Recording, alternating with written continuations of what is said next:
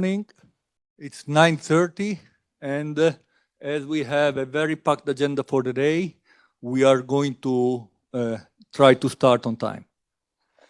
I'm Gian Andrea Bandieri. I'm the section manager for cybersecurity in aviation and emerging risks, and I have the pleasure to welcome you all here today on behalf of EASA.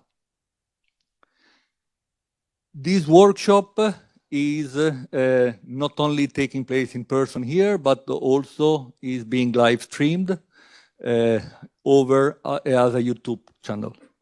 And now, before we start, just a couple of words to introduce you to the venue and to our practicalities for the day. So I apologize on behalf of our director. She is not able to join us right now. She will join for her welcome address later in the day. And without any further ado, we move to the first presentation of today. I am happy to introduce to you my colleague Angeliki Karakoliou, expert in cybersecurity in aviation since 2019. She's coming from Greece, and she's with our team almost since the beginning. Angeliki. Hello again. Good morning. So welcome to Cologne and welcome to EASA. I'm very grateful I have this chance to talk to such a wonderful audience. I'm Greek. I came to Germany in 2013, and I've been with EASA since 2015 and since 2019 in the cybersecurity section. My presentation is going to involve an introduction to Part IS, some administrative details regarding the applicability and timeline. I'm going to touch upon the requirements a little bit, but then I'm going to give you a structure on how to start with Part IS, and I'm going to focus only in one of the requirements because it's the one that we believe it's the starting point for the implementation of Part IS, and it will give you a structure. So without further ado, I need to start. Cybersecurity, it's a monster. Most people don't want to touch it. However, EASA and EASA colleagues from certification started working on it very early, 17 years ago, by issuing a special condition for products. What you see on the screen is the EASA approach to cybersecurity. We have 4 pillars. Since certification is one of the core activities of the agency, focus was first given on that with that special condition. However, in 2020, there was a change in paradigm, a shift. We went from a resistance to a full commitment approach when all the requirements from the special condition were incorporated in the CSs and AMCs of Part 21. However, cybersecurity is not only about product design, it also includes people and processes. So in order to have a more holistic approach, we decided to publish a rule that includes organizations. And this is Part IS, IS standing for Information Security. In October 22, there was the delegated regulation published, and then in February 2023, the implementing regulation. Please don't ask me why there is this difference in date. It was a legal issue behind the availability of a process to issue one rule and not the other. Later on, we realized that this creates a discrepancy. We cannot do anything about it. We'll just live with it. Next pillar is information sharing. Currently, we have 2 streams. One is EXA, the European Center for Cybersecurity in Aviation. This is mainly industry members. There are some authorities, but it mainly comprises of industry. And we also have NOCA, the network of cyber analysts. This is purely member states. These 2 groups have built trust with each other. They have created a community where they can share knowledge, where they perform analysis, and where they collaborate. Last but not least, we have capacity building. So I think it's pointless to say that technology moves on very fast and we have to keep up to date. Therefore, training is one of the main elements. But at the same time, we have a lot of research projects going on. And we try to monitor this and try to predict the future threat landscape. The first two initiatives, certification and rulemaking for organizations, are complete. So we consider this done.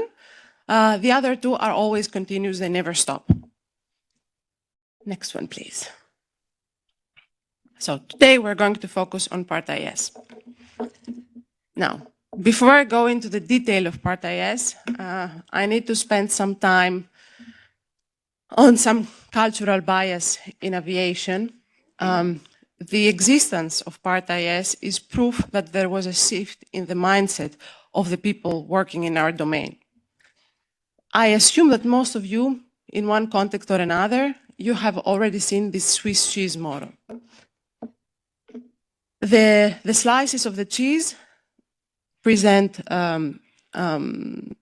protection layers.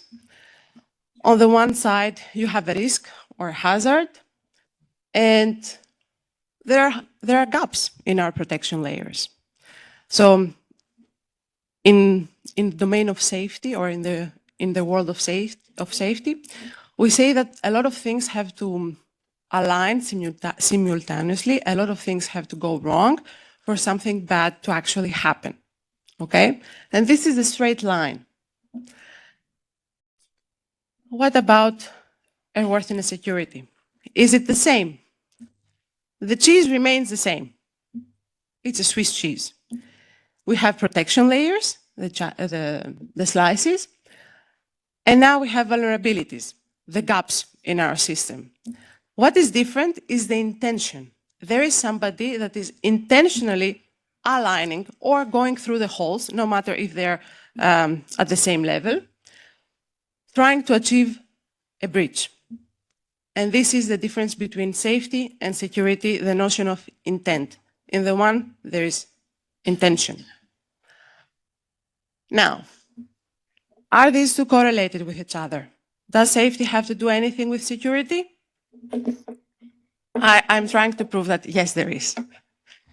Okay, so this slide shows how we start from information security risk, how this can end up in an incident or even worse, an accident.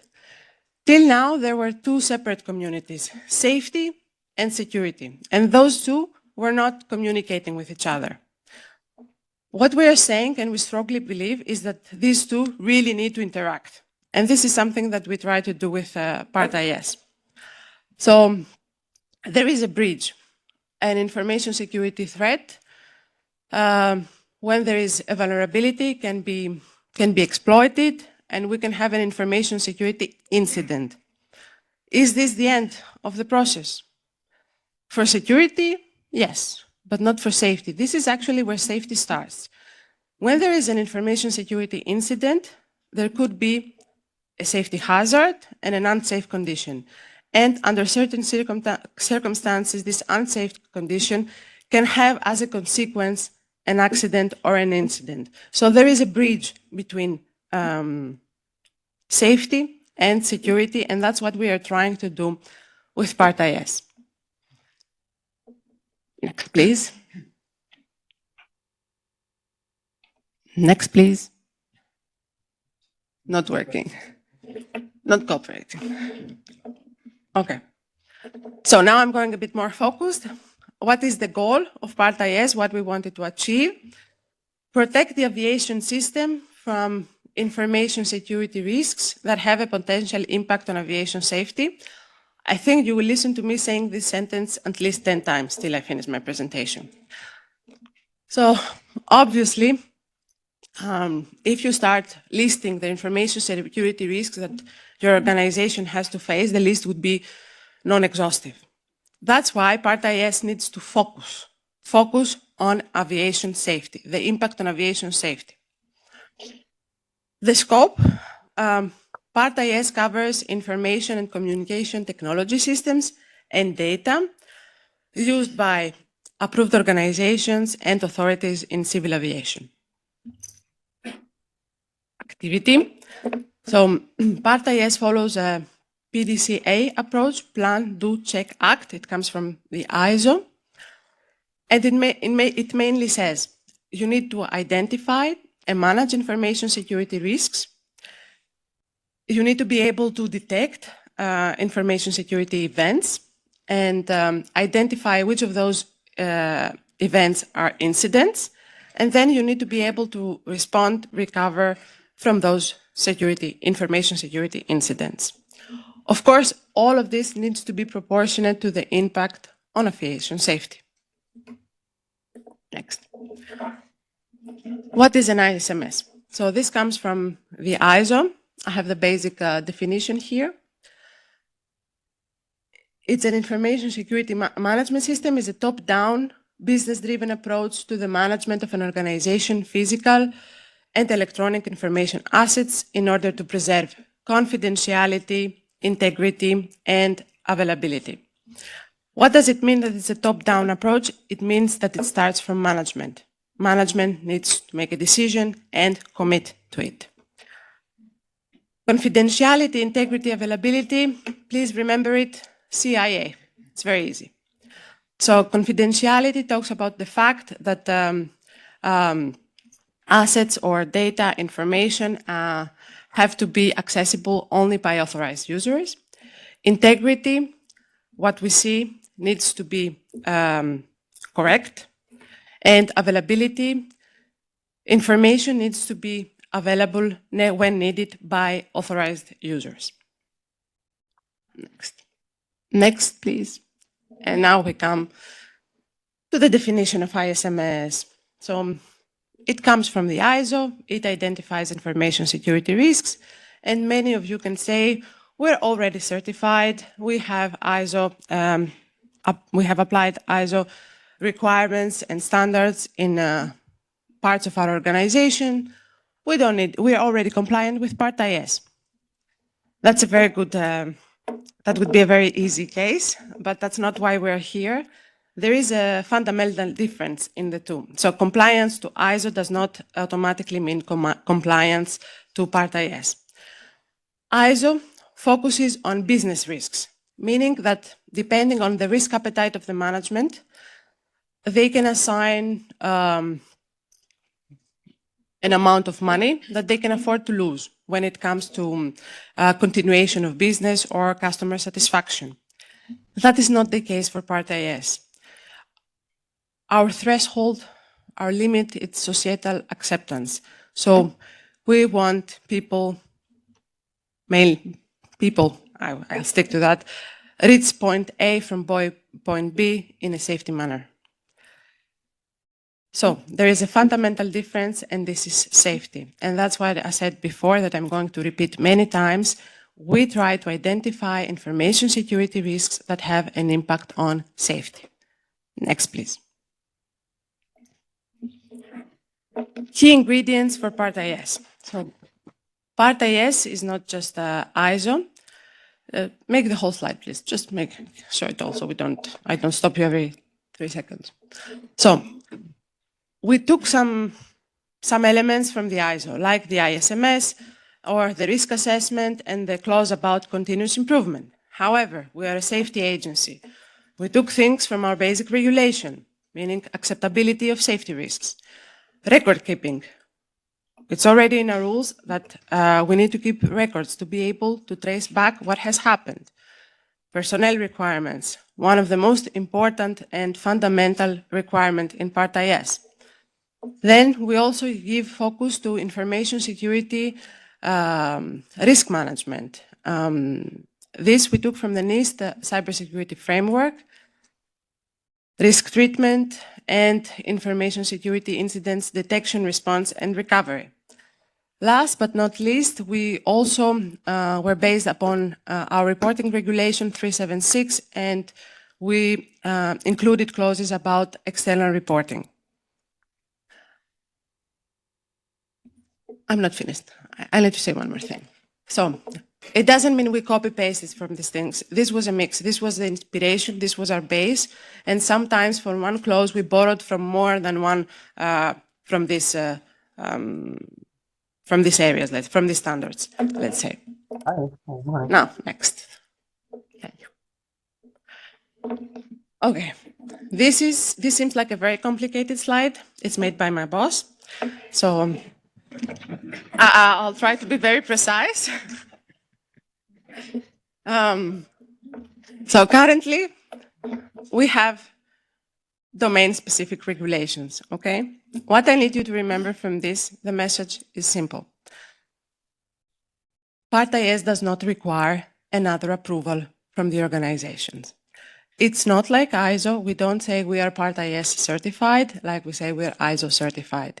It just adds a new set of requirements under the domain regulations that organizations and authorities and the EASA have to comply with. That's it. Next, please.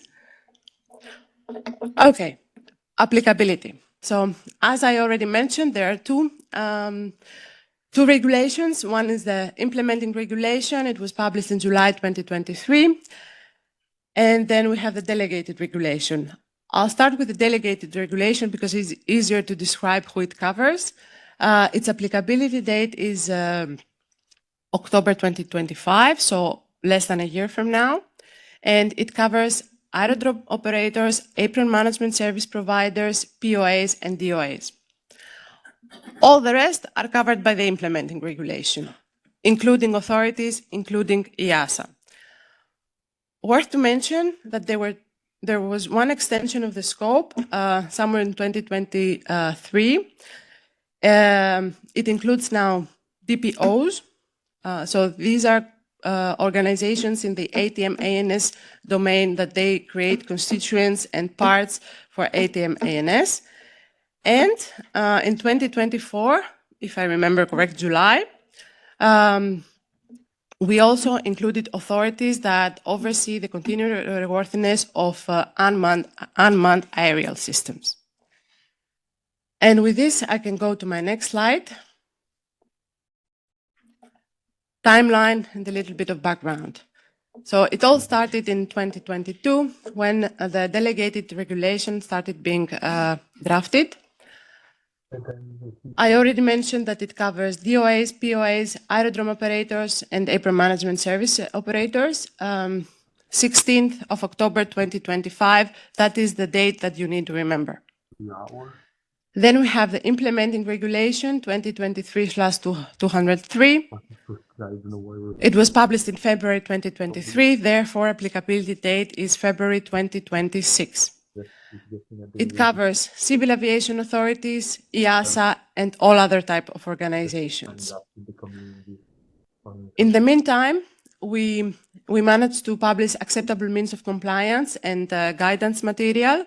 I have a slide later on that I explain what these are for those who don't know. And I also have the extension of the scope that took place in 2023. Now I'm going to explain what the AMCs and GMs are. We are so used to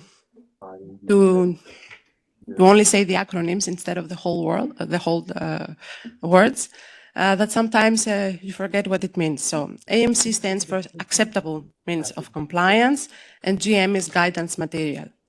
They're in the regulation, but they are not binding by definition. They are there to facilitate a timely and harmonized application of Part IS. They don't add any requirements. Everything is in the actual rule. So what are acceptable means of compliance? And this applies not just to Part IS, but all EASA rules. Acceptable means of compliance are there to address the rules objectives and processes and possible ways to comply with the regulations that would be acceptable from the authority. And then we also have guidance material. They are addressing elements in the rule that require some explanation, so it's the explanation. They provide guidance on on practical aspects of the rule, and they also sometimes provide some background to help understand the intent of the rule, and consequently to understand the requirements.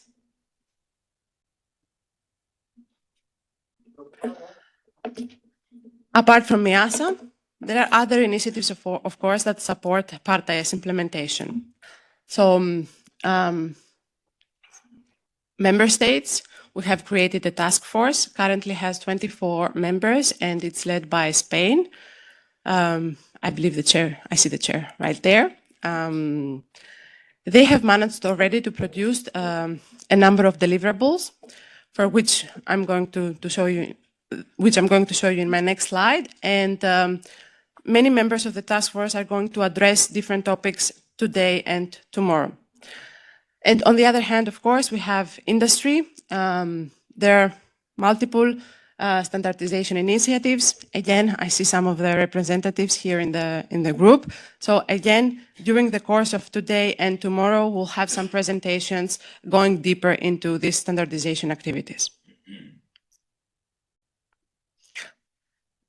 Now, as I said, after publication of the rule and the MCs and GMs, more guidance material has been created.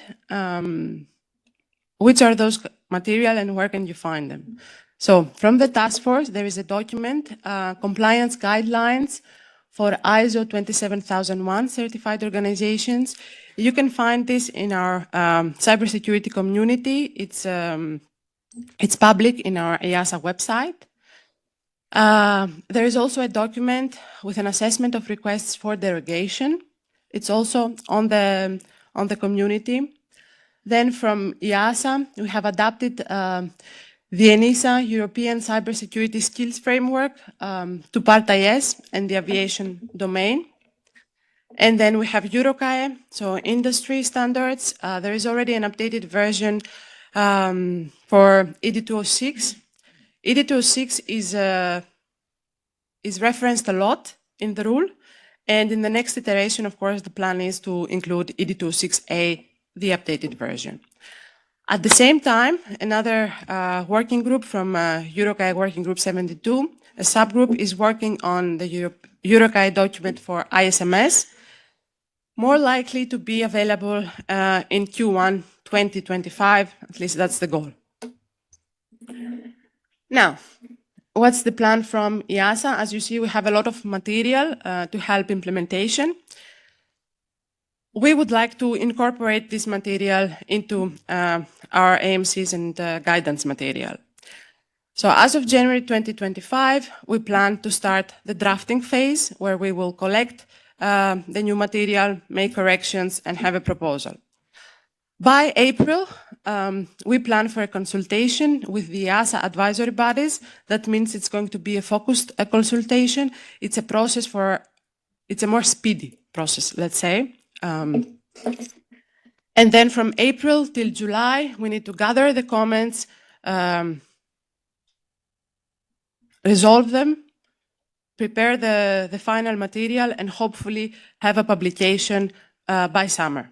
So that's the plan for 2020, for the first 2 quarters of 2025. Now, I need a breath and I need a bit of water. My glass is over there. While you're doing that, keep it on the Slido details, but I don't think everyone got them. And also, if you're not active on Slido, kicks you out and you need a password again. Oh, really? Yes. Okay. So we use that break too. We can re-show the Slido for a moment. Okay. Okay. So for those online, we show again the Slido QR code for a moment, as it appears that there might be issues logging in. And so bear with us. So we'll give you a few seconds to try to connect again. We have seen a question going through, so it looks like that is working. Yeah. And as soon as my lecturer I'm ready. Right, You have okay, your so- QR code and the password. We can continue. Back to you, Angeliki. So that was the introduction till now.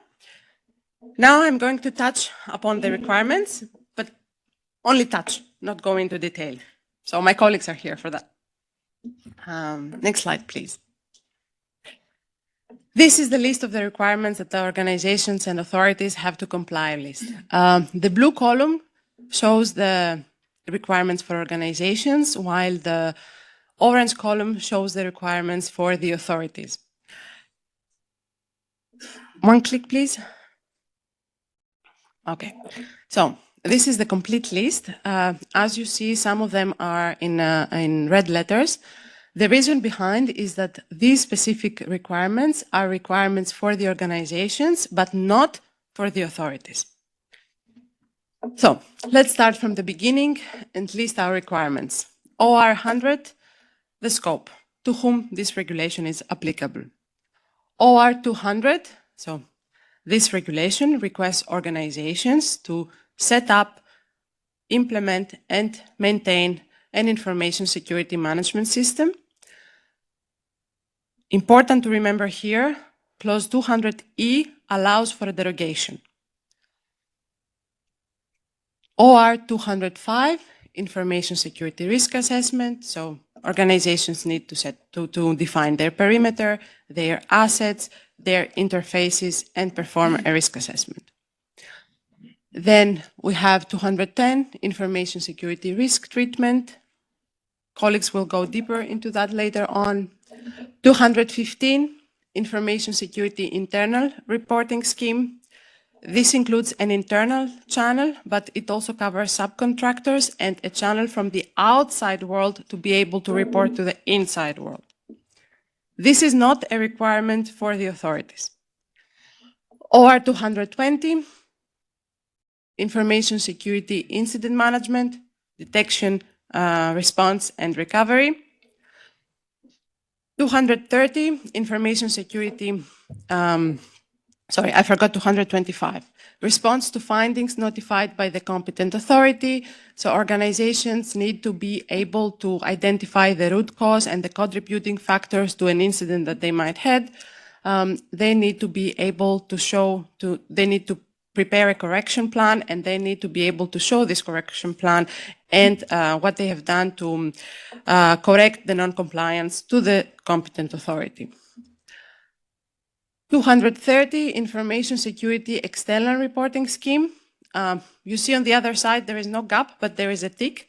The reason for that is that this requirement applies to authorities, but it does not come from Part IS. It comes from Reporting Regulation 376. My good colleague, Jerry, is going to go into detail later on. 235, contracting of information security management activities. So Part IS allows for outsourcing. 240, personnel requirements. This is the requirement I'm going to dive into detail in a few minutes. Record keeping, as I said, it's one of the main clauses coming from our basic regulation.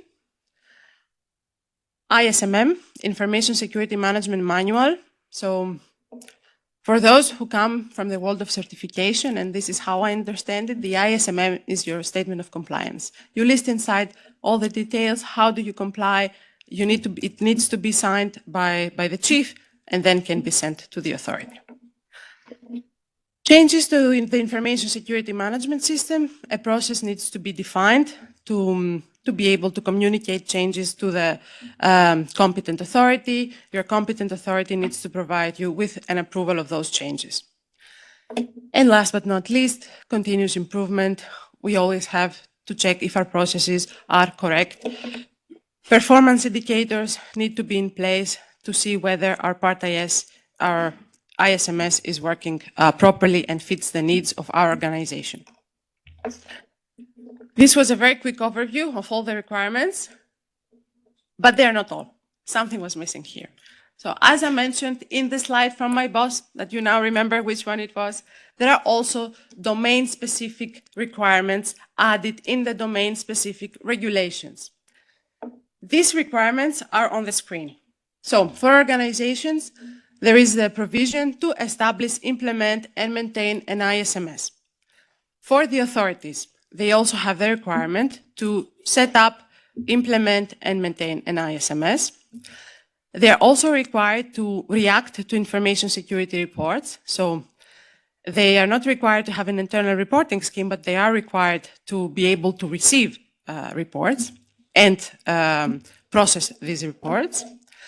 Then they are required to oversee Part IS implementation, to oversee derogations, and also changes to the ISMS. And last, they also have the possibility to outsource tasks to other competent authorities or relevant authorities responsible for information security in their respective member state. The first two are the hooks to Part IS. And now, it's a very difficult slide to follow. Don't try to follow it.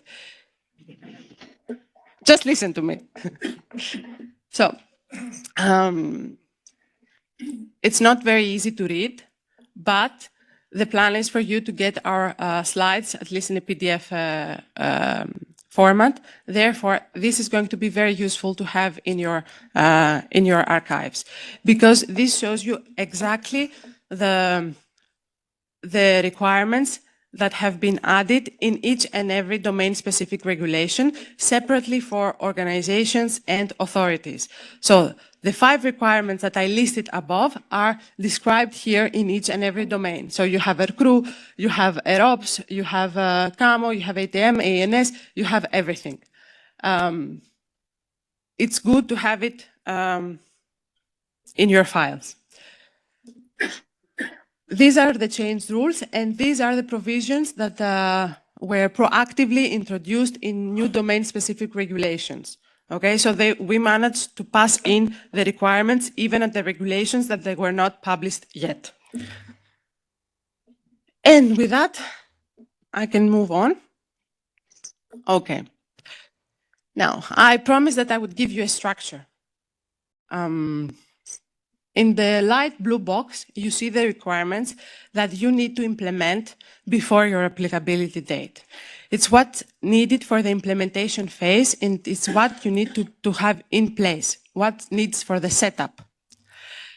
You need to define your ISMS scope, appoint responsible persons, group of people, define your ISMS policy, adopt a risk management framework, establish incident management processes, internal reporting, external reporting. So for the organizations covered by the delegated regulations, you need to do this before October 2025. For the organizations and authorities covered by the implementing regulation, you need to apply this before February 2026.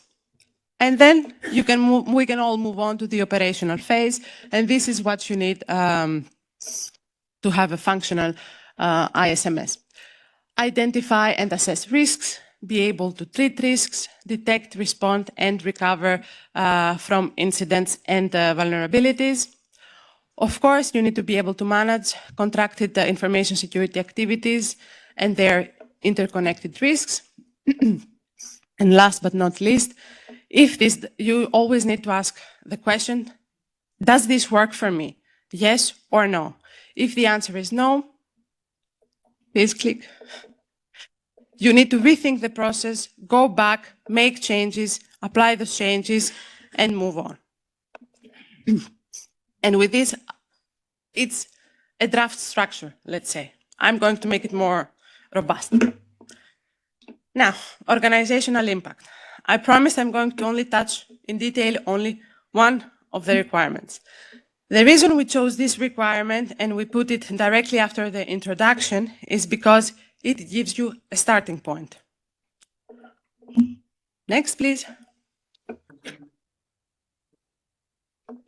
So, to be able to start your implementation phase, you need to start from the current organization, and entry point is the accountable manager. This shows that Part IS is building upon the existing rules, and what it says is, please get organized. Next, please. Next. So, who is the accountable manager? The accountable manager needs to be a person high up in the hierarchy that has the authority and the resources and the budget to implement Part IS. He needs to have an understanding of this regulation, and he needs to be able to bridge safety and security. Now, is that enough, or is this doable? Most probably not, because he's just one person. So the accountable manager can delegate to nominated persons. He or she needs to define the extent of their authority. And on the other side of the branch, he or she can also assign a team and delegate to a team for compliance monitoring. Next, please. How to make this, how to make this delegation of responsibility effective. So I'm going to go into detail, but the main points here are the people, they need to have authority. They really need to have authority. They need to have direct access to the accountable manager. And deputies need to be appointed. Now, next. So, how to make the delegation efficient? First of all, you need to have sufficient staff. One way is to map the relevant Part IS tasks to the people based on the structure and the scope of the ISMS, and to take into account also contracted organizations. We know this is a very theoretical approach. It's an engineering way to slice the pie, but it's an approach, okay? Next, please. Okay, and of course you need personnel that is competent. So you need to map those tasks to the competence and the abilities of the existing personnel. And you might need to identify training programs. You need to know the background of your employees and see what else can they build upon to reach your goal. Next, please. Okay. Part IS introduces a novelty. What is this novelty? The accountable manager, apart from the nominated persons and the compliance monitoring people, he can also assign a common responsible person. This person needs to be at the same high level as the accountable manager. Next, please. So they need to be able to collaborate closely, and he also needs to have access to resources and budget to be able to drive, let's say, implementation of Part IS. Next, please. I will go into detail and I will explain it to you the same way that my senior colleagues explained it to me. The reason for this novelty is because sometimes in the aviation world, we have approved organizations that may or not, that they're different, but they belong to the same legal entity. That means you can have an accountable manager for organization A, another accountable manager for organization B, but then you can find someone outside of these approved organizations, but still belonging to the legal entity, and he can be your common responsible person. He's going to be the one responsible for ISMS implementation. Next. And to give a more practical example, let's assume we have an organization that holds an AOC and a partner organization with another AOC, and they also have a CAMO. And let's say all these belong to the same group, to the same legal entity. So the ACMA group, let's say. The common responsible person can be from the legal entity, but does not have to be from one of the approved organizations. It can be from the approved organizations. The question is it practical, is it meaningful, and is it doable to be in one of them? I need to point out two things here. No, not yet. So I need to point out two things. First, this is what we really expect to see. We don't want solutions in paper. It has to be a functional role. It has to be someone that has the authority in 1, 2, 3 different parts of the approved in the approved organizations to actually implement Part IS. Especially for companies that they are spread around the world, we really don't want to see a name on a paper. We want to see someone operational. And second, this person needs to be, his role is to bridge safety and security. It cannot be just the head of the IT department. It has to be from core business, not from the supporting part of your organization. They need to understand the core business of your organizations and to be high enough to have the authority. And with this, I can move to the next slide. So, as I mentioned, requirement 240 is very important for EASA. We consider this the starting point, but we also consider this that it has to be included in the risk management. Next. Okay. That's why I'm going to talk about trustworthiness and identity of your personnel. Identity is clear. I'm not going to go into that. I'm going to trustworthiness. In principle, the level of trustworthiness should match the role. We don't want to see extremes. So on the one hand, you have nobody is trusted, meaning there are no controls, there are not initial checks, but there are controls in every step of the way. This is usual for military organizations or nuclear facilities. It's very expensive to maintain. And on the other hand, you can have everyone is trusted. This also does not make sense. Next. So we don't want to see this. You need to find the right level for your organization. A little bit next, a little bit to the left, a little bit to the right. You see, my shape is not symmetrical, and that's on purpose. It's not because we are saying, oh, in the middle is what is right. We say, find what fits your organization. So, from the EMC and GM, we have some criteria that we can use to justify the controls that we choose. For example, prior to employment, we can have some checks to validate the trustworthiness of an employee. We check and we verify previous education, previous employment, any gaps in those years. I think it's common practice now, the absence of criminal record, and other relevant information or intelligence that can be considered relevant. And during employment, we can keep monitoring the employee's commitment and their conduct. Next, please. 3 minutes, and this is my last slide, I promise. So, now, how can we use the trustworthiness to fuel properly the choosing of the controls and how the controls influence the risk? So there are 3 aspects: access, capability, and knowledge. So the attacker, does he have the capability to perform the attack? Does he have the knowledge to perform the attack? And what are the windows, the window of opportunity? When can he do the attack? So all these are influenced by controls.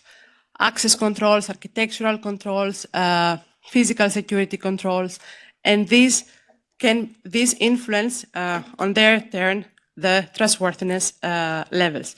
Meaning, when someone has more frequent access to an asset, it's also more probable for something to happen, and so on and so forth. So our recommendation is to link the trustworthiness of the employees with the likelihood of an event. And with this, I gave too much information, and I believe I have to stop now and leave you have a morning coffee. Thank you very much for your attention. I will be available for questions later. Thank you very much. Very well done. We are slightly ahead of time. Unless you need a coffee now, we can use 5 minutes to answer a couple of questions we have received. The first one, which is something that we receive always, is will the presentation be available? Yes, everything will be available in PDF format on the event website. So where you have done your registration, where you have found the agenda, everything will be there. And now, some more context-related questions. Maybe Vasilis, can you read them aloud? Yes, thank you, Andrea. I hope that you can hear me loud and clear. So basically, I will just read you a few questions. I have to admit we have received quite a few questions already. Many of those questions will be answered in the course of the event.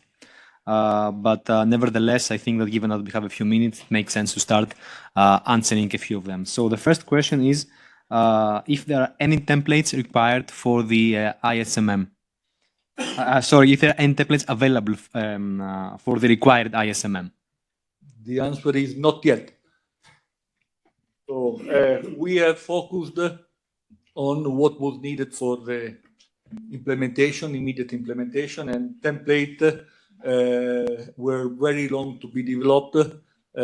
Once we will have more time, or we will also have good examples, maybe we can use them. And then, Davide, you want to complement? Yeah, I think it's also good to think about this ISMM template as the compliance, I would say, call it checklist, but we know that it's more than a checklist. Huh?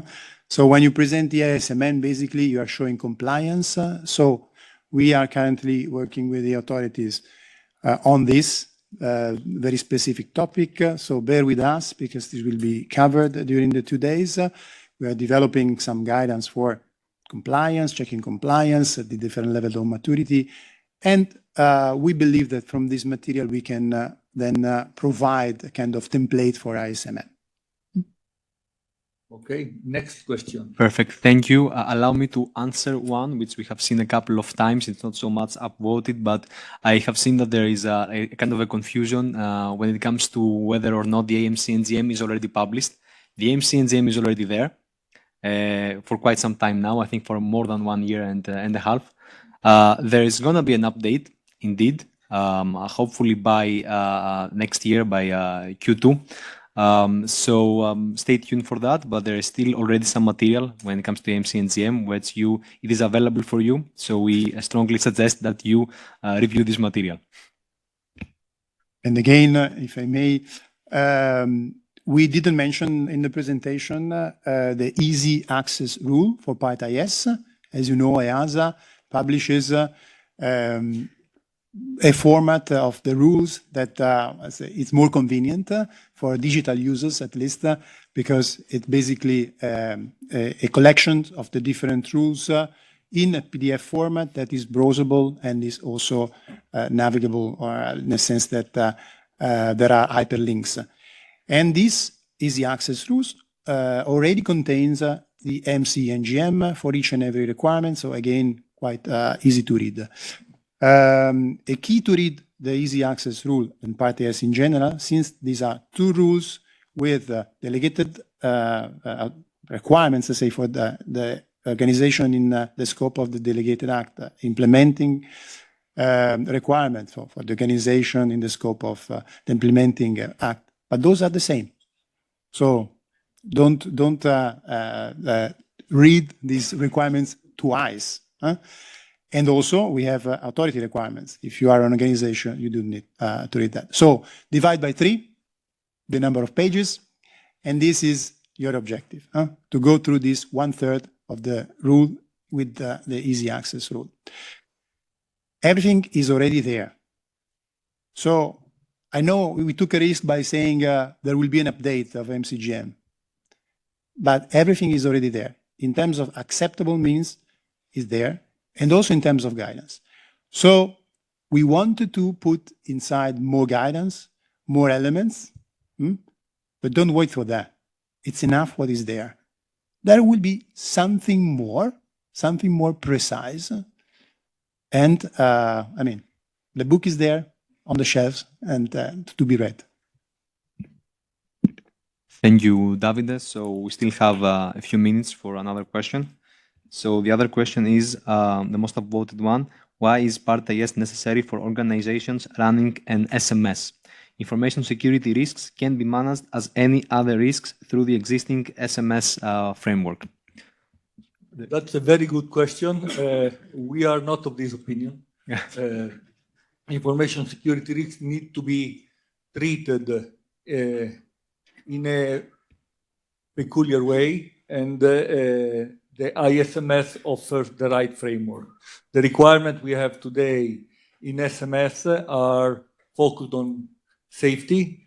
The intent element that you have seen in the slides that Angeliki has presented is not considered in the SMS, whereas in ISMS, we want the intent to harm to be considered, plus all the specific technicality and risks coming from exchange of information, from treatment of data, and from the systems and assets that an organization may use.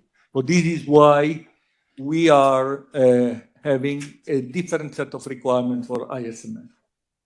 If you want to integrate the management systems, this is a different ballgame. This is something that could be done. It is not forbidden. It is for each organization to decide whether it makes sense or not. Maybe when ISMS and SMS have reached the same level of maturity, this could be a good way forward. But maybe at the beginning, it would make sense to keep them separate. And if you are still a skeptic, bear with us, because in the afternoon there will be a presentation that is trying to connecting the dots between the different management systems. So we will give more hints. Okay, last one. Thank you. So the next ones are about topics that we're going to cover later on. So I will proceed. Then the next one is which kind of compliance is expected for October 25 and February 26? And in the parentheses is like documentation or operational. Okay, Davide, maybe you are the right person to answer this. Yes. Yeah, because this is the elephant in the room. Everybody is, participating also to get some inputs in this direction. It's quite understandable. So I would take the risk to disclose what's the current discussion with other competent authorities. A calculated risk because it looks like there is an agreement, and we are going to proceed to evaluate the implementation of Part IS in steps.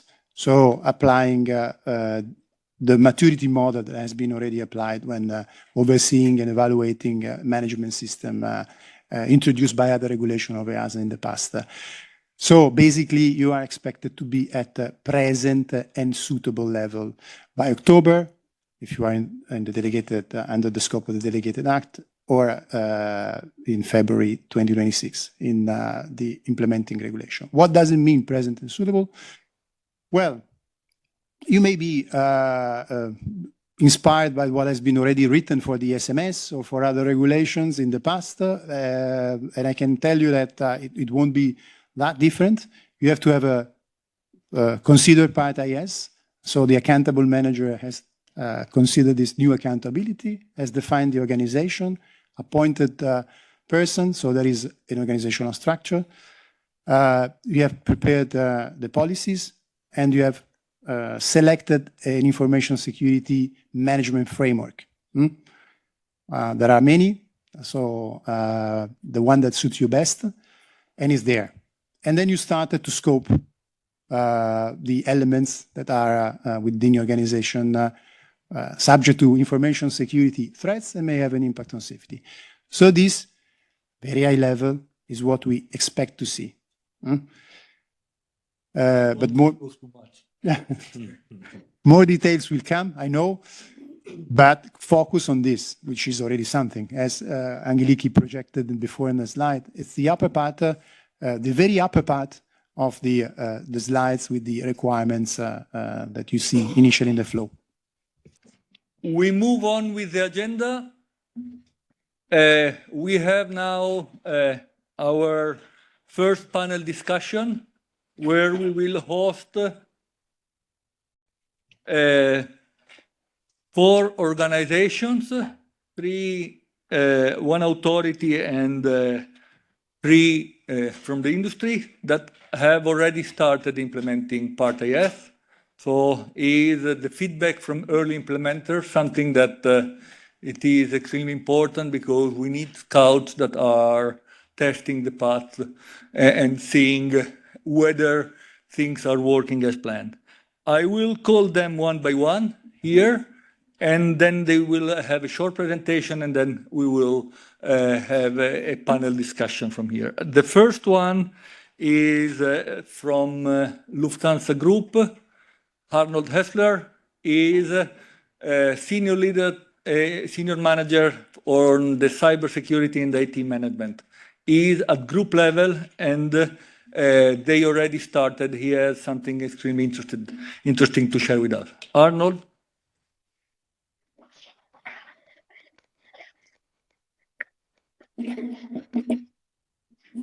Good morning, everybody. And yeah, we're about the same height. That's a benefit for that. How do I start? Basically, I wanted to ask you a question. How many of you did scan that barcode on the Slido? Nobody? Anybody dares to say yes? Would you know that's the easiest way to actually hack your mobile device? And a proof in point that you trust EASA as a secure organization because apparently they have implemented an ISMS already. In a safety world, which is my background at Lufthansa for many years, we would naturally trust the agency. And since about half a year, I have the pleasure to lead and spearhead the ISMS for Lufthansa Group. The group of companies will come to that in a minute. And with a background in technical operations, maintenance, and safety, I can confirm that Swiss cheese model slide. It's quite a different world. All of a sudden, we have a mouse that eats new holes. And that new hole would be the barcode you scanned. And then all of a sudden, we can steal your data. Yeah. And since we are in a good house, I trust EASA and look forward now to share a bit of the journey we have at Lufthansa Group. I'm doing this myself, I guess. Yeah. Oh. Next. No. Okay. No, go back. Go back? Add. Okay. Here we go. Now, Lufthansa has something to do with these airplanes, runways, and flying around.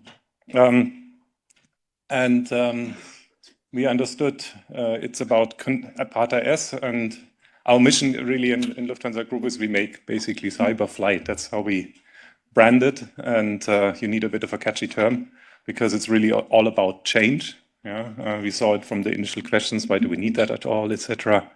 And then all of a sudden, accountable managers have additional duties and so on.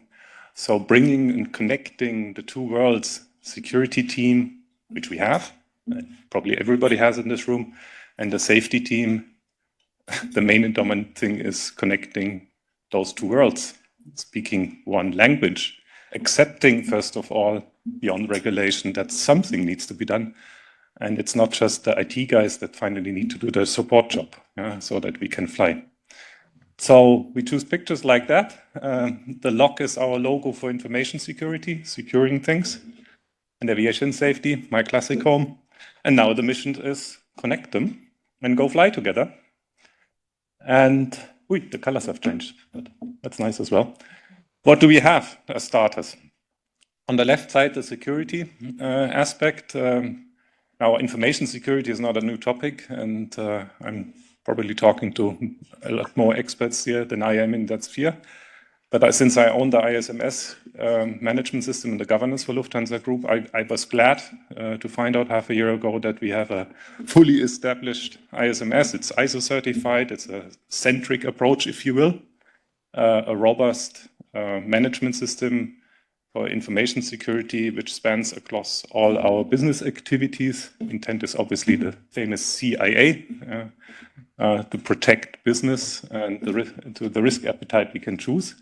And we have about 1.8 million, probably growing by the day, IT assets in that remit to protect. It's in all the station offices around the world. It's in the maintenance business. It's the mobiles and everything, the classic IT topic. Yeah? Just to control this in a huge group company, that's quite a task already.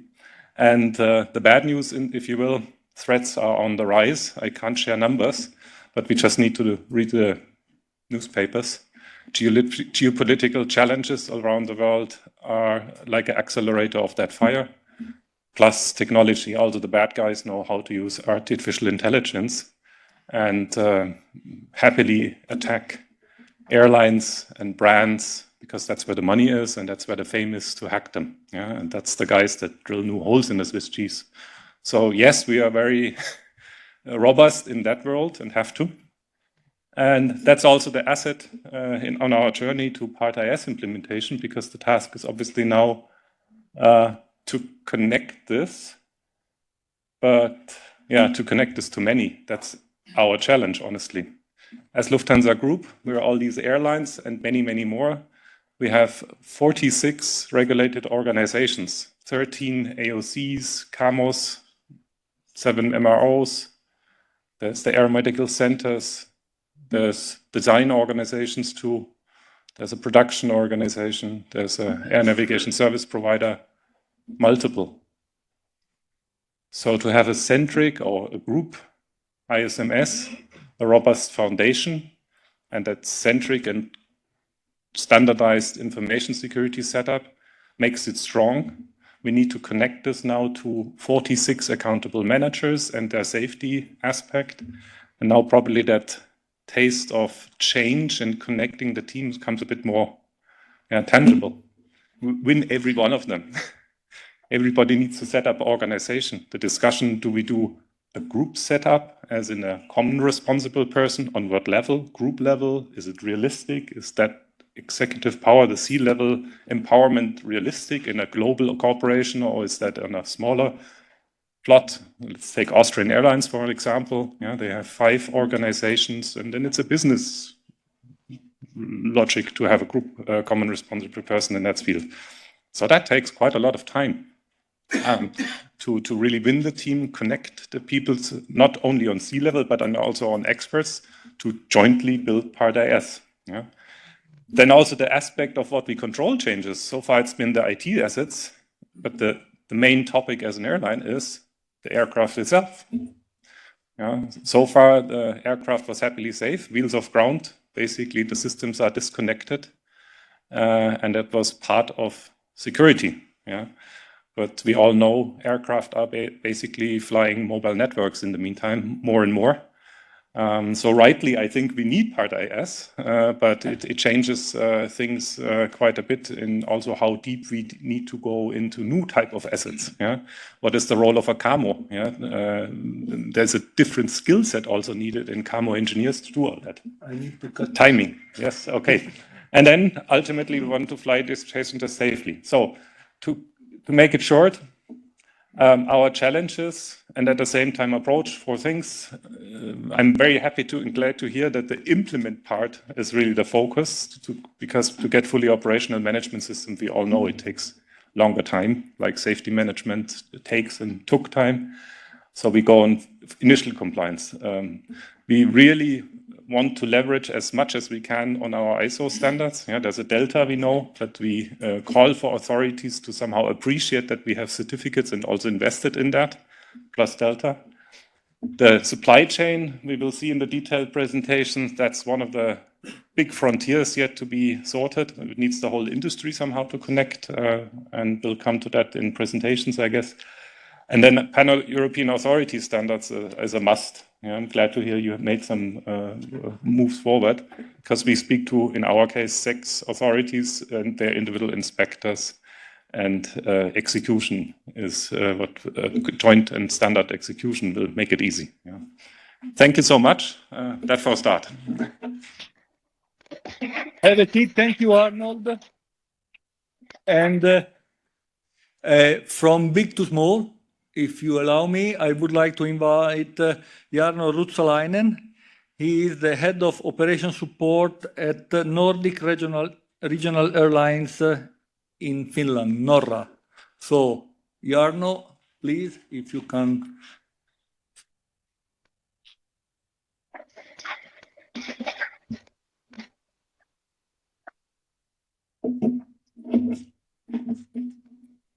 Hello, everyone, and thank you for the introduction. Can I change the slide? Forward. Move forward.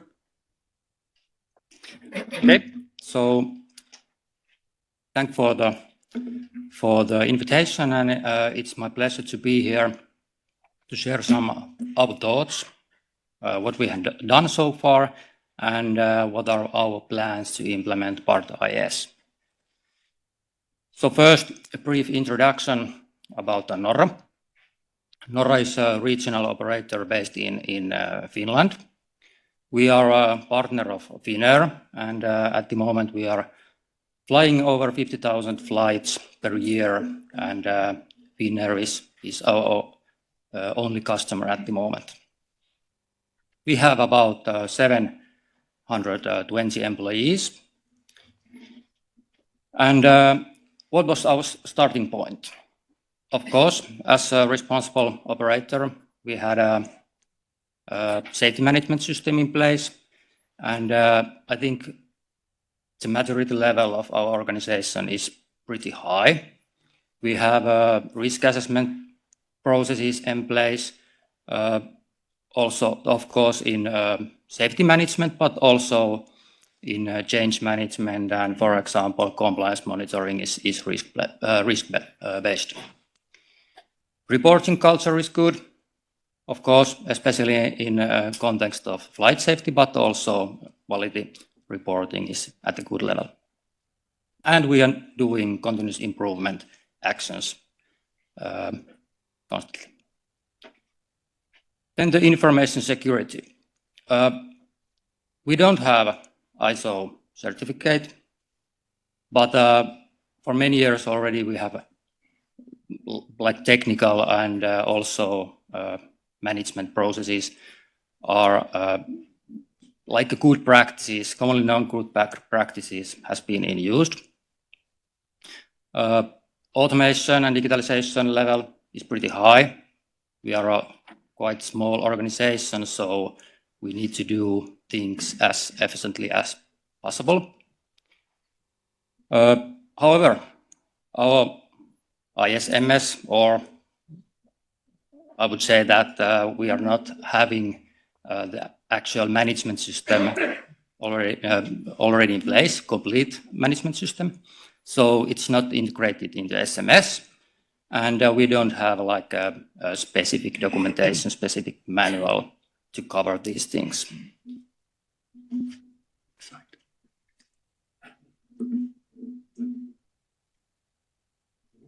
Okay.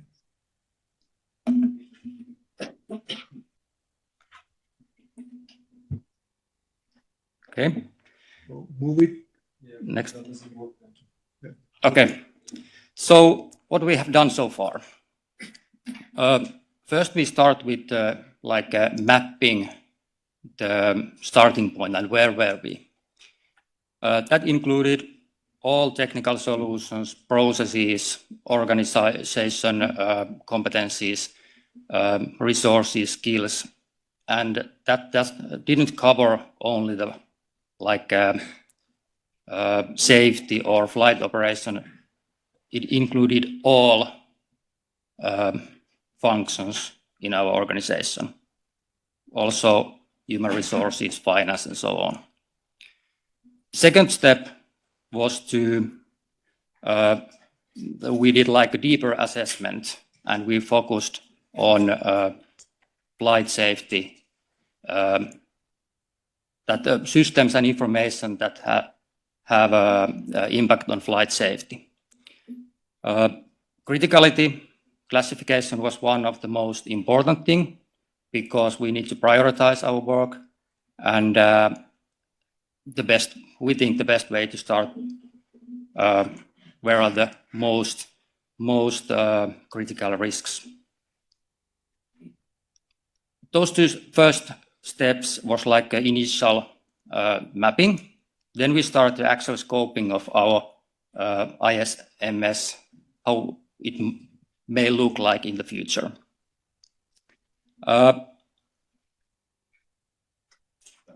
In the beginning, we decided that we want to have one management system that includes all the legislation and requirements. Part IS is of course one of them, but there are others as well. And we want to have similar processes and management system to cover those all. And the other one target was that we want to integrate ISMS into SMS.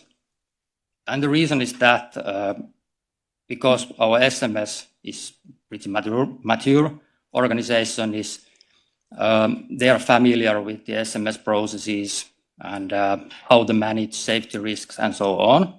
So we noticed that it would be very useful to integrate these two management systems and like leverage all the existing good practices, good processes, and so on. And also, we have like a risk management experts in our organization. So of course, we want to use them in the context of ISMS as well. And at the moment, we are working with the documentation, and also some new technical solutions are assessed. We will have specific ISMM, a specific manual to cover all these things. And for example, for asset and service management, we will implement some new solutions, technical solutions. And the reason is that we want to maximize the automation in the future as well, and be as efficient as possible. So that's a short introduction. Thank you, Jarno. Please have a seat.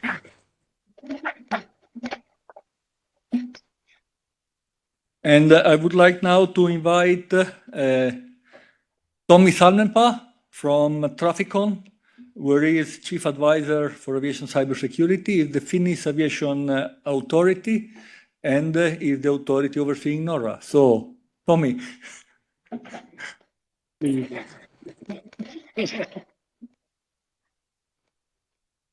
Thank you very much for this invitation to participate the panel today. And we are really happy to also represent, let's say, all aviation authorities in this sense, in this panel.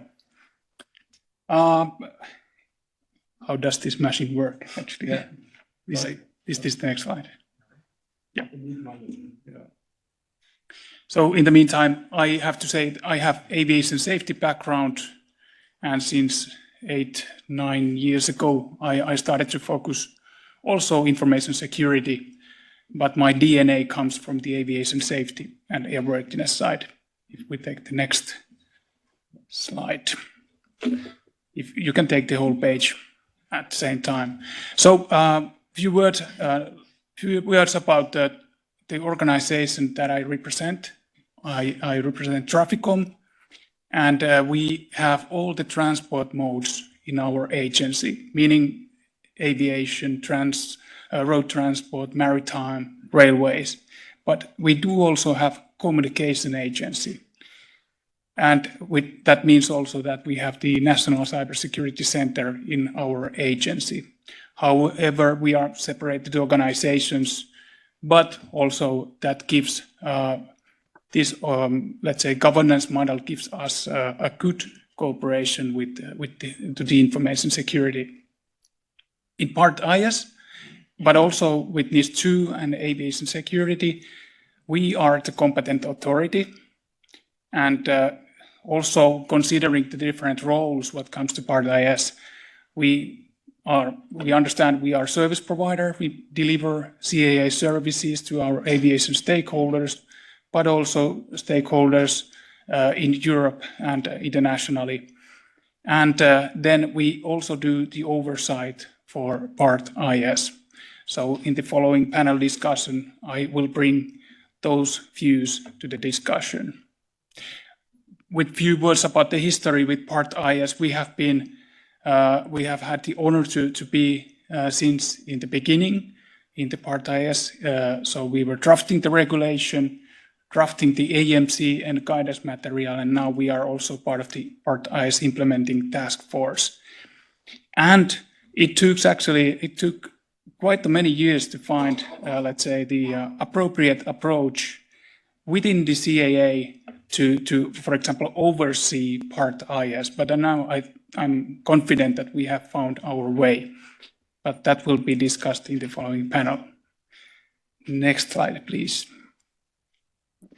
I was happy to see that complex slide presented by Angeliki in the introduction side, where we had one certification, and the part IS will just add a requirement to that. So if we consider the philosophy, that's exactly how we do it in aviation, so that we integrate part IS to the existing aviation safety, meaning really that the roles and responsibilities will remain as they are, so that the aviation safety inspector will inspect part IS with support of necessary expertise and resources. And when we do like this, just few experience to share in the beginning, we understand we kind of collide aviation safety and information security in positive manner, because that really gives us good understanding that there are differences even between aviation domains like ADRs, ANSPs, AOCs, airworthiness, about the culture. There is a differences between culture with those domains, processes, ways of work, knowledge, and the safety risks are also different. But we do have the same objective, however, the proportional or appropriate part IS implementation. And then it took also many years to find the right way to do the risk management, because we are responsible for the national level risk management as well. What comes to aviation safety, we have integrated cybersecurity there. So we really learned how to focus to the ground jewels, the aviation safety. We cannot protect everything, but how to find the ground jewels from that massive environment, that's now quite clear. But I think that will be discussed more thoroughly this afternoon. And to conclude my, let's say, the introduction, I would like to say that theory and practice goes hand in hand. We have learned that we have to accept uncertainties. We have a lot of open questions when we start implement part IS, but when we go together, we will get answers to those open questions more and more. So we take first step, then we, let's say, evaluate and direct how to do things, and then we take the second step again with that information and continue our path. Thank you so much. Thank you, Tommy. And to conclude the panel, just for you to think that we are not only focusing on airlines, I would like to invite here Alain Combe. He is the person responsible for ISMS implementation in the Airbus DOA, so from a manufacturer perspective. Please, Alain. Thank you. I have to lower the microphone now. Okay, so I'd like to say first that we have welcomed and supported the Part IS development from the day one, from the time it was called the Part AIS. And as a member of ASD, the European Aviation Industry Association, we could directly participate to the rulemaking task. It was a very great experience for them to share our experience first, very important, and to learn from the other. We have a transversal rule, so we had to understand the constraint from the other players, and we converged finally with some acceptable and common set of requirements and mean of compliance. That was good. And at the time that the project was starting and the opinion was almost ready, so we feel like we had to kick off a project in Airbus overall. So we started the project at the highest level, so at the corporate security, so cross-company wide. This was really important. You will see later with the presentation why. And so we focus on four. So the ambition of the project was really to provide a common framework applicable to all variety of organization and function we have in Airbus for the three main divisions, meaning Airbus Commercial Aircraft, Airbus Helicopter, Airbus Defence and Space, plus all our affiliates and subsidiaries. And we had also the ambition, on top of it, to have something flexible enough in order to accommodate the needs to regulations, upcoming regulations that we'll have also to apply. So we didn't want to do some point solutions that would not be expandable. If I take now the basic regulation and the main organization that are in the aviation life cycle, we are applicant to 5 types of approved organization of regulation. So Part 21J, Part 21G, and initial airworthiness, as you can imagine. Part 145, Part CAMO, and Part ORA. But we have different instances of those approved organization. We have 2 major ones, which are the DOA, the Airbus SAS, and POA Airbus SAS. Just to keep in mind, the DOA, at least the Airbus commercial engineering part, is 13,000 employees. So we talk about very large chunk of organization. So we have some oversight from EASA on one part for our DOA and POA, main DOA and POA, but we have also specific small entities and small approved organizations, like we develop avionic system, and we have POA and Part 145, very specific with an oversight from the French Civil Aviation Authority. We have the equivalent for the cabin and cargo system, which are oversight with an oversight from LBA, from Germany, CAA. And we have also the different set of production organization approval. So it's a whole range, a set of organizations that we have to accommodate. And the approach was to have something common. And if we move to the next slide, I can show you a bit. What we call it is a federated ISMS instances, meaning that if you take the example of Airbus Commercial Aircraft, I would add more complexity by talking about all the divisions for the sake of the demonstration today. But what we have first is a common security policy for all companies. That's important to keep it common to all. And we also have developed common processes and methods.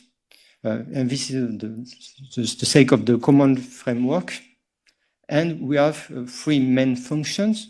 So we pilot the organization from the functions. And we have operational ISMS, but built up from the common pool and the common process and method, and with a single business management system. So we have 3 ISMS instantiation as a function. So that's the real one that operates the organization. So we have one in engineering, mainly dealing with the DOA activities. One in the operation dealing mainly on POA organization, and the last customer services, merging some activities for DOA or POA related, and holding the accountable manager for maintenance, continuing airworthiness, and ATO. That's okay. So that's a model, which is a functional and operational model and ISMS. But on top, then we have a sort of governance, and we have a DOA governance that will oversee and pilot and get information from the different portion of DOAs that we can find, like in customer services. So that's really the model, because we pilot organization through the functions. We have a head of engineering piloting, and for the budget, for the main objective, that's the places where we have to focus on. But then, for the compliance reason, we have to link to the different components that are in the different functions, and that's the purpose of having a sort of compliance layers or abstraction layer to be able to be in front of the authorities and to respond to the requirements. Below, we have the information management. I could also talk about supplier management, the procurement, and different functions. But the goal is really to focus on the needs, and the aviation safety part will be evaluated at the functional level from the operational point of view. And we'll provide security objectives to the information management that has to implement its own ISMS in order to pilot and to get assurance that what we requested from the risk assessment done at the engineering or operational level is really applied, implemented, and if we have vulnerability or incident, we get it, the information back, and then we can evaluate the impact at aviation level. Okay, this is our model. So the scene is set, and now we'll discuss more during the panel discussion. Thank you.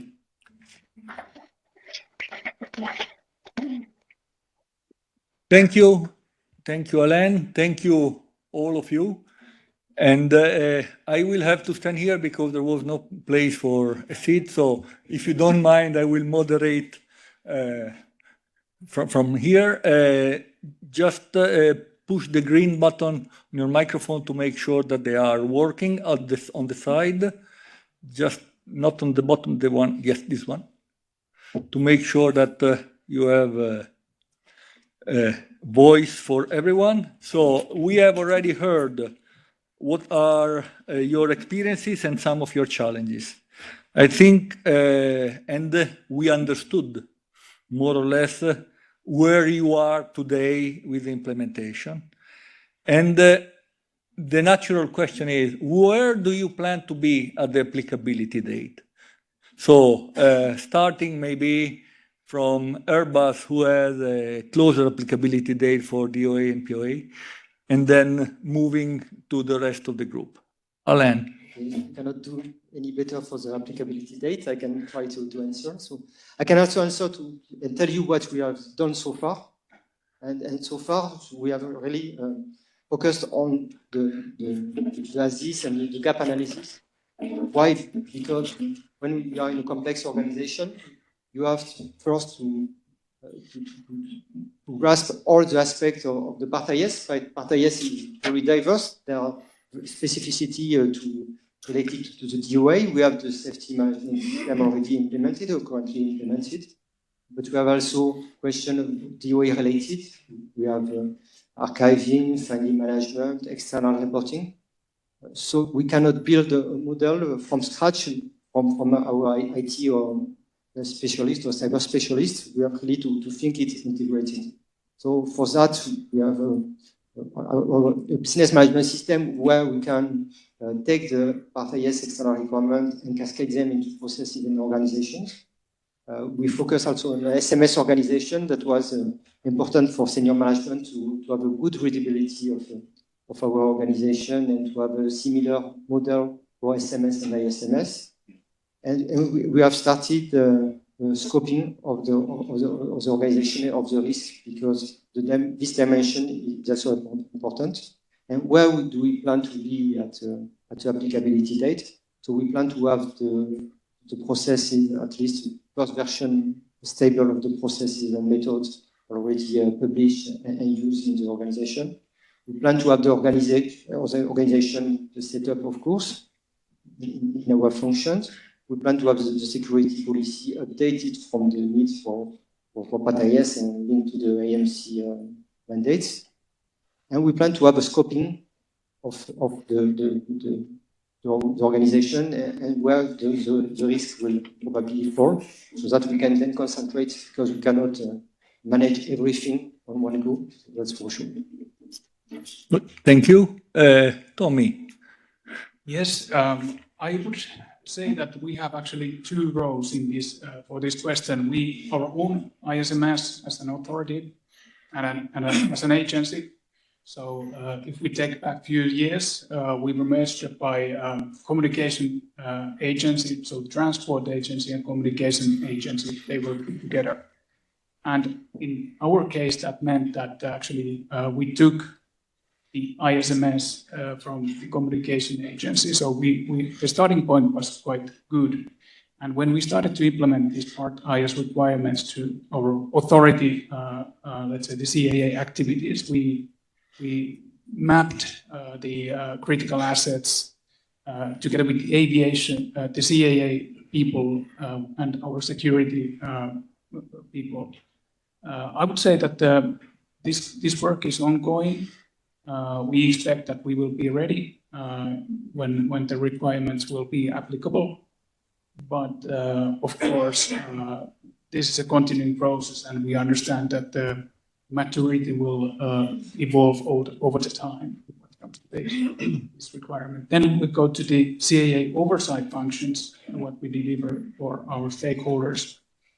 I also would say that we are in good process. It took really long, I would say, to find the suitable approach how to oversee our organizations. But now when we have found a way to do it, the next year will be very critical, and we are building up the capabilities to do this work properly, meaning a training of inspectors, training of our information security experts to aviation, building work instructions, culture to the aviation, finding the appropriate level to our customers, because the customers are different. And it's also in every member state, I think the segment is different when it comes to aviation organization. So that might create some differences between the authorities as well. But for the oversight functions, I would say that we will be ready, but we will gain maturity in the coming years. Thank you. Jarno. Yeah. We have an implementation plan in place, and if everything goes as we have planned, I'm pretty confident that we are ready by the end of next year. However, we also know that implementation is also an iterative process, and like a continuous improvement mindset is I think it's the best way to think and develop things during the implementation as well. And also we have started, I would say, like from the easiest part, which are the internal processes and management system inside the company. And next year, the focus will be on the suppliers and externals, cooperation with the external stakeholders. So we know that there might come some new challenges, but we are not taking into account. So, but at the moment, we are pretty confident that we are part IS compliant by the end of next year. Very good. Thank you very much. Arnold, what about the 46 organization? Yes, in a way, we have to make the horse jump 46 times. So similar to the beautiful slide Anna showed us, we have a corporate level security setup on the classic information security side, the ISO certified one, which anyway has to accommodate PCI standards, CRITIS, NIS2, and all these things. Yeah, so at corporate level process and standards, the obviously scope and groundwork and board groundwork was done in a, let's say, group level project so far. We came to a close or transferred from project to line on that level. But now it's a very different flavor because we have to do it 46 times. Yeah? With our national authorities and the others, and we also have a design organization.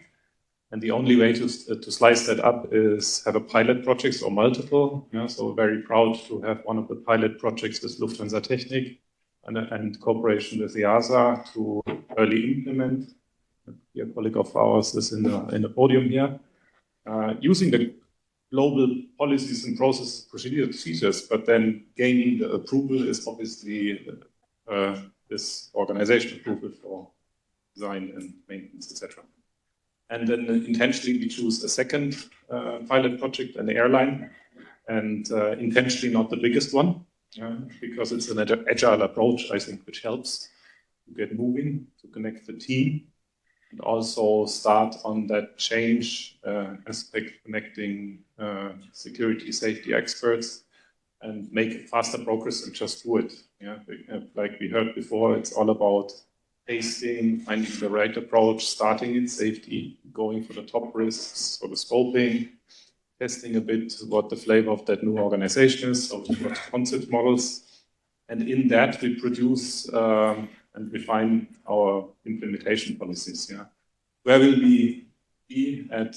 Well, for the most of us, February then 2026. For the airlines and maintenance organization, it's a challenge. Yeah, the internal setup and policies and procedures, I think, is doable. So I highly appreciate what we saw. Implement is the target. The real hurdle, honestly, I see is how can we connect and liaise with all our functional supply chain and industry partners. With Airbus probably and the big ones, that's the easiest part, maybe, yeah, but in concept still. But then think about all the data, all the maintenance we buy, all the service providers. It's hundreds and hundreds and hundreds of thousands. So looking forward to learn a bit more and how others do it. But speaking frankly, I think it's unrealistic to have the supply chain functional chain part fully implemented, maybe not even designed through in a way that will be robust and good enough for the years to come, but the first idea. That's the challenge. Okay, so it seems that you already touched upon one of the challenges, which is taking care of your supply chain. Beside of this, are there any other big challenges that you have experienced so far or that you see coming up? Who wants to go first?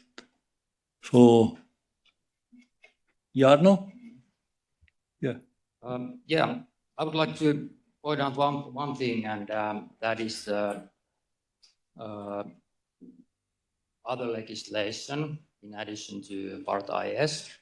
As I told you in my introduction, that our goal is to have one management system which includes all the parts and comply all the requirements with one management system. We think that is the correct way to do it especially in our organization, but it is also a challenge because there are some different point of angles and different details, and of course there are some similarities as well, but if we're talking about flight safety or business continuity, there are some differences as well. It is a challenge to cover all those things, but I think we have selected the right way anyway. Good. So, Alain? Yes, we have also the human parts and the organizational parts, which is the key starting point. And we have to convince all layers of the organization, from senior management to employee. And what can work is that to have line to take or common packages that we can share, because going as a pilgrim to all teams and discussing and explaining the situation and why the benefit of the Part IS is long. It's very long and cumbersome process. And we face many times the same kind of question, like Now we are just struggling with SMS. Why should we start with something else or something brand new? Why couldn't we merge into the SMS framework and do it simple and quicker? We have to live with the operational side of the teams that are already swamped by many things, and we cannot just leave them and tell them to concentrate on part yes and forget their operational duty. And that's why, as a project team, we have to prepare all material, all things, in order to convince and explain and to build the right structure, or at least to step up in the team and to get also relays in the function and in the sub-functions. Because one team cannot manage all the communication to all layers. So convincing senior management to dedicate part of their team to explain the part IS as well. It can work, and the ISMS needs and benefits can work. So that's all the kind of things that we have to do, and to have also a very clear role and responsibility line defined for the ISMS governance. As soon as you start to try to appoint people in the operation, in the functions, to take some role, they ask quickly a lot of questions. As we are in a new type of model, sometimes on the bandwidth necessary, we cannot answer right away, which is really a problem. So we cannot have every answer or something that we try to build up dynamically, but we have to come up with some clear answer on the expectation, especially on the skills of the people. Because as you know, the skills of people being able to support even contractor is very scarce. And one of the reasons is that because the part IS is new, the methodological part is currently defined in the industry standard, in the readout of the AMCGM, and it's not something forgiven. So we will have an ecosystem of contractors that will be able to help, but for now it's not possible. So we don't have many support for the team to be able to help directly at every level. So this is really one of the complexity. I see also complexity on the supply chain, but Arnold has already mentioned it. That we have the DOA supplier, but now we'll have to integrate also the risks that are shared with other organizations like cloud service providers and all IT-related supplier or contractors that we will have to interface and that share part of our risk on our design data or production organization. And this is also one thing to keep in mind.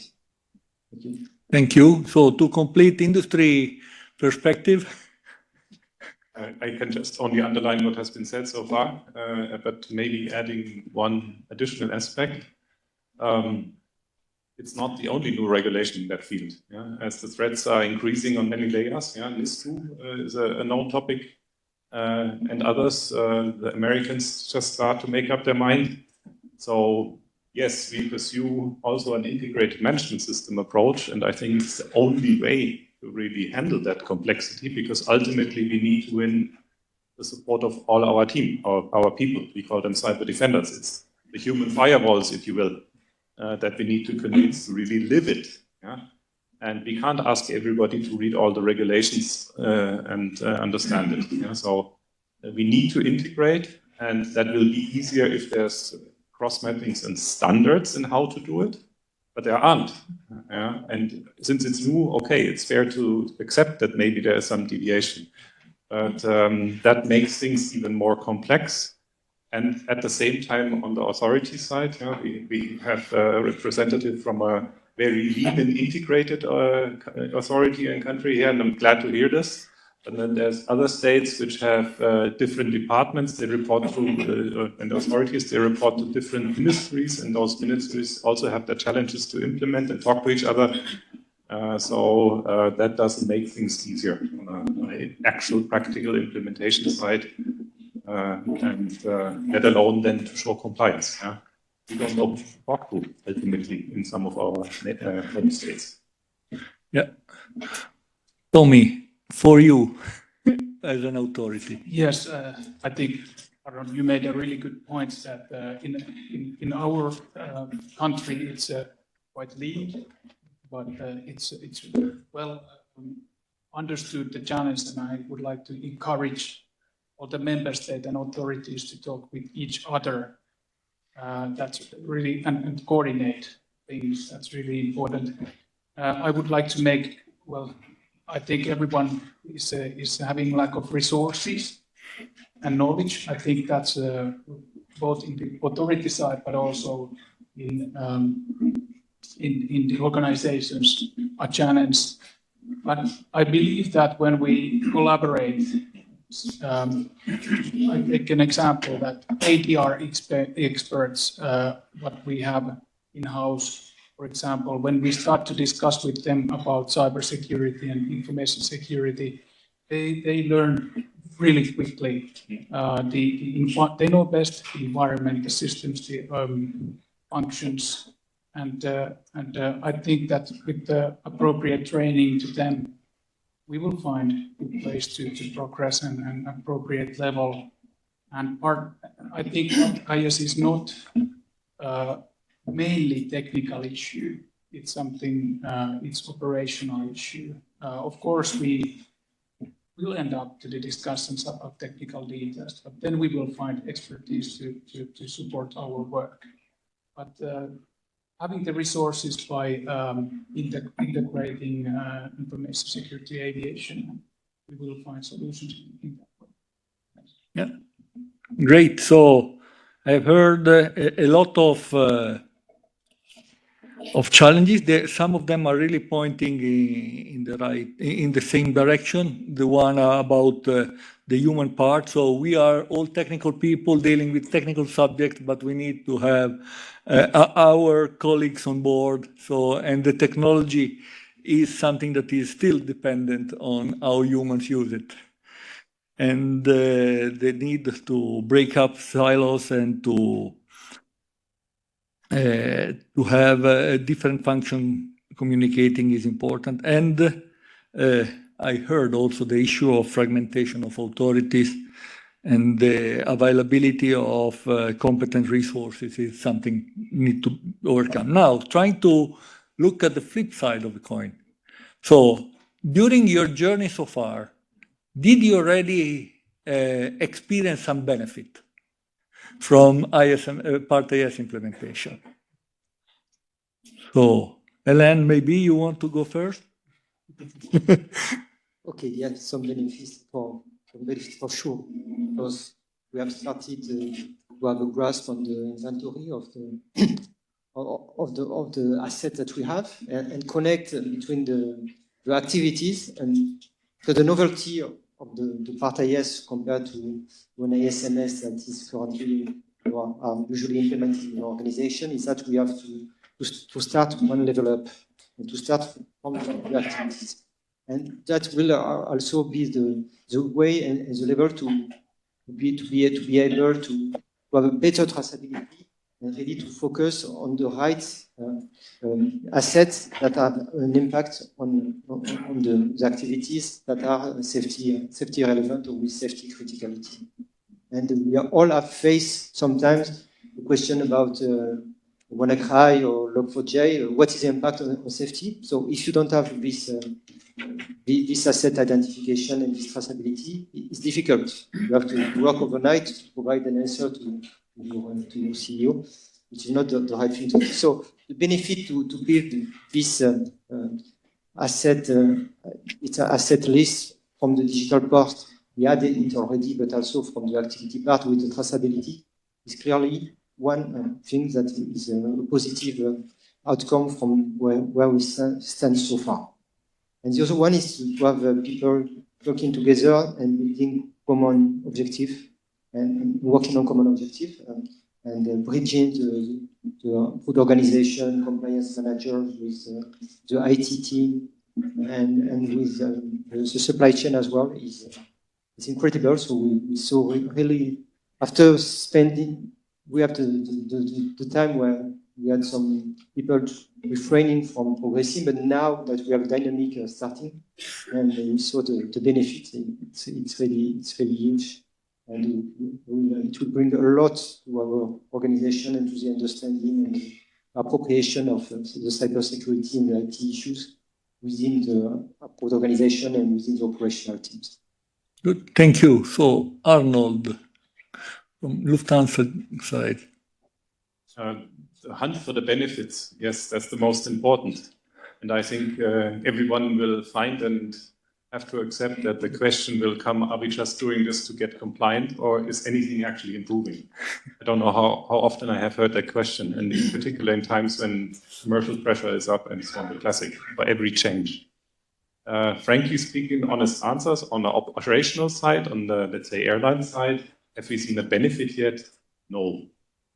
Can we expect that? No. Why? We are just on the start. So on the start to gain the awareness. And on a positive, now allow me that personal interpretation, just the notion that we connect this term safety and security and get that awareness starting from the top, where the policy and the culture, well, is not only built, but somehow has to be set. Winning that first round already is a big benefit, then, because all the subsequent steps will need that support. Yeah? And then switching over to my ISMS, this, let's say the commercial platform side, somehow you start feeling that all of a sudden new assets start showing up, which data loaders or what could be not even visible in the classic ISMS world. And I'm actually proud to see that, because the threat is real. Yeah. So not having those registered, not having those transferred, not having those IT risk managements done doesn't help you. The more we find, the better, because it's about this, mice that drill additional holes, and it's happening. It's very real. So we are happy to find things we don't know yet, and that for me is the biggest benefit as state. Good, thank you. What about at Norra, Jarno? I would like to point out one benefit that we have seen so far, and actually it came from when we decided to bring all the experts from different fields around the same table, like IT experts, technical experts, risk management experts, and so on. The biggest benefit was that we trained each others and expand the knowledge within our organization and breaking silos and things like that. I think inside the company, the cooperation is key. Of course, it's much harder when you are cooperating with the external stakeholders, but inside the company as well. So I think that is one benefit we have seen so far. Very good. And what about Traficom? Any benefit that you have seen so far? Yes, I think they were said by Arnold and Jarno, so that we awareness, and then we get more. The first hand we get more information, and it might be even difficult to see how much we have work in that sense. But I think that the earlier you begin, the better, because and I would quote Iasa one slide. I don't know who is the author of this, but if you want to go fast, go alone. But if you want to go far, go together. And it takes time to have those discussions, which are not always easy, and we disagree with people in-house, and with I can maybe say also with our customers, but I think it's really healthy, because then we will find issues to do better. So, but the earlier you begin, the better.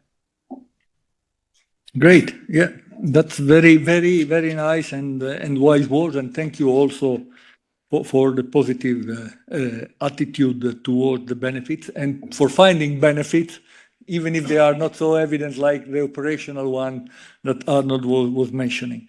We are heading to the last, to the conclusion. So we have still a few minutes. I would like to ask you one last question. Do you have any practical recommendation to offer? If an organization or someone approaches you now during lunch, what would you advise to him or to her? Who wants to start? Tommy. I have this might be a personal issue, but I think I can say this also for that I'm not the only one, that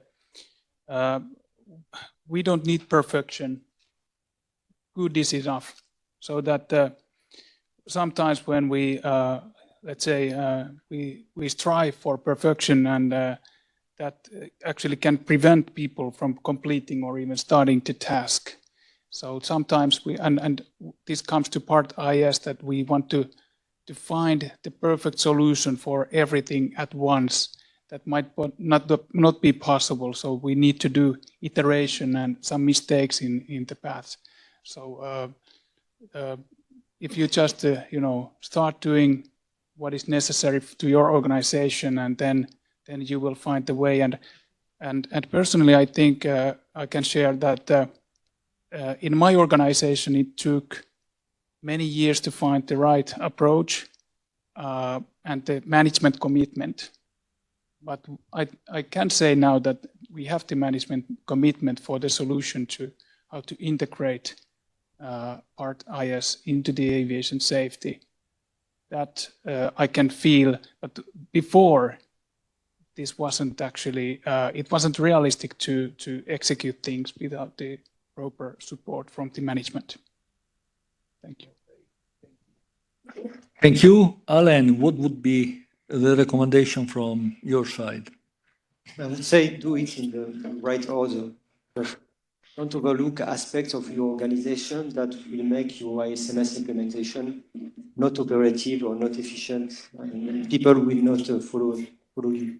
That's very an important step to do. I mean, the time we only have 1 year, less than 1 year left, but we still have to keep this in mind. I also concur with Tommy, because you cannot do it perfect at the first time. And so we have to start with something. So we have to implement an organization, some methodology. And we saw that for the methodology, it will be a bit shaky. We adapt every day.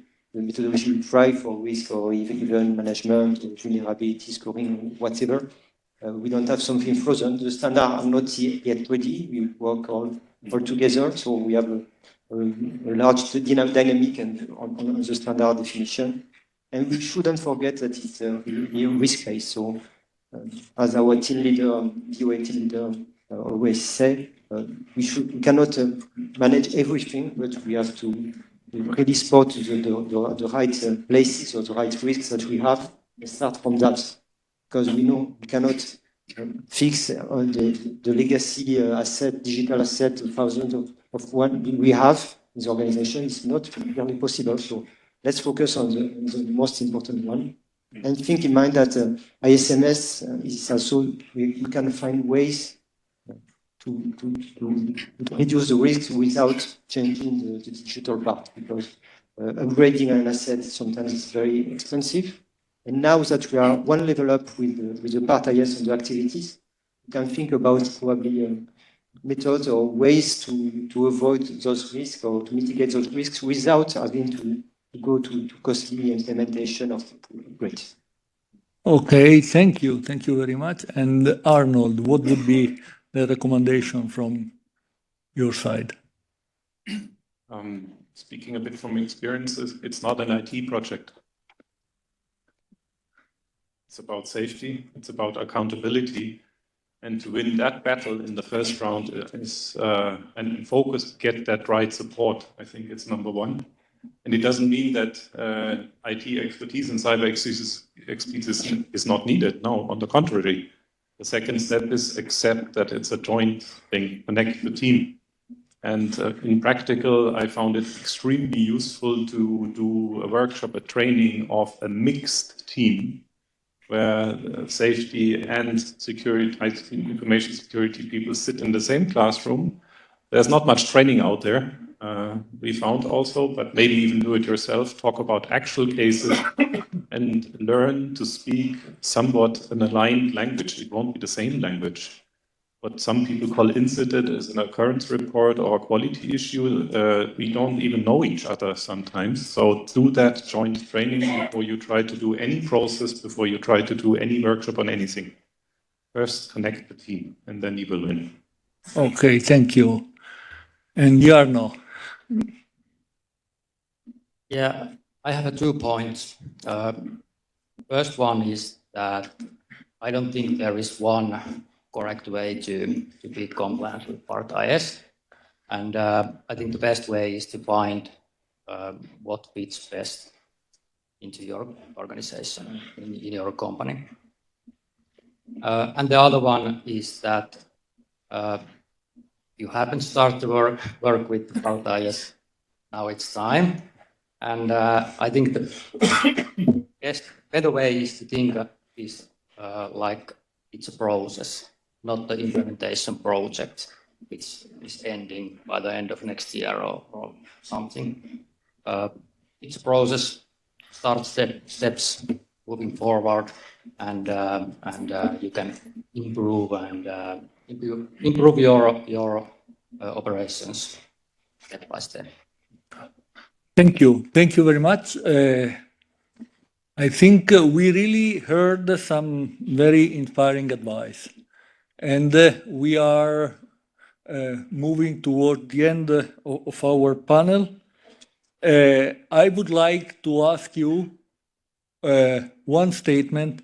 What would be the starting point beside of the recommendation you have given? So starting from Alan, starting point in 2 words. Senior management buy-in. Okay. Tell me. Good problem statement. Good problem statement. Jarno.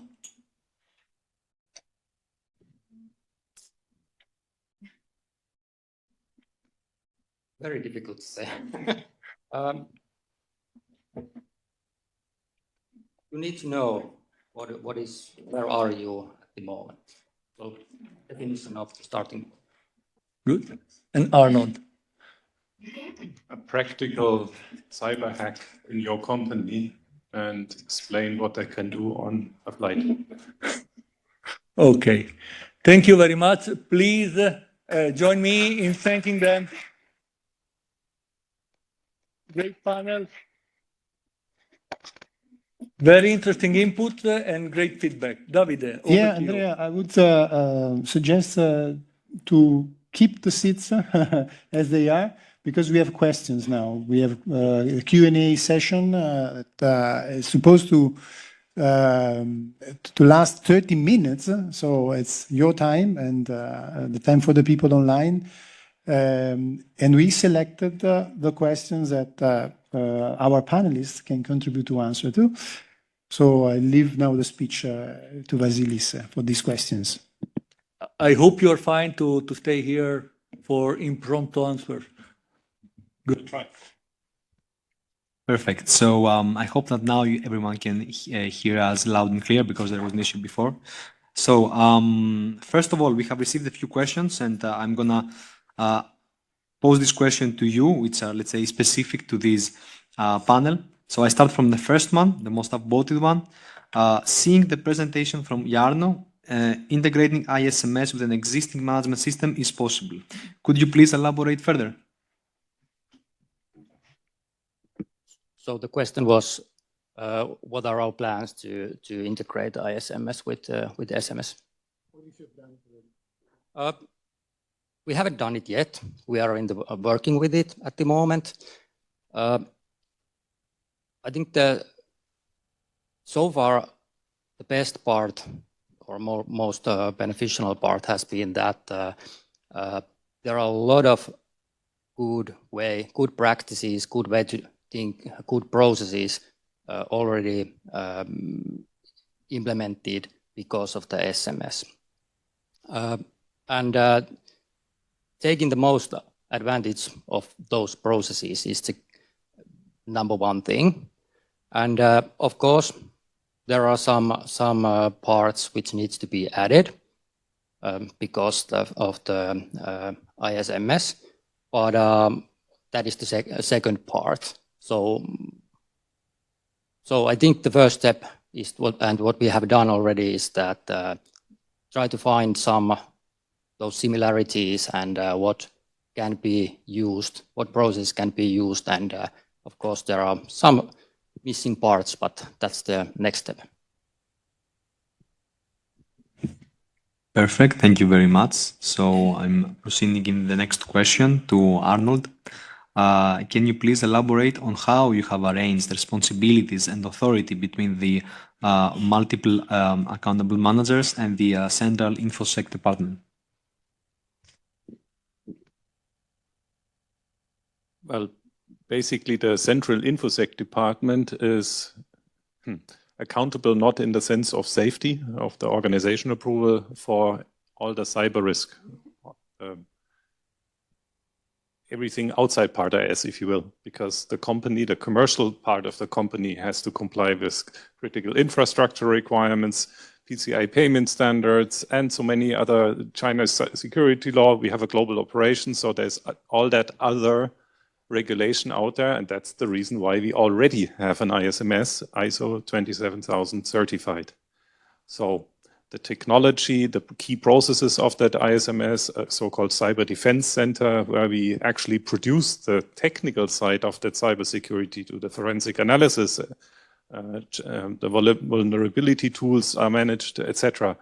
That is something like an engineering tech department, and that is the central entity. Yeah.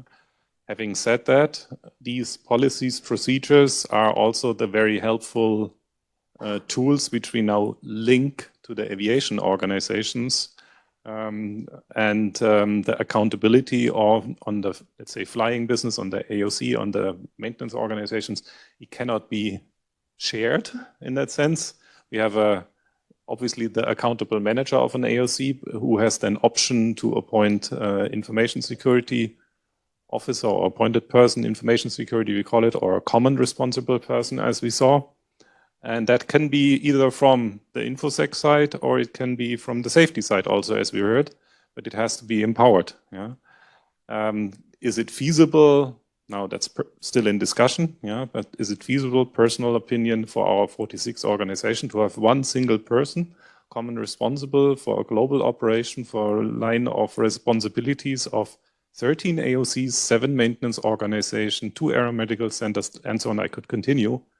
Culturally, business plan-wise, understanding the business in the granular detail.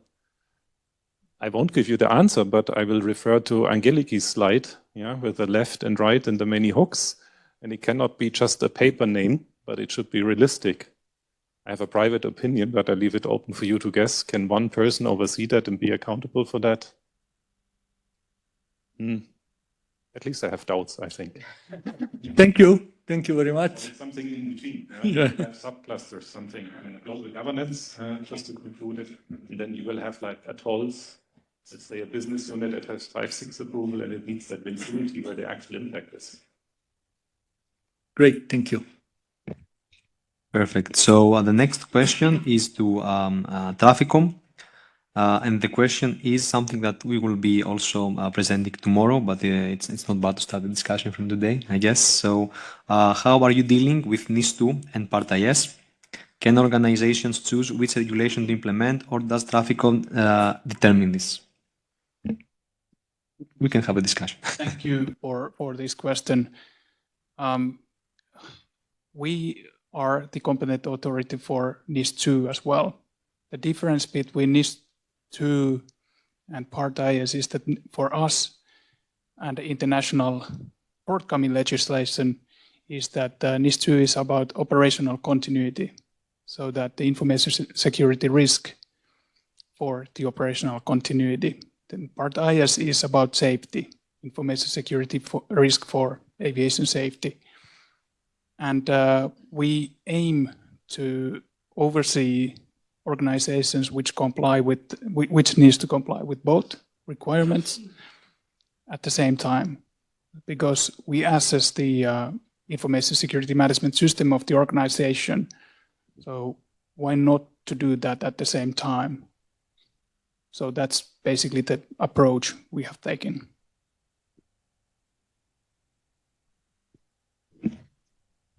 Perfect, thank you. Just as a reminder, we have a presentation about that tomorrow, where we will be going into, let's say, further details when it comes to the interplay between Part IS and the NIS2 directive, as well as the AFSEC legislation 0.1.7. So stay tuned also tomorrow for some of those questions that I see here. So we proceed to the next one. So I think it's a generic one. It's not addressed to a specific panelist, so I just say it out loud. The issue is scarce. Resources for IT and cybersecurity is significant. How have some organizations been able to deal with it? Would you like to share some of your experiences when it comes to the difficulties of, let's say, finding, as I understand here, appropriate, let's say, personnel? Does the silence mean that you already had the competent personnel?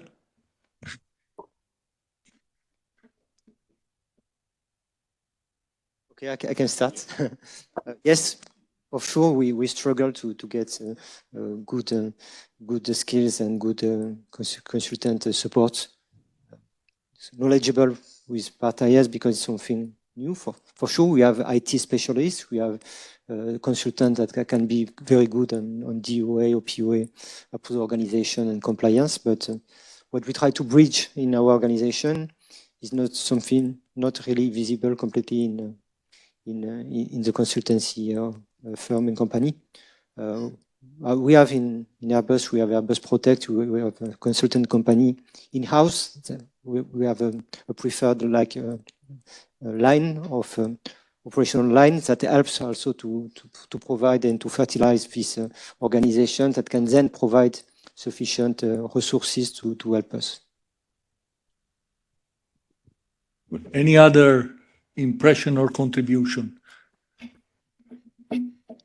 Okay, Jarno and then Tommy. Yep.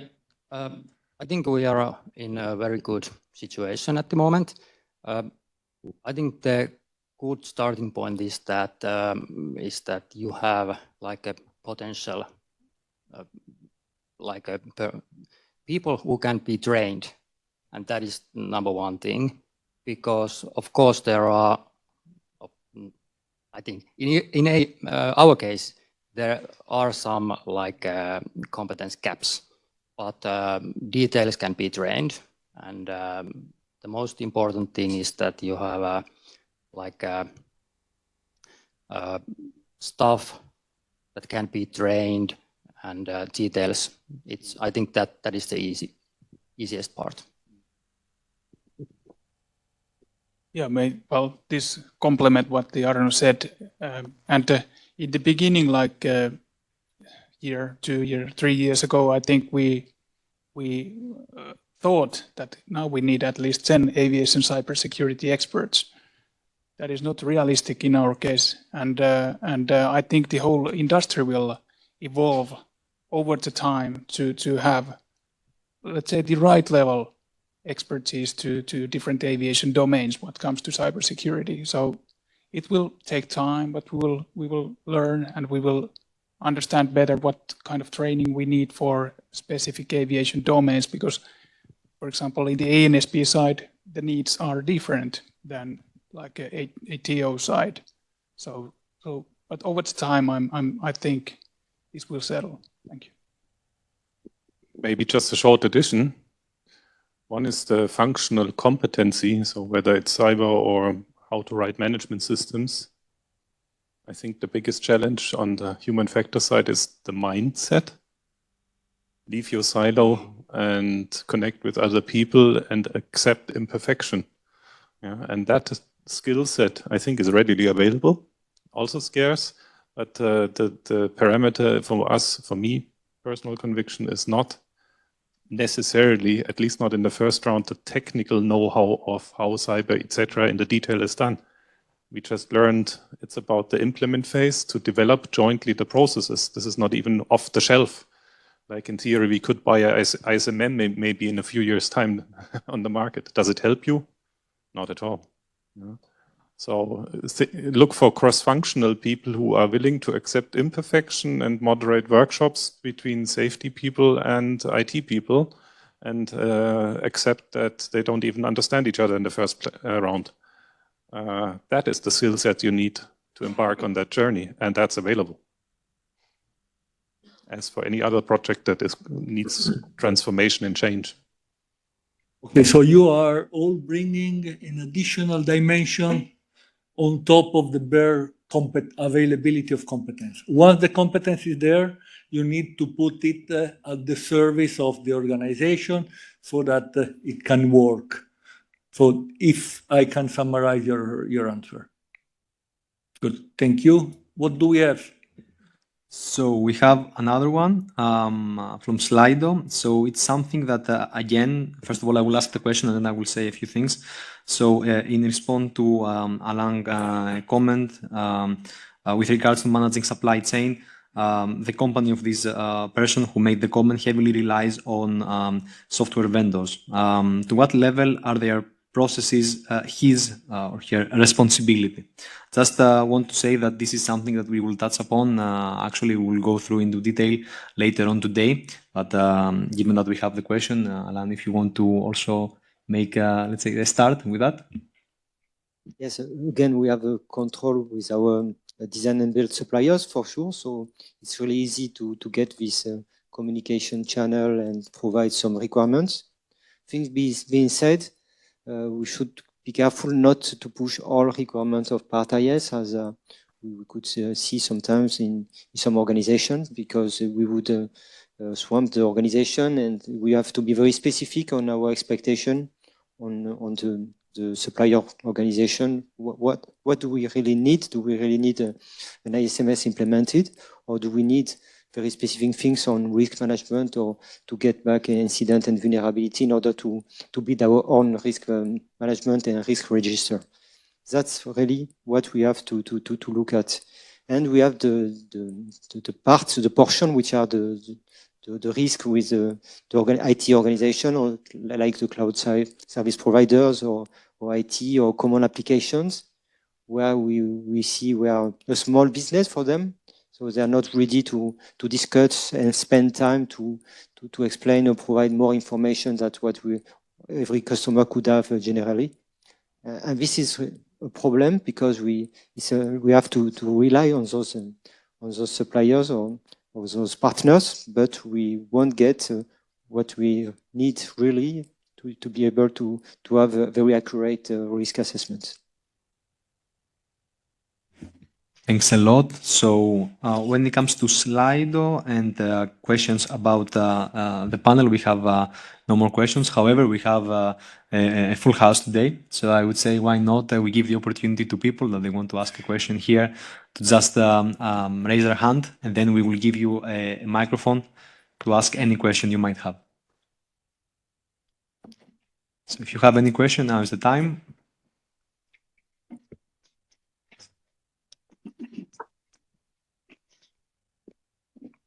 This is a great opportunity for you to ask questions. So don't be shy. We are not judging you or your organization. We are here to answer. Over there. So someone that decided to break the ice.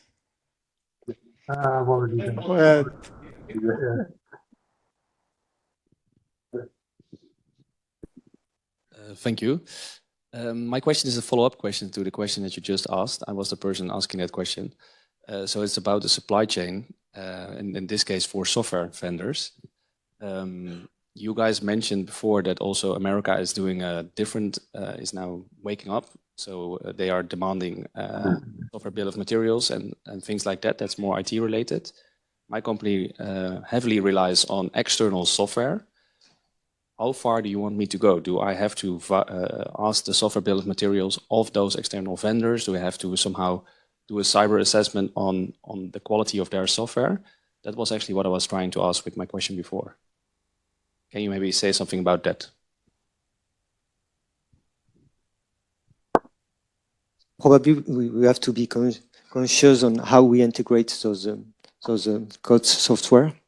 And probably we have to think up front if we think that based on a high level risk assessment, we'll have some potential risk on aviation safety, probably to take the right barrier across around the digital asset of the software vendors in order to avoid such in-depth understanding of what happened in the software, because we know that we won't be able to get it for all vendors.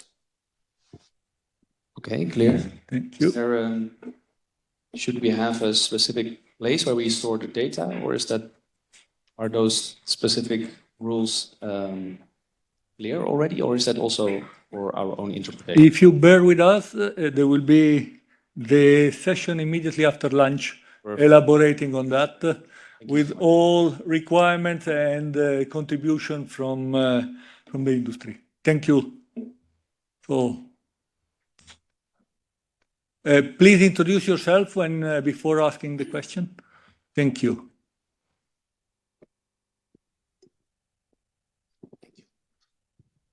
First of all, thank you. My name is Hans Oba. I'm the Business Information Security Officer for the Air Cargo CMA-CGM Group.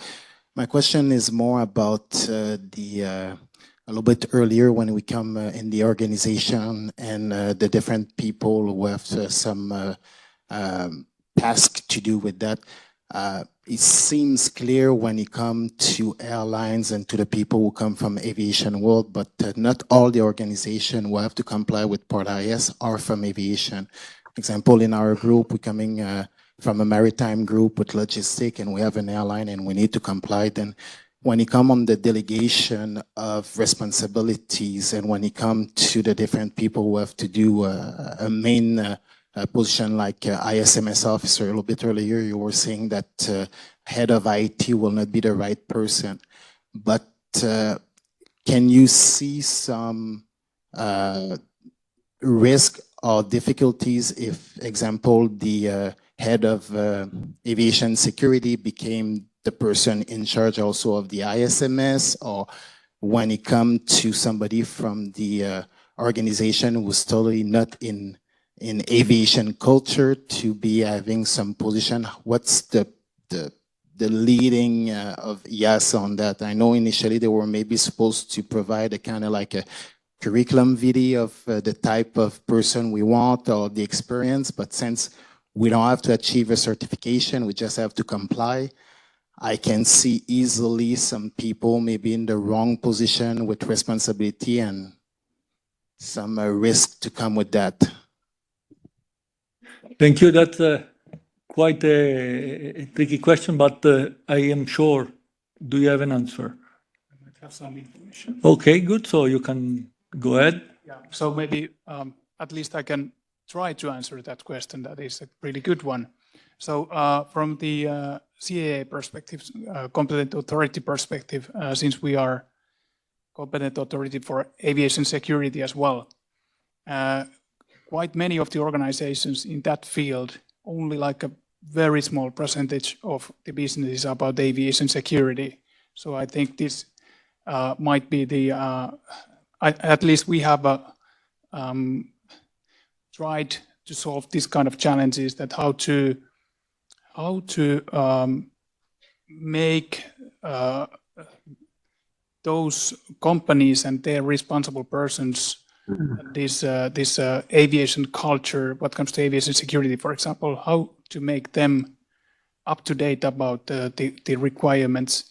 And then we first start with what is actually critical functions in that organization for aviation, and scope the ISMS and other requirements for the organization as well to that context. Because it might be that there is only very minor issues, minor services critical for aviation security, or there might be some other cases that small organization and very much critical functions for aviation security. Then also those let's say, personal requirements will follow accordingly. That would be my, let's say, advice. But that, again, is case by case per organization, I would say, and needs collaboration with the competent authority.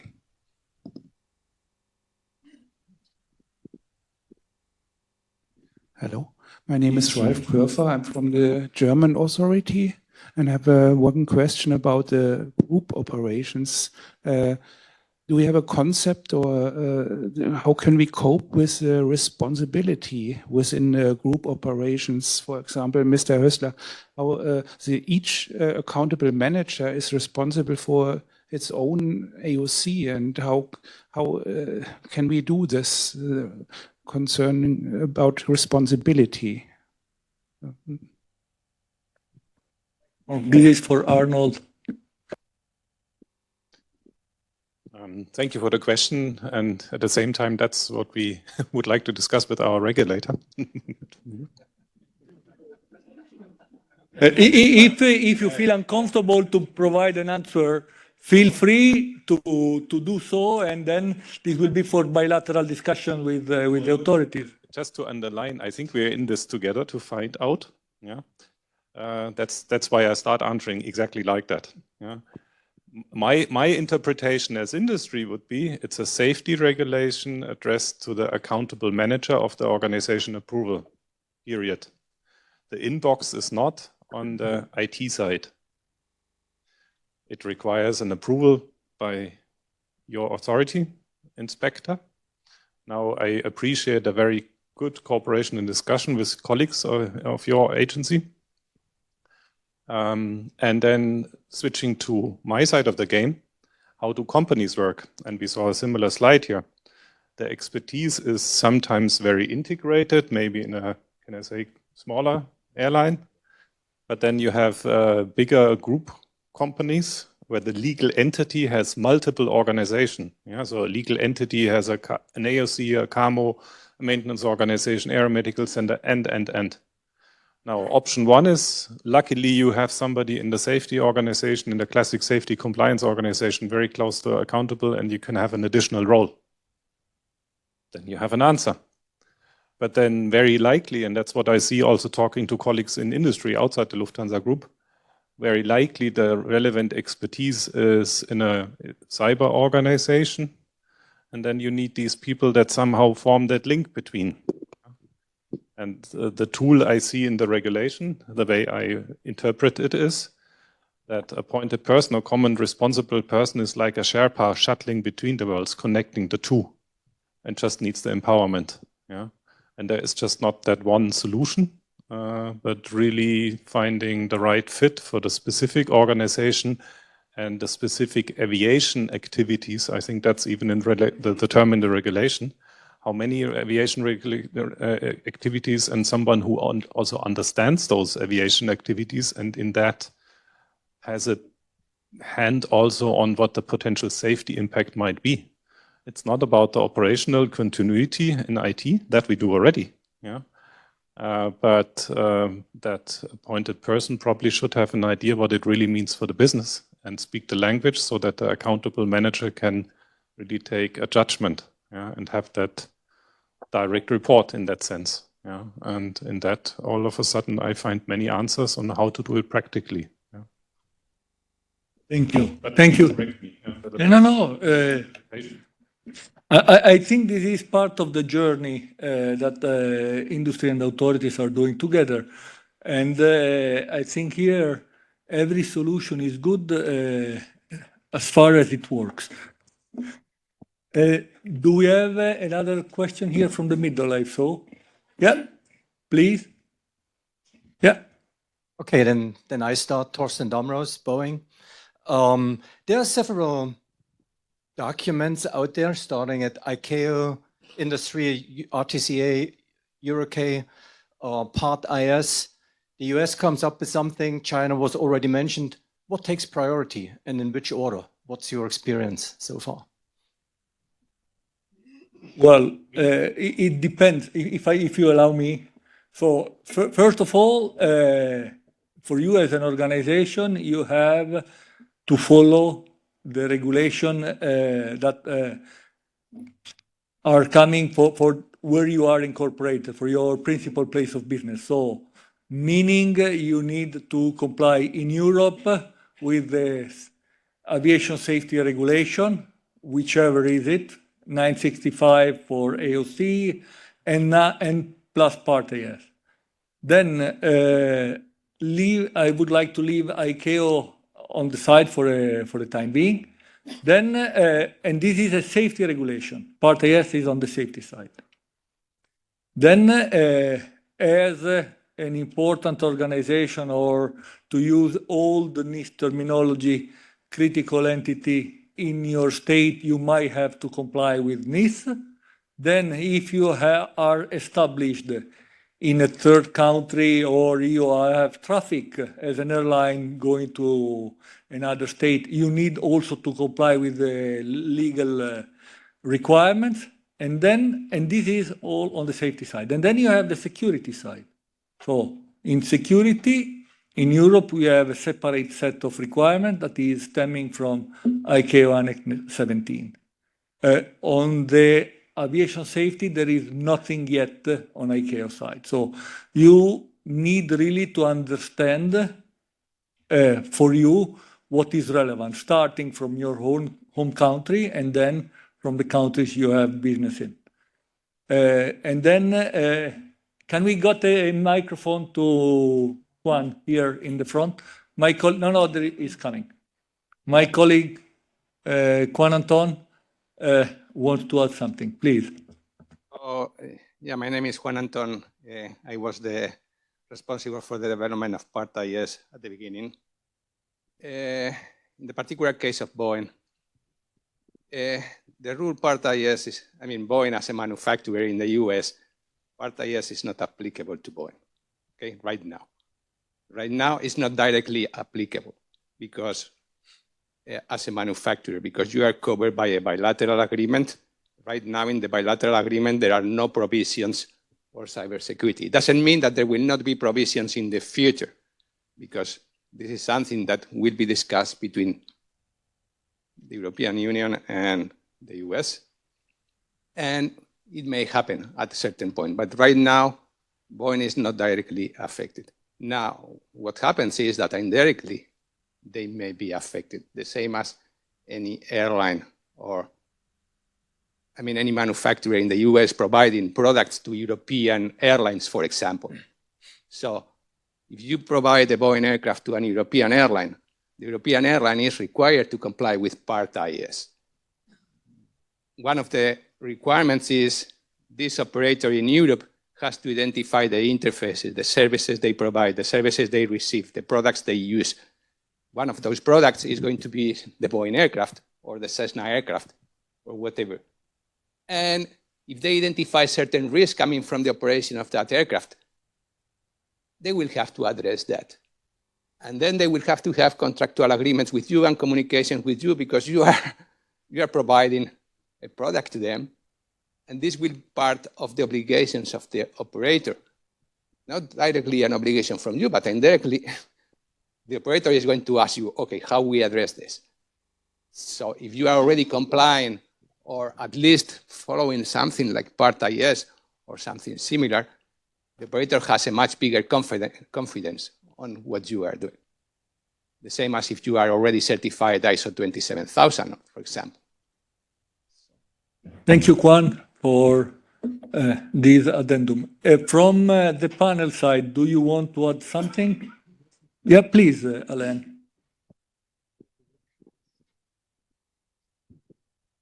Thank you. In an ideal world, we would like to see an orderly way of cascading of requirements from the ICAO standards to the regional or national regulation, and supported by industry standard and consensus-based standard. And so far, as far as cybersecurity is concerned, we are not in this situation. It means that we have some overlap between the different level of requirements and guidances, and that's really a problem. But we hope that over the time we'll fix it. Thank you, Alain.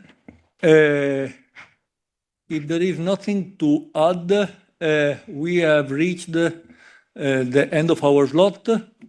So I would like to thank again the panelists also for this extra effort.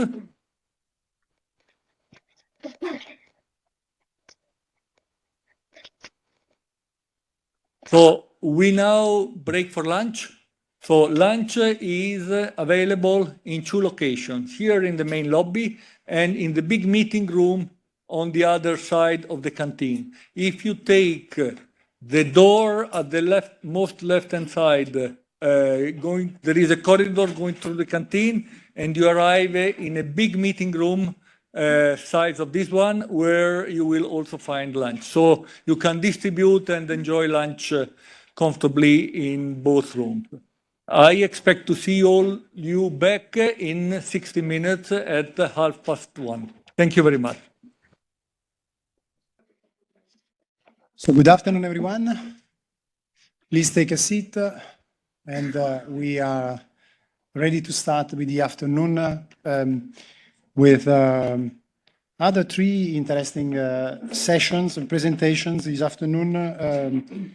We won't have a panel, but presentations, and of course, a question and answer session at the end. And first of all, if it moves, otherwise Vasilis will help me again with the slides. A few words about me. I'm working here at EASA as a senior cybersecurity officer since 2016, and then became senior cybersecurity expert. And before I spent more than 15 years on the industry side. So I guess if my memory doesn't fail, I still remember what are concerns and issues on the other side, I would say. And I had the pleasure to work on the cybersecurity file since the beginning. So to a certain extent, to see what has happened, let's say, the beginning before Part IS, and during the conception of Part IS, and now, luckily, after the introduction of Part IS. And if you ask me what is the main element of Part IS, okay, there are many, but main, compared to other information security management systems, I would undoubtedly say this notion of risks at the interfaces. That is very much emphasized under Part IS. And the risks at the interfaces, when we started talking about this concept, and I have to go back again to this 2016-2017 period, they were not fully, I would say, not understood, but harmonized amongst the different speakers, among the different participants to our, I would say, conversations. I won't bore you by telling which initiatives have been set up, but okay, there were a group of people that participated into this early discussion about cybersecurity in aviation and in organization. And particularly, there was also a work stream that was called STORM, within which we discussed the shared trans-organizational risks assessment and management. And what came out with this discussion is that there are two elements when you talk about interfaces, notably the connection between an organization and what is normally called the supply chain. That, if we want to depict in a picture, could be seen as vertical. So a number of organizations and then a chain that provides in the end value and services and products to an organization that we recognize being part of another stream, an operational chain, so that provides then this value, services, products to the aviation business. So it's part of these operations that in the end keeps aircraft airborne, people traveling, controlling them, so on and so forth. So we recognize two elements here, the supply chain and the operational chain, and all together, this functional chain. Functional chain is then a definition, a notion that came out of Storm, also hit the industry standards because it finally landed into EuroCAI and RTCA standards. If I have to tell you, the number is ED 201 for the EuroCAI side, and now with an A in the end, and is where it was also further explained this concept of risks at the interfaces for organizations working in aviation business, from the supply chain and across the operational chain. So today we will start to look at this perspective, bearing in mind that typically along the operational chain you have approved organization. And therefore, organizations that you may expect are subject to Part IS. So there's this little gap to, let's say, the handshaking and the introduction that is already done by the regulation, in the sense that those organizations know that the other at the interface need to comply to Part IS, and then at a certain point, then you have to exchange the information security risks that may have an impact on safety at their interfaces. With the vertical one, so the so-called supply chain, well, it depends the way you look at it, but it might be the case that these organizations are not covered by Part IS, are not in the scope, maybe are in the scope with other regulation, but what matters here is that the approved organization is also to look at these interfaces. And if Part IS is not there, there's a little gap to fill. So this needs to manage the risk at the interface, needs to be communicated and dealt with probably with contractual agreements. I will then leave the floor to two other speakers, very knowledgeable, that will go into more details about this. And hopefully with this, we'll also reply to some questions that we have seen coming through Slido. Of course, if not, please ask again. So I would like to go through a few examples, because the workshop should be also practical. And here is an example of the many interfaces an airline may have. It is not the product of my, let's say, fantasy or elaboration, if you want.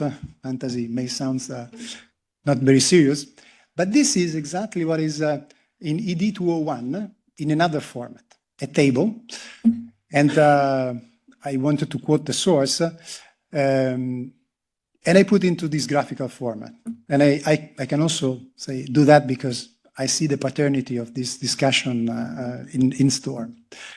As you see, an airline is connected to services that are coming from airport, air traffic control, ANSPs, meteorological services, maintenance, repair, and overhaul. We can call it, in general, your CAMO or Part 145.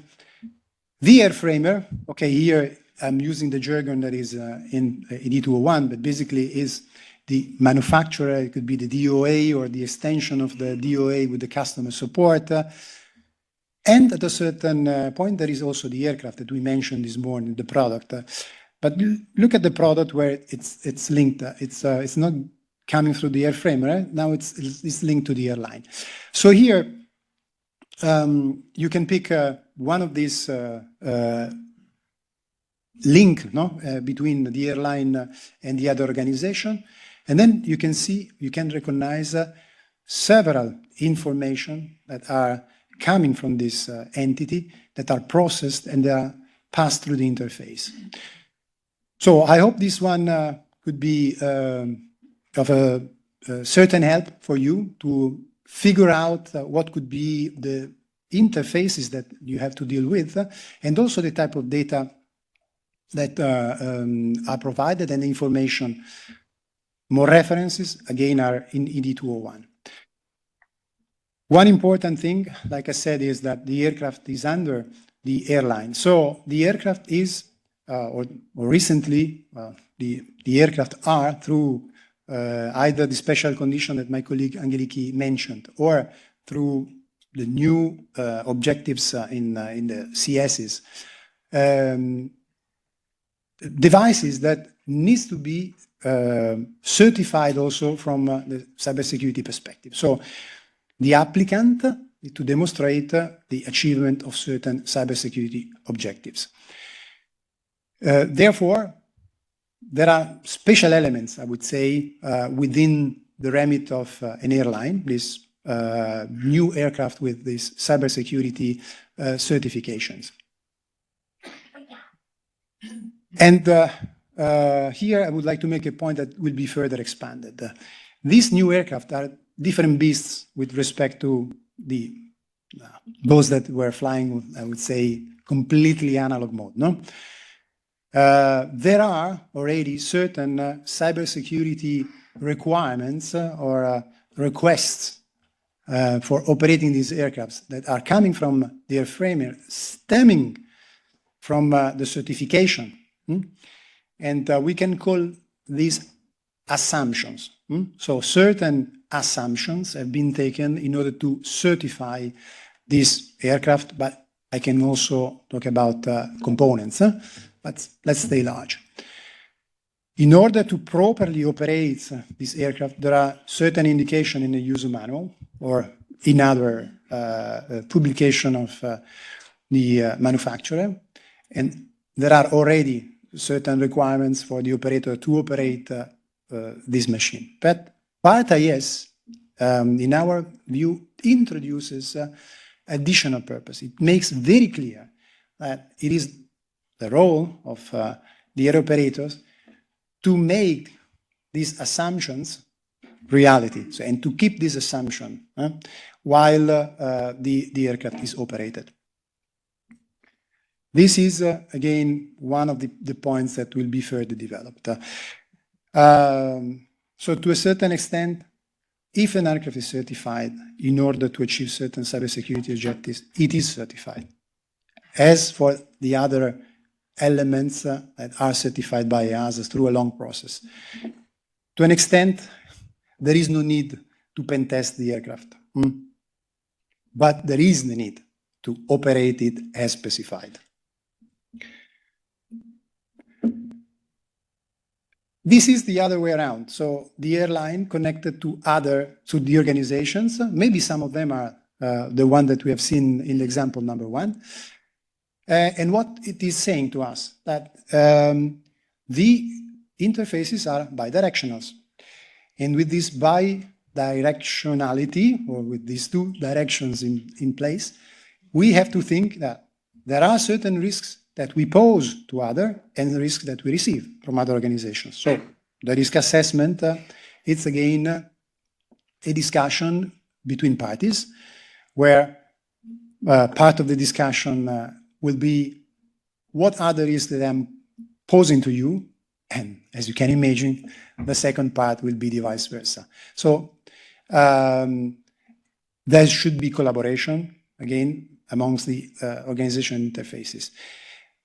And I go back to my initial comment. This is really, really the core of Part IS. One of the elements that I couldn't find in other information security management systems, though even the ISO talks about the supply chain, but not with this emphasis. And again, I would like to launch some hooks for future presentation. Late in the afternoon, my colleague Jean-Paul Moreau will touch upon this again. I don't want to say anticipating it. Now, again, the airline needs to look at the aircraft as its own asset, part of the risk assessment. This is one of the alternative way we can picture this out. I use this image also, or we use this image also in the question and answer in FAQ online. So you see, normally we talk about for continuing airworthiness of this new enabled aircraft. We talk about the software loadable parts and the management of the software loadable parts that comes from the manufacturer or the product support side of it, and then reach the organization, the airline, maybe through the camo, and then has to be uploaded on board. But bear in mind, there are other pieces of information that are flowing, like the configuration, as certified configuration. So sometimes aircraft has to be updated, and the rail operator can decide to manage their internal configuration as flying configuration. So there's processing of these parts of this data that goes on. And I can also mention, as written there, the illustrated part catalogs and the service bulletins that are part of the maintenance. So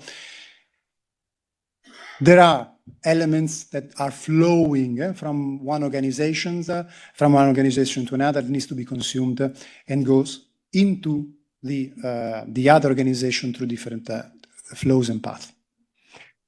And now, very quickly, through the maintenance side, again, we may have other example here about the connection between the maintenance and repair, or the CAM or Repair 1.5, because I mean, there it could be a larger container towards the airframer, so the manufacturer, the airline, and then the airline to the aircraft.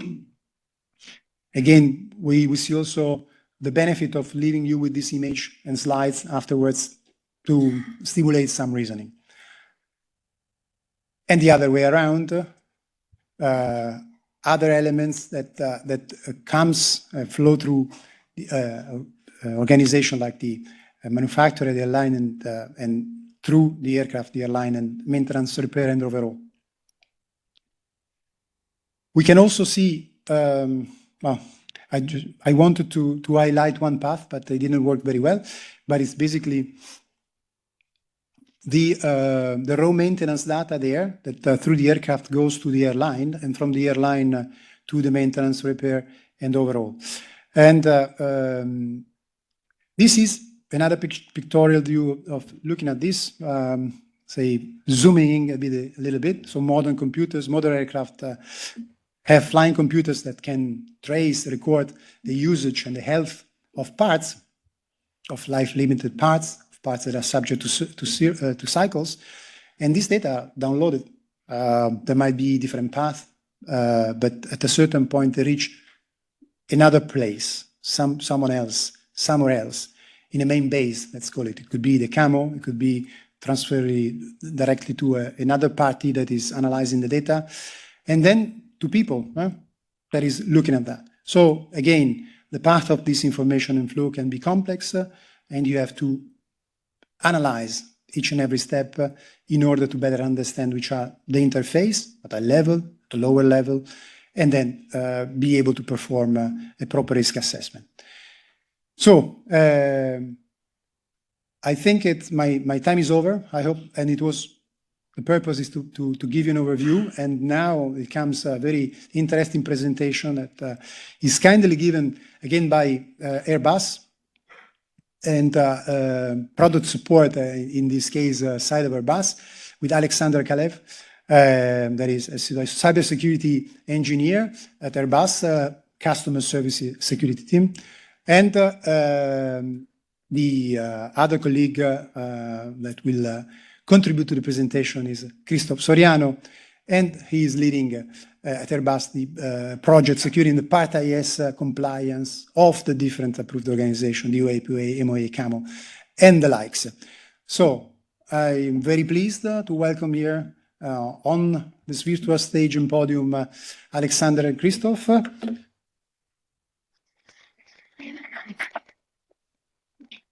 So the floor is yours, and you decide when to switch. Thank you. Thank you very much. Hello, everyone.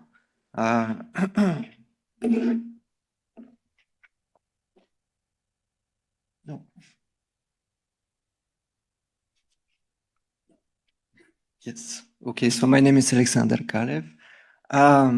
This presentation is about risk information sharing and interface management. So we will start by presenting quickly Part IS at Airbus. It was already presented, but it will be very quick. We'll go quickly through the requirements about the risk information sharing and interfaces, and then we will see the approach at Airbus and some challenges and issues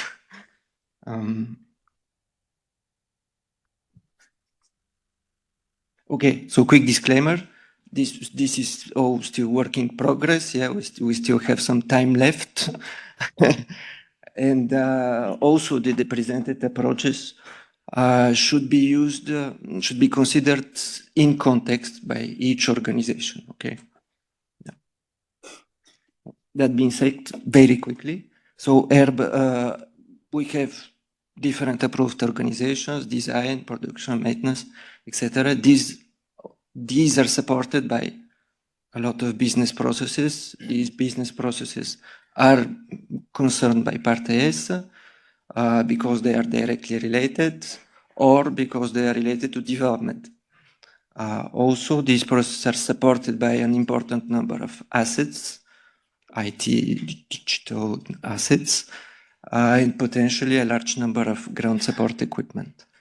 For the human aspect, concerned populations include process owners, business asset owners, development teams, tech teams, security teams. So, yeah, a lot of people. And the newly created ISMS network has already 25 nominated officers and is going to potentially have hundreds of representatives. Okay, so requirements. So the requirements are about security risk assessment and security risk treatment. So we need to identify, assess and treat information security risk. We also need to identify the interfaces, the ecosystem, the stakeholders, okay? And if there is unacceptable risks, we should inform them about it, okay? And each organization should update its own security risk assessment accordingly, okay?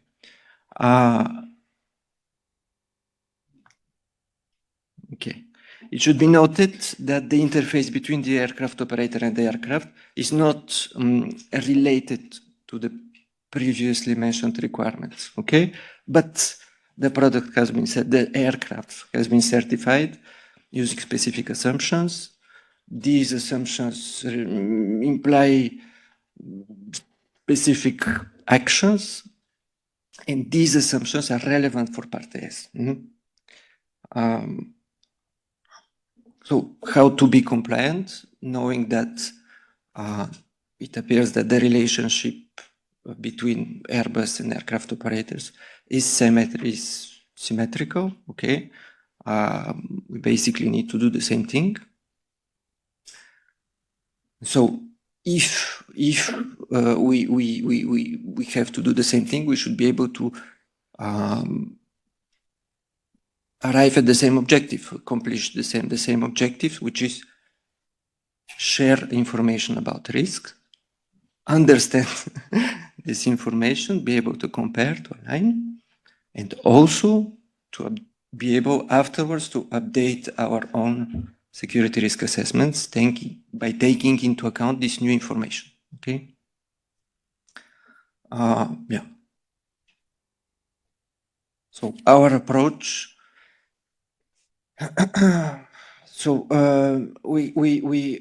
our approach is twofold. It's about the interface with customers, an effort related to interfaces with customers, and a standardization effort.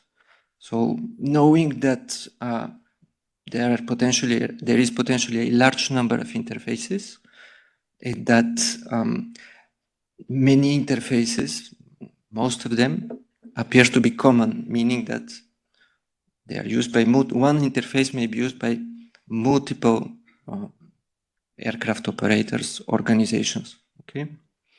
So the interface with customers limits to exactly that, okay? It is issued from the ED 201A and the acceptable means of compliance and guidance material, and the standardization effort, excuse me, is about all types of interfaces with suppliers, with service providers, operators, etc. And it's based on a collaboration between Airbus and Dassault Aviation. Okay, so interface with customers. Basically, yeah, the approach what do we have to do? We have to list common interfaces. I will talk about them afterwards. Build a risk view for each side of the interface, align on this risk view with connected organizations, define a process to share information, share information and change when it occurs, and update and maintain security risk assessments. So in order to list interfaces, build and align on a common view for risks and define a process, we have created what we call the Airbus Risk Information Sharing Model. So the risk information sharing model, basically, we want to be able to represent complex relationships between security risk assessments and interfaces, but also between connected organizations, okay? And we also we want to enable collaboration, discussion, and perform real-world risk information sharing, okay? So in order to be ready. So to represent all of this, we use a visual method, okay? So not lists or Excel sheets or tables, yeah, more visual method, visual representation.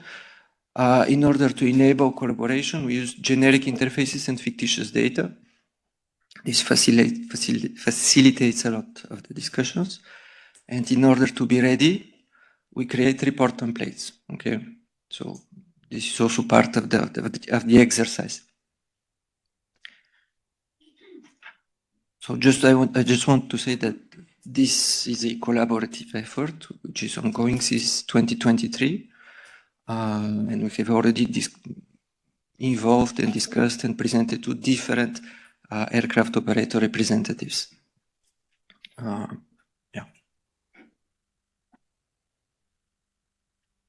Okay, so if we detail a little bit the approach, I have mentioned common interfaces before. So today, we consider that the majority of the interfaces between Airbus and the aircraft operators are common. So, yeah, one-to-N relationship, multiple organizations using the same interface. We also consider that there are a very small number, or even none, specific interfaces for, yeah, maybe none. These interfaces, maybe we're going to be able to manage on a case-by-case basis, okay? And also, we consider interfaces bidirectional. So data parts and services can be sent and received on the same interface. Okay, so we said that on each side of the interface, we want to create, to know what the risks are. And for that, we start by basing this on our own internal processes, okay? And amending this view with provided feedback, okay? So, and then we share this view with aircraft operators who again update this. So who again update it. There's some back and forth, okay? But it is a way to align, to be able to speak about the same thing, the same interfaces, yeah? Having created this risk view, we can replace generic interfaces and fictitious data with specific interfaces and real data. Okay, so this is an objective. So, yeah, a phase and objective, okay? And afterwards, we're defining a specific process to share, so the risk information sharing template, a way to share this information, potentially the extension of the Airbus Security Handbook documentation suite in a this update, it should be updated frequently enough. We should also provide access to aircraft, not Airbus, security focal points. And depending on the level of detail that is shared, specific non-disclosure agreements. This depends. Okay. So the objective is the final objective is to be able to update security risk assessments. And also when there is unacceptable risk, to find a way from one organization or another to find a way to manage this risk. Okay. And for that, organizations need to prepare for practical risk information sharing. Okay, so this means that impact evaluation grids, impact evaluation methods may have to be adapted. They have to be mapped. The same goes for likelihood evaluation. Okay, and all of this is needed in order to be able to map, to make to map security risks and be able to understand them, be able to translate them correctly. Okay. So yeah, this is okay. Too fast. So yeah, this. Each organization is going to have to prepare for this. Okay, and of course you can imagine that there has been some challenges with with this process, with this approach, and some issues. So Christophe is going to talk about them.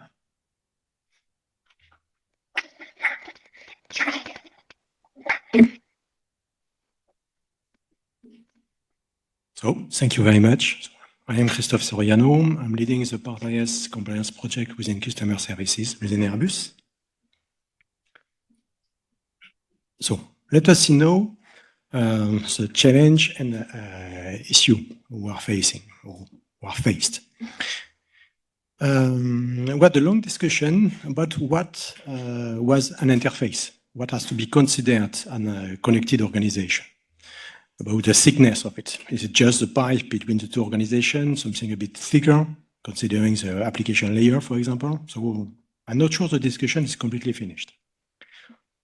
Also, we have identified that quite often operators have a trust assumption. So it's very nice, considering that everything coming from Airbus is trusted, it's fine. But by doing that, it prevents addressing some interesting risk for Part-IS. So this trust assumptions has to be reviewed a little bit in order to address really the relative risk. The difference of maturity level between operators. So it was a bit, I will not say an issue, but it can slow a bit the discussion because between operators with a high level of maturities, already risk assessment with results, and others that are just started, you can imagine that the discussion is not at the same level. Also, you can see that operators are using a large variety of risk assessment methods and different ways to represent risk. So we had a very interesting discussion on the way to align them, and especially we have seen the good added value of the common matrix proposed by the 8201 and the way to use it. Some other difficulties is to see beyond the risk information sharing phase. What happened if we disagree on some risk element at the end? How to overcome that? And even if we agree that the risk is not acceptable, what to do after? What is the consequence for the contract? We are still open discussion about that. The last point about the tendency to mix up product security and organization security. We got so much question that I've created a dedicated slide for this one. So if I remind that the game is between organizations, so Airbus on one side and operator or aircraft operator on the other side. So the play game for this sharing of risk information is between organizations. And we got a lot of questions about aircraft interface and the link with that. So I want to take the opportunity to remind that during the aircraft certification, with the security risk assessment that is done on aircraft, are produced instructions for continuous airworthiness, ICA, and also assumptions to be verified by the operator. And since that these assumptions are enabling the aircraft security risk assessment validity. So if they are not verified, the security risk assessment is no longer valid. So the whole mechanism collapses. It's very important to keep that in mind. Both elements, ICA and the assumption to be verified by the operators, are described in the security handbook from Airbus that is provided to the aircraft operator. It's a bit the security manual of the aircraft, or to operate and to maintain it in a secure way, secure for safety. These elements, ICA and assumptions, are also very relevant for the Part IS risk assessment to be run by the operators. So please keep it in mind, it's important. To illustrate that, at the bottom of the slide, we have a bit of example of an assumption extracted from the A350. It's about all aircraft physical zone except the cabin area are considered as trustworthy. It's an assumption taken during the risk assessment on the aircraft itself. This assumption is not given for free in the security handbook. It means that operators have to run associated actions in order to secure the physical access to the aircraft. It's an important element there. Or to this specific example, it's a bit the equivalent in the company security world when you cannot imagine having cybersecurity for your IT system, servers, network, and so on, if you have not a minimum of physical security to secure that. If anybody can access to your Wi-Fi device, getting the code, it's less interesting to have strong password. The same thing for the aircraft. Yeah, we need to have this assumption about physical security around. So it implies consequences for the operator as well. So we have different elements like that in security handbook. Another element I want to insist on it, when the aircraft operator will run their own Part IS assessment on their scope, it's very possible that they identify attack path that would involve interface with the aircraft. We got plenty of questions about that. In that case, as it is aircraft operator assessment, it is also its responsibility to assess related safety impact. I can understand it may be difficult in some cases to do that. So I want to highlight that the guidance material for Part IS is helpful there. You have the mention with the guidance material for the requirement 205. When the aircraft certification addresses product information security, then the aircraft operator may take benefit of the associated ICA, provided the assumptions are verified. We come again to the assumption point. It's very important. So in that case, operators can make their life easier, considering the associated scope is covered by the certification. They will simplify a bit the job. In other case, I can also imagine that additional information may be necessary for Airbus. So in that case, for operators, do not hesitate to contact Airbus and with a normal way with a tech request in that case. So, Alexander describes the general approach we run on the interface between customers, our customers and Airbus. So, as we work from customer service, it's our main focus. Airbus has also an activity in the working group for more an effort regarding standardization that is more global. I will give some glimpse about that. I need first to introduce the concept of asset criticality. It will be used later when I will address the interface. Here, the criticality is assigned by a combination of group, allocation, and safety impact. So I will start detailing the groups. Group 1 are assets with immediate, short-term, or hidden safety impact. For example, imagine an FLS that is corrupted, field loadable software corrupted, or a procedure for maintenance can be corrupted. Will be hidden, the impact. Group 2, assets with delayed detectable safety effect. It's a case, for example, for production data, for producing aircraft parts. In that case, if they are corrupted, then the defect on the part will be detected later through quality control. So it will be detected. Group 3, assets with contribution to safety scenario. You can consider assets where the corruption itself cannot create the safety impact, but combined with something else, it may happen.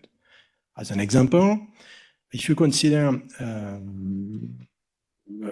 a system that is used to detect damage on a structure, you could imagine a scenario with a corrupted system combined with a real damage on a structure could result on the damage not being detected and then later a safety risk.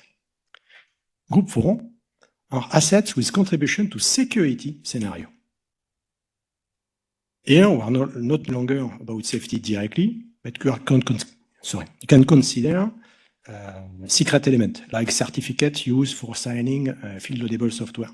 If they are stolen, the private key, could imagine some attacker could forge a corrupted FLS, sign it again, and it could be loaded later in good faith. So it's more and more indirect from group 1 to group 4. So this group IDs can be combined with the safety impact. So the 4-level scale of safety impact was grouped over 2 levels: aircraft unsafe condition, so hazardous or catastrophic, and reduction of safety margin, minor or major. By combining these two dimensions, then we can define 3 levels of criticality: critical, essential, and routine. This whole approach, including the next slides, are coming from an initial proposal from Airbus and Dassault for the ROCAE working group for the future AD-ISMS standards.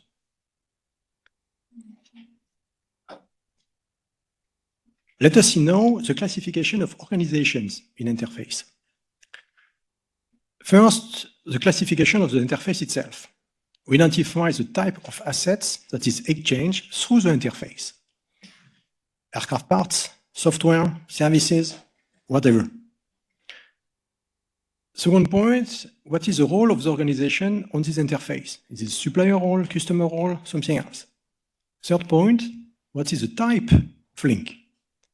Is it an IT connection? Is it for delivering equipment or parts physically? Something else?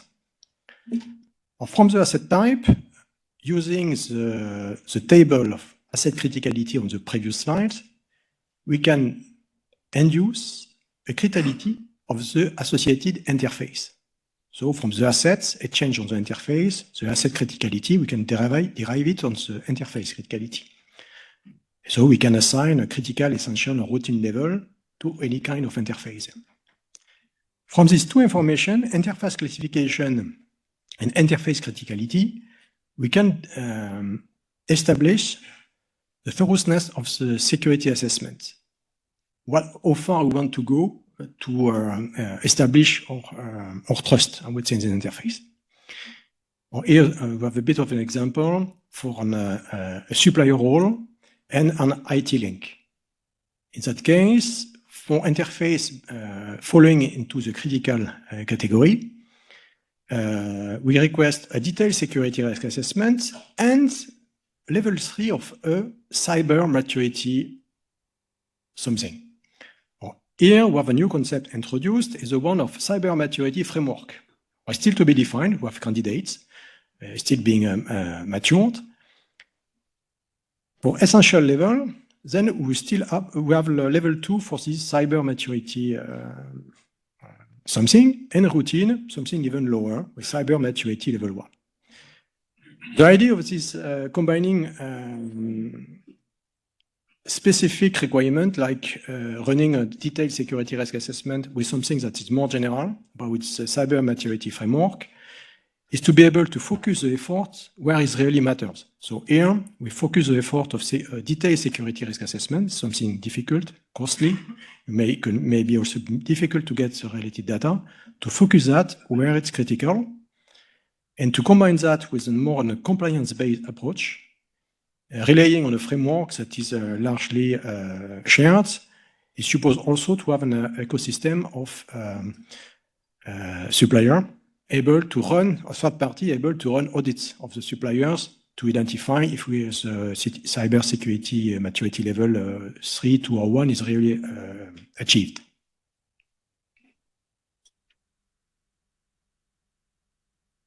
So, what is the interplay between these two sides of the approach? The common interfaces that Alexander has presented, most of them are going to be classified as critical interfaces according to the more general approach. So you can see that while we are developing our own customer, it fits in the critical cell. It's in fact a kind of specific case of the general approach there. And I think that's all for this one.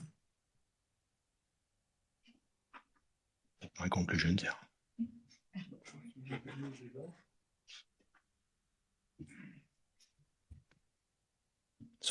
So, as we have some minutes here, probably it would be worth to use them for question and answer that are piling up, considering that we had peaks of more than 400 people following this interesting discussion through YouTube, in addition to the full house here. So again, the purpose of the workshop is to exchange, to answer as many questions as possible and use it. We will use it. Of course, after having said again, thank you to our two presenters, Alexander and Christophe.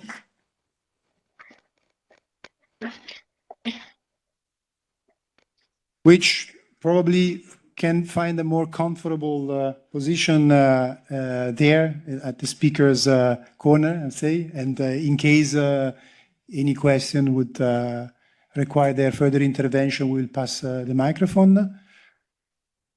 Then I give the stage or the speech, pass the mic to Vasilis, who selected some questions. Thank you, Davides. So I will start with the questions that actually address Airbus. So I start with the first one. So the question is that Airbus mentioned a visual method to support risk sharing. Can they clarify what method they propose and how it stands out compared to classical lists and tables? Yeah, sure. Yes, so it is just a way to represent. So we have the model actually that we use. It is we have components, data, and the way to represent things. And it is just it is a way to collaborate and to conduct workshops. Okay, it's not good for archiving or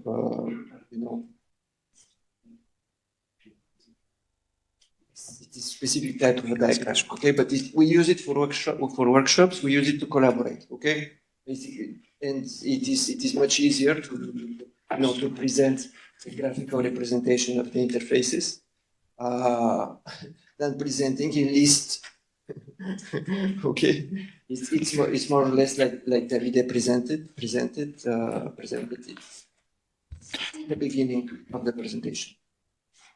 Yes, in fact, to an extent is to please those prefers to see tables and those that prefer to see graphics, but delivers more or less the same information. There's another quick one. In your slides, there are connections to operators, connection to customers. So it has there's this question whether there is a difference from Airbus perspective between customers and operators? No, there is no difference. Okay. aircraft operators, lessors, we do not make any difference. Okay. Okay, thank you. So now we proceed. I don't see any other, let's say, Airbus specific question. So let's proceed with some other questions, which we can also, let's say, address. So on today's framework, cloud-based solutions are the norm on providing storage solutions. To what extent should an organization go onto such external providers? And I understand this question in the context of, let's say, how difficult it is to ask for, let's say, from a cloud service provider to be, let's say, audited. So from that point of view, I don't know if Davide or Airbus, you would like to add anything on that from your experience, because you have, let's say... Okay. I can first distinguish between two paths, and probably answering a question that I saw with my the corner of my eye before. In part IS, there might be certain services that are rendered within the part IS scope itself. So basically, are those information security activities that are outsourced, okay? Activities that are pertains to part IS. An example, you may ask a company to perform a risk assessment on your behalf in your organization. That pertains to part IS. These kind of activities, contracted activities, are special because there are additional requirements that ask the organization to consider the risks that may be introduced by contracting this activity, and also you have to select carefully this contracted organization because they will be subject, or they may be subject to audit by the competent authority. So this was what Vasilis mentioned. No? And, if amongst these services, for part IS, you may want to select like record keeping. That is part of part IS requirements in the cloud. Well, then this cloud service provider should somehow open the door to the authority. It might be a bit challenging, this point. Not only this, also the risk assessment, the sharing of the risk. So yeah, for that kind of activities, everything is possible, but an additional level of complexity adds. With regards to all the rest, so you may identify interface, and I would be surprised if not, to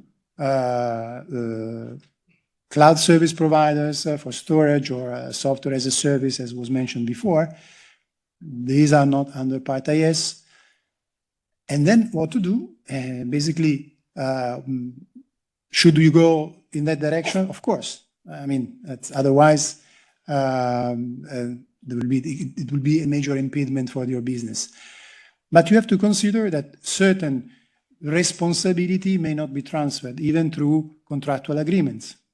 So the extreme case is that the counterpart is saying, we do not want to change a comma of any of our contract or the service that we render. Therefore, you may see certain risks arising while dealing with this organization, but manageable on your side. So it means that control, security measure, mitigation, whatever we may use as a definition, that will remain within the remit of your organization, and you'll continue to be fully responsible for the risk with the other coming from the other organization. So there are different scenarios possible. And then if Airbus would like to complement, it's okay. Wow. So, no. Okay, so I just want to make also a clarification here. Thank you, Davide, for, let's say, providing this explanation. So basically, We have different, let's say, options. So it can be that some service providers are providing services to organizations that, in this case, of course, we care about Part IS, that they have to comply with Part IS. But it can be that those who provide the services are actually subject to Part IS. This is, let's say, clear. Everyone is also accountable in this case. But in the other case, where service providers are not subject to Part IS and they provide services to organizations that are subject to Part IS, then there is a difference that we need to keep in mind regarding accountability and responsibility. Accountability remains always within the organizations that they have to, let's say, comply with Part IS, and then the organization that has to comply with Part IS has to address this as another type of risk that the organization is exposed to. So then it is up to the organization to agree with certain types of service level agreements, and then in these types of agreements, then they can, let's say, somehow try to address this risk with certain types of, let's say, controls to the appetite of the organization. So this is, let's say, one clarification, and I think that now we have answered a couple of questions with that, and we can proceed. In the meantime, I would also propose that if there are any questions from the floor, we have some microphones readily available for you. So please don't be shy, raise your hand.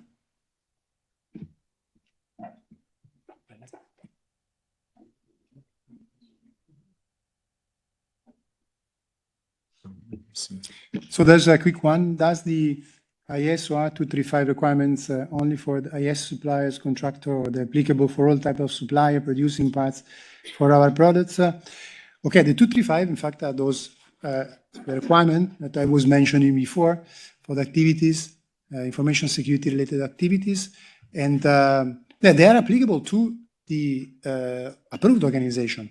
So it's the approved organization that has to consider the additional bit of control of the risks that are stemming from this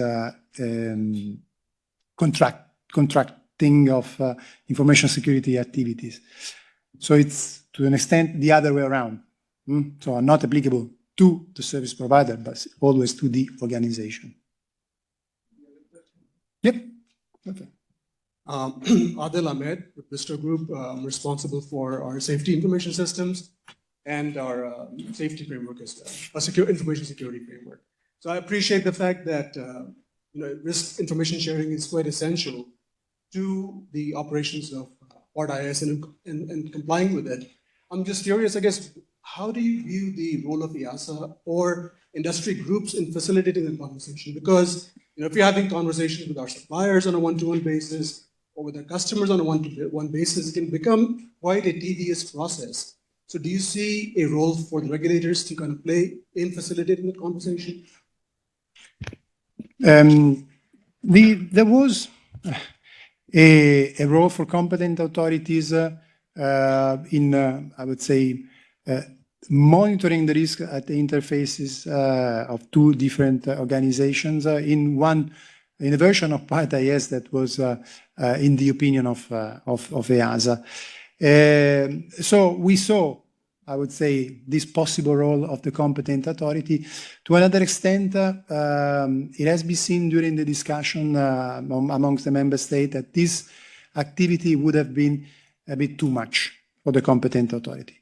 So formally, competent authority and the EASA cannot really enter into the discussion between different organizations, or while the discussion is happening, or even later on to check if the risks interfaces are correctly mapped by the two sides. But to a certain extent, informally, yes, even if not there as a requirement. But like I said, now with the more, I would say, path to maturity.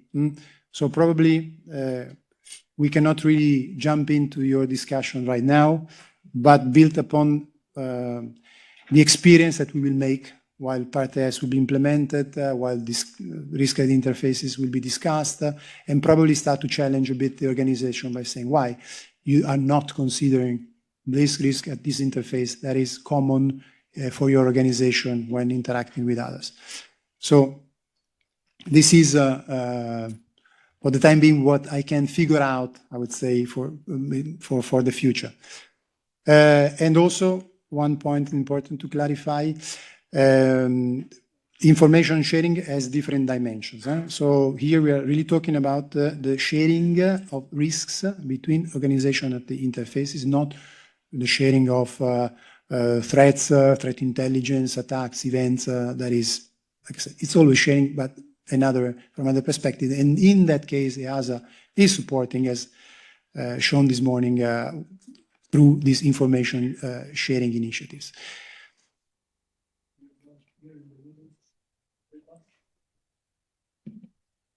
Hello, Deputy. This is Anup Raje from Honeywell. The question I have was for one of your slides there, where you showed all the approved organizations, interact with each other, and then we've got suppliers who work with the approved organizations. So, is there a boundary that has been established on the amount of compliance that the suppliers have to show for Part IS, especially for US-based suppliers who would be getting contractual requirements from the approved organizations? The reason for this question is if these requirements come through contractual basis, they are all organizational requirements. So they kind of go beyond the scope of the contract for the supplier to comply with. So the issue here is mainly if there is one organization asking for 5 requirements to comply versus another organization asking for all of Part IS requirements to comply. That's the view from a supplier side that I'm trying to understand. So is there a minimum to comply or a boundary that has been established? What are your thoughts on that? Well, if you're talking about organization in the vertical path, so the so-called supply chain and the organization that may not be solely involved in aviation business, and so they have to answer to different requests from different customers. The answer is no, there is not a minimum and there is not a maximum, in the sense that I would be surprised if these suppliers will be flooded with the whole bunch of Part IS requirements. No? Okay, so it is not realistic. So I guess that there are 2 elements here. One is a self-regulation of the market itself. In the sense, I'm talking about the economical perspective. No, so when it's required too much, I think any request is legitimate, but then you have to expect a certain answer. No? That for what you require, there is a certain price associated.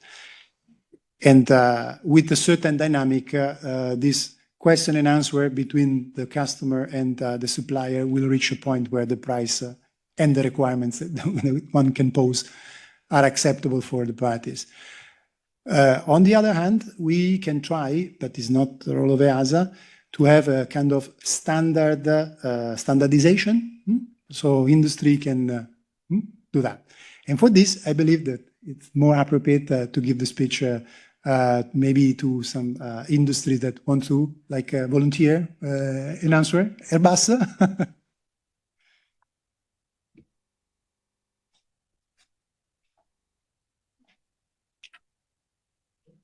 Thank you. Yes, it was a bit one of the points on the last slide of our presentation there.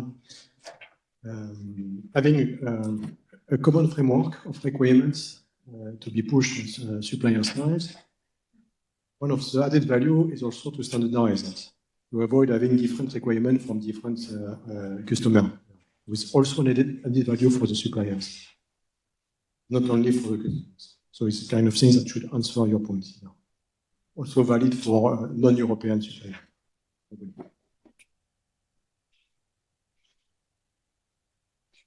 Thank you. I think it's time to move on.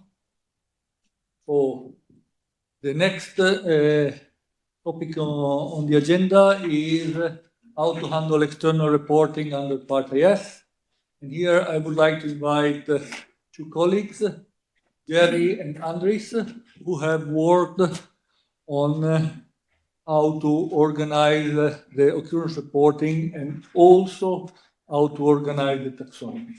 So Jerry is part of the cybersecurity and aviation team, and Andre is part of the safety data management team. Over to you, guys. Thank you. As Andrea said, my name is Jerry Ngung. I'm working for EASA for some couple of years. I'm more or less responsible for everything that is related to incident reporting, so trying to see how we can bring up the reporting aspects within our agency and in relationship to the outside world. Andres is my colleague, so he's working on the ACARE side, working on the incident reporting on safety side, right? I hope I'm saying it correctly, but he will also have the chance to present himself later on. So my task today is to give you a bit of insight when it comes to Part S in relationship with the reporting, in relationship with the external reporting, because when it comes to internal reporting, we did agree that we think that it's not really necessary to get into this. Yeah, thank you. So what does Part S say when we're talking about the regulation, the requirements 230, information security external reporting scheme? So here it is important to notice, and this is what we have been repeating from the very beginning of this workshop, that we try not to deviate from the EU Regulation 376. So meaning those of you who are already compliant to 376 should not be fearing any type of new requirements within Part S. We do know that there have been many questions asked inside Slido as well as during the coffee break. And we will try to see if we can address those questions in the presentation. And if not, feel free to raise your hand, ask, or further put some couple of questions within the Slido. So the regulation says the organization should implement an information security reporting system in accordance with Regulation 376, and that the organization should ensure that any information security incident or vulnerability which may represent a significant risk, so we're talking about any impact that it can have on safety, to the aviation safety, is reported to their competent authority. In addition, incident or vulnerability effects on aircraft or associated systems or component should also be reported to the design approval holder. And furthermore, incident or vulnerability effects on systems or constituent used by the organization should report it to the organization responsible for the design of the system or constituents.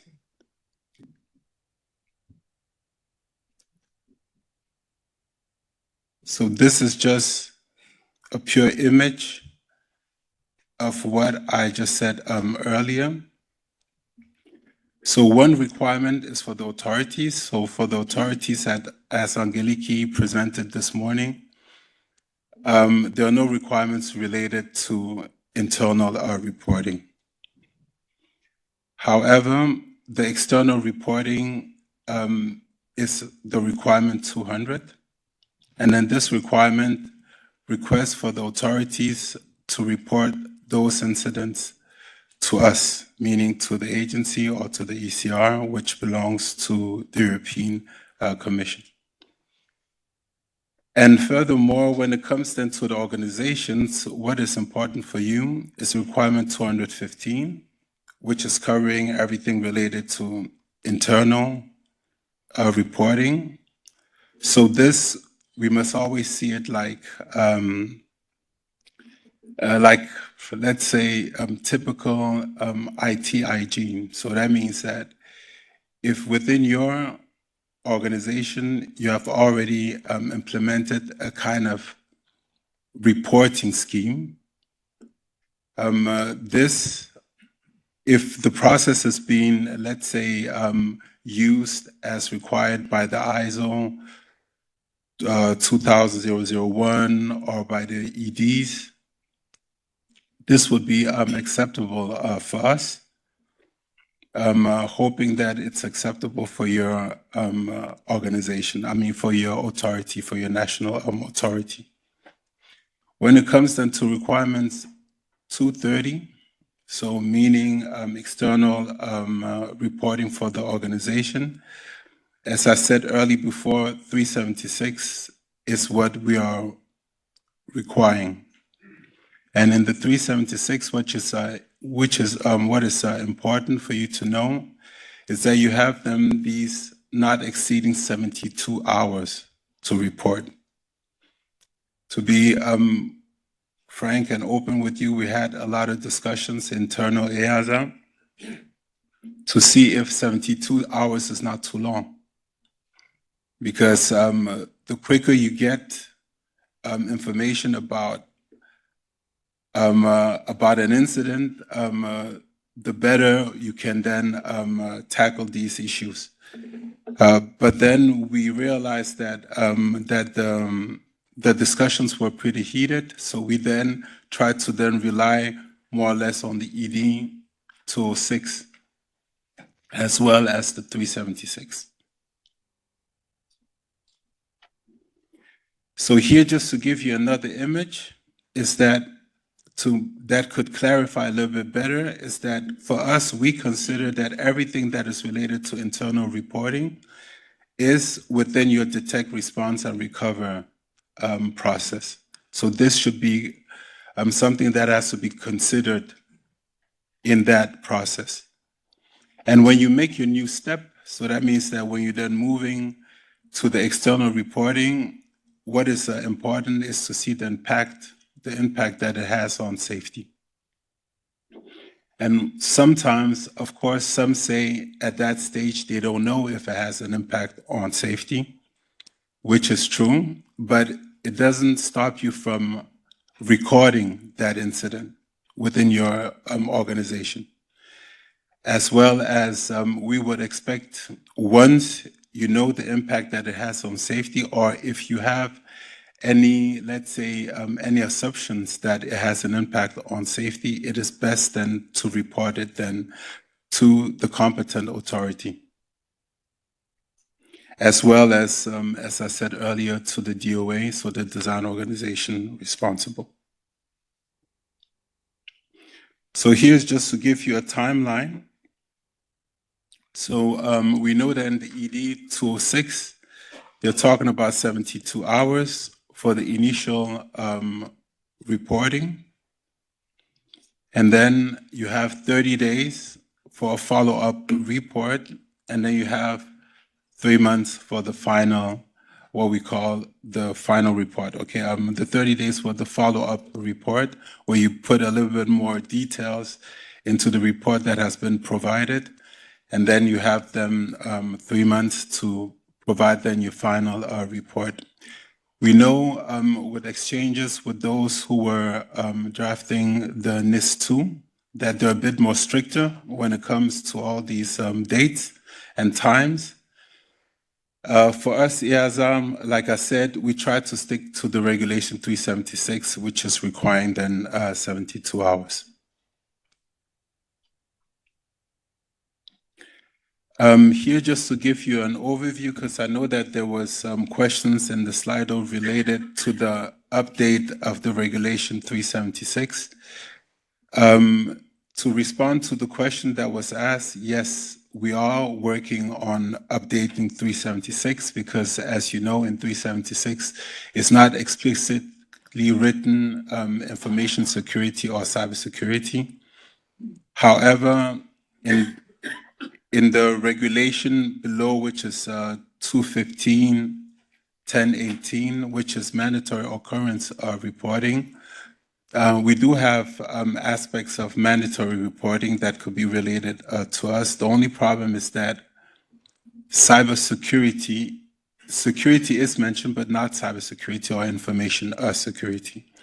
So we had discussions with the European Commission at a certain point to see if we can update the regulation. We already started the discussions 2 years ago.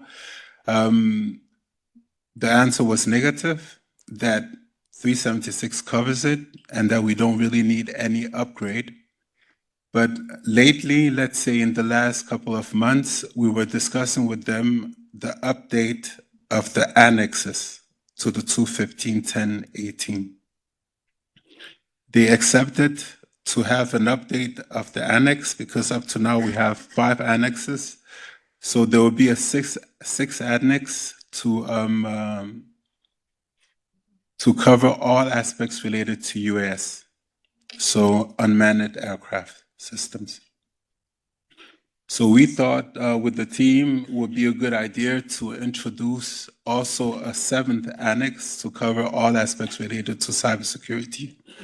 However, seeing the material that we were preparing was so complex that we then decided that it might be better not to have a 7th annex, but just to have a small section in each and every annex of the regulation to cover cybersecurity. And this is what we propose, and this has been accepted by our colleagues and our legal colleagues, and it has been then exchanged with the Commission some couple of weeks ago, so we will keep you updated. We hope that if they can update the annexes with information security aspects included, this could happen maybe by summer next year. And later on, the idea from the Commission is then to update then the Regulation 376, maybe in 1 or 2 years. Of course, once we have information security introduced in the annexes, will make it then easier for us then to include it then in the rule, in the 376 rule itself. I also know that there were many questions related to the tool that will be used. So the tool that we think it is more appropriate to be using is the tool that most of you are already using for the safety. So we're talking about ACAS 2. So ACAS 2 should be the tool that should be used for information security or cybersecurity occurrences in the future. And our job, so that means the job of our team, of the cybersecurity team and the ACAS team, is to see how we can include and introduce the taxonomy that we have been working on with the various initiatives that EASA is leading. To include the civil aviation taxonomy within ACAS 2. So we had a very quick and dirty, let's say, way to include it without changing the whole structure, the whole taxonomy structure of ACAS 2. So when it comes to ACAS 2, we have the specialist, so I think I will let him speak and give us an overview of how everything then works. Okay. Yes, thank you, Jerry. So my name is Andris Sarmolic. I work here at EASA as a safety data manager, but I'm also the co-chair of a network of analysts, data quality and taxonomy working group.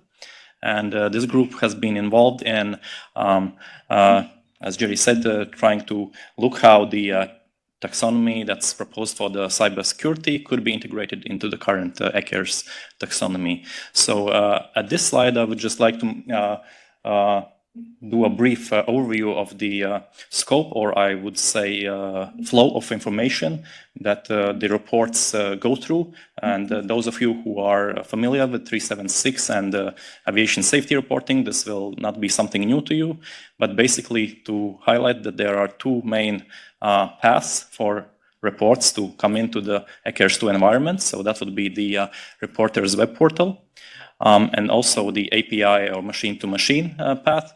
So the reports that come in from either organizations or from individuals go into the E2 environment in these 2 main ways. First, so basically in the reporting process, it's either through the machine-to-machine or through the web portal, it's indicated to which authority this report is going. So at first it goes to the CAA's, competent authority's own E2 instance. So it's operationally controlled by the CAA. So the report, once it reaches the ECARES2, it's either a new occurrence is being created or it's linked or merged to an existing occurrence. And at that moment, the report in a form of occurrence goes into the central EU cloud E2 storage, which has separate state databases. So each state still has their own portion of the database, but basically that is a structured and organized way to see all the reports or occurrences in this case. And then, as those of you who know 376 know that 376 regulation stipulates that all these occurrences should be transferred also to the European Central Repository, which is basically the main database for, so currently it's being used for all the aviation safety occurrences, and now it would be used also for cybersecurity. That's basically the flow of information. And then just to paint a, let's say, a bit of a picture of how we've been looking into integrating the taxonomy. So if we talk about ECARES taxonomy, then as you see on the left side, it says occurrence, so it's basically all the data. When you have a specific occurrence, it's under the occurrence, let's say umbrella or level 0, I would say. And basically all the different data fields, or we call them attributes in ECARES, are organized in certain entities. So there are some that are just general and general data fields, such as when did the occurrence happen, or the location. Those are basically general ones, but for certain things like the aerodrome or the operator, or the report itself, or even we have very specific ones like for dangerous goods. So all of them have their own separate entities, but you can just think of them as sections within the database that facilitate all the specific attributes. So when we started the work on this specific task, we were thinking, where can we find synergies already with the existing taxonomy? So one of the proposed, data types or data fields for cybersecurity was the affected aviation sector. And then there we identified that we can integrate them into the current event type attribute. So just here, it's kind of illustrated that we have a specific event entity within ECARES2, and then we have a specific attribute called event type. And we are now working on integrating those, let's say, affected aviation sectors into this specific attribute. So basically, what we currently have for aviation safety is that if you have a certain specific event that happened, and there can be several events in a single occurrence. I can just say maybe as an example, bird strike, there is a specific event type for that. And what we are thinking now is to have, a very detailed list of events that would be corresponding to cybersecurity attacks. So they would be, many of them would be linked to some specific system, within the, be it like a airline or even some sort of aircraft system. And what this would allow for analysis later is that you can query the system later on and have a very nice, how to say, analysis just based on those kind of affected aviation sectors. But if we look at the other types of data that are proposed for the cybersecurity, then for sure we identified that it would be the best way forward would be to create a separate entity within ECARES2. So again, as similar as when we have in aviation safety something to do with the dangerous goods, we have a separate entity. We have very specific fields regarding those kind of occurrences. So we identified that we should create a cybersecurity entity, and within that, entity, we would have certain attributes such as threat level, such as impact level, and with various data. I mean, these attributes can facilitate any kind of data that you that's basically the specific attribute requires.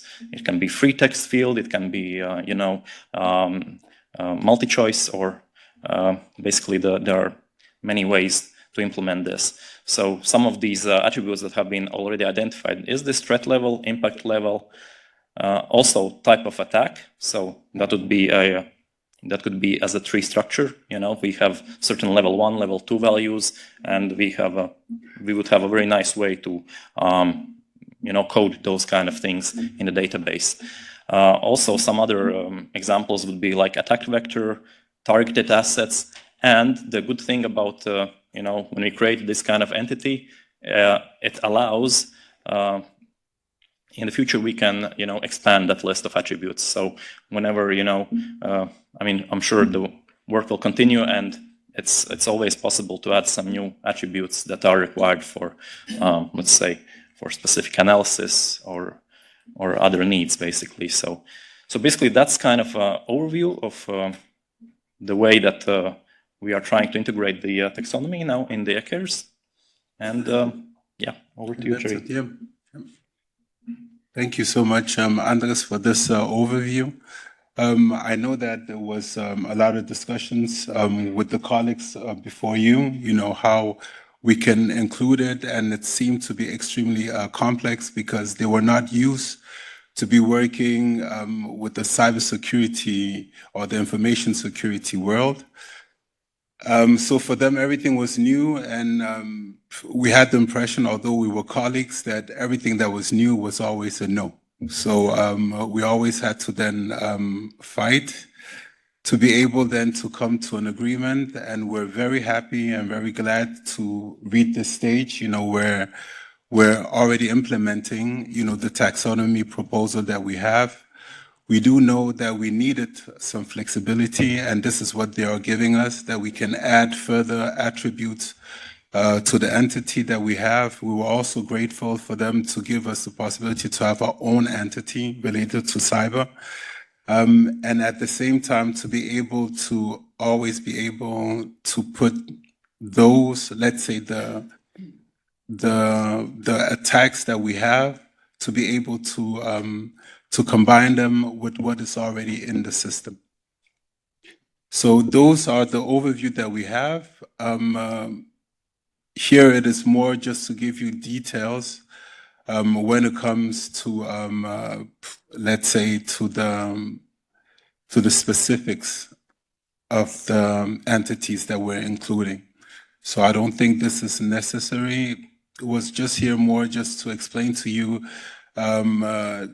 those who were involved in coming with the taxonomy as well as with the white paper. So it was a lot of coordination, not only between EASA, but also between NOCA, and I see some couple of people here who are sitting within the NOCA who helped us draft the white paper, as well as a lot of collaboration with the NOAA and the Data Quality Taxonomy Working Group. I think that's it from us, from our side. Thank you very much. We open the floor for any questions, or if you have any. Yeah, first of all, thank you.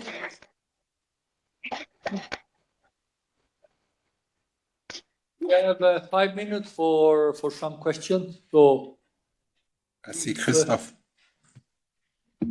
Are there questions from the floor before? Okay, good. Yeah, I go straight here. You already have. Yes, thank you. Thank you, Jerry, and your colleague Christophe Lamont from Eurocontrol. Quick question. This morning, with the introduction slides of Angeliki, when we were looking at the requirements for the authorities for 230, there was no requirement, but there was a tick box.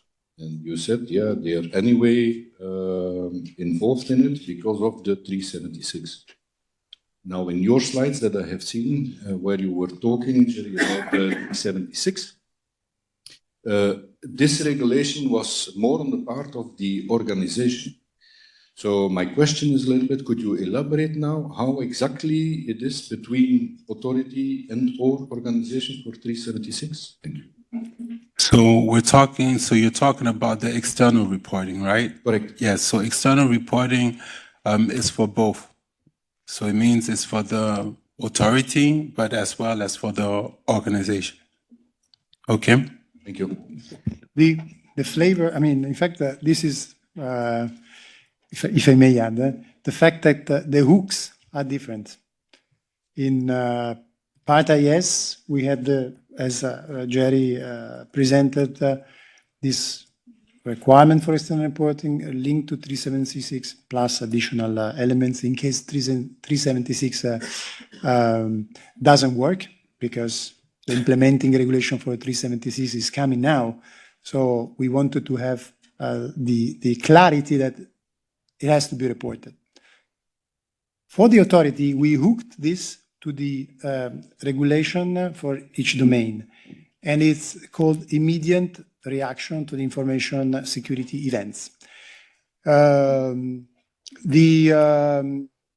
reason, I would say, is probably because it was fitting better, considering that we have also SMS requirements that are very similar, that is immediate reaction to safety events. So in the structure of the regulation that worked better, but in essence is the same thing. Where we can distinguish, of course, the role of the competent authority in the information flow. So when I put together once in a slide the organization, competent authority, has other competent authorities, it came out like a spaghetti connection, because there are multiple ways for these entities to exchange. One way is reporting under 376 that reaches the authority start to entertain with the organization a conversation in order to solve the event and contain it, for instance, and then go back to EASA through this information, this immediate reaction to information security events. And the EASA then may want to reach others competent authority, because it's something that may spread out, and then they have to inform their organizations. So, or EASA can also issue a bulletin over there. So, like you see, it might be complicated. There might be different interaction, but again, going back to the core element. Here, we wanted to establish an immediate reaction to events that may affect aviation. Trying to put requirements and link and also responsibilities here and there in the regulation, and to allow immediate collaboration amongst the different entities involved. Have you considered the use of MISP instances for these reports? We are using MISP, but not for these type of reporting, because as you know, MISP is an open source tool that is really on the market. And for us, we had to develop a tool, an insight tool, which is extremely secured. And therefore, we spend a lot of money and a lot of work to develop then ACAS. And ACAS has been redeveloped or revamped, let's say. So ACAS 2 is where we will be acting with these reports, because we have a different platform where we're recording incidents related to cybersecurity incidents. It's a CTI platform, and that CTI platform works more with MISP. So there, it is more open source incidents that we are recording. But for this type of exercise, we didn't think that MISP would be the right tool to use. Okay. Last question, and then we go for coffee. Yep. So I'm standing between, so Stefan and I are standing between the coffee. Stefan, please, your question.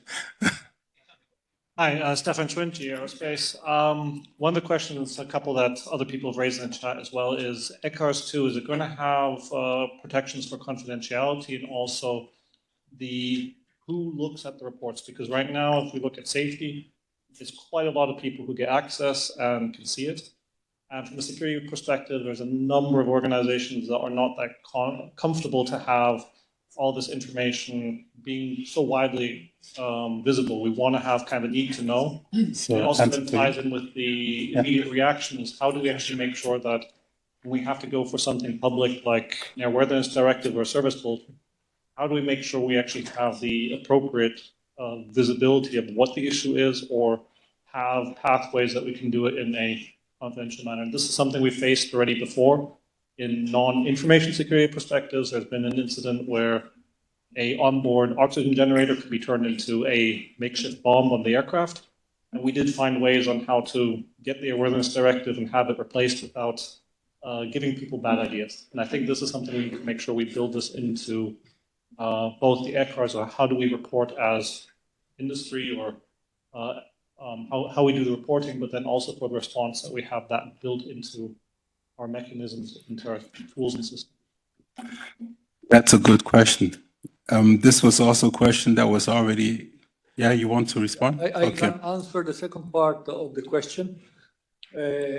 When there are issues that are sensitive and we have the possibility to issue restricted airworthiness directive, which are distributed only to those who need to receive them. So in this case, the information or the bad idea is kept confined and is distributed on a need-to-know basis. So this is, all the events are treated according to other procedures. When there are confidential issues that require a wide action, sometimes you don't even need to disclose the source. You just mandate the action to airworthiness or safety directive. So for this,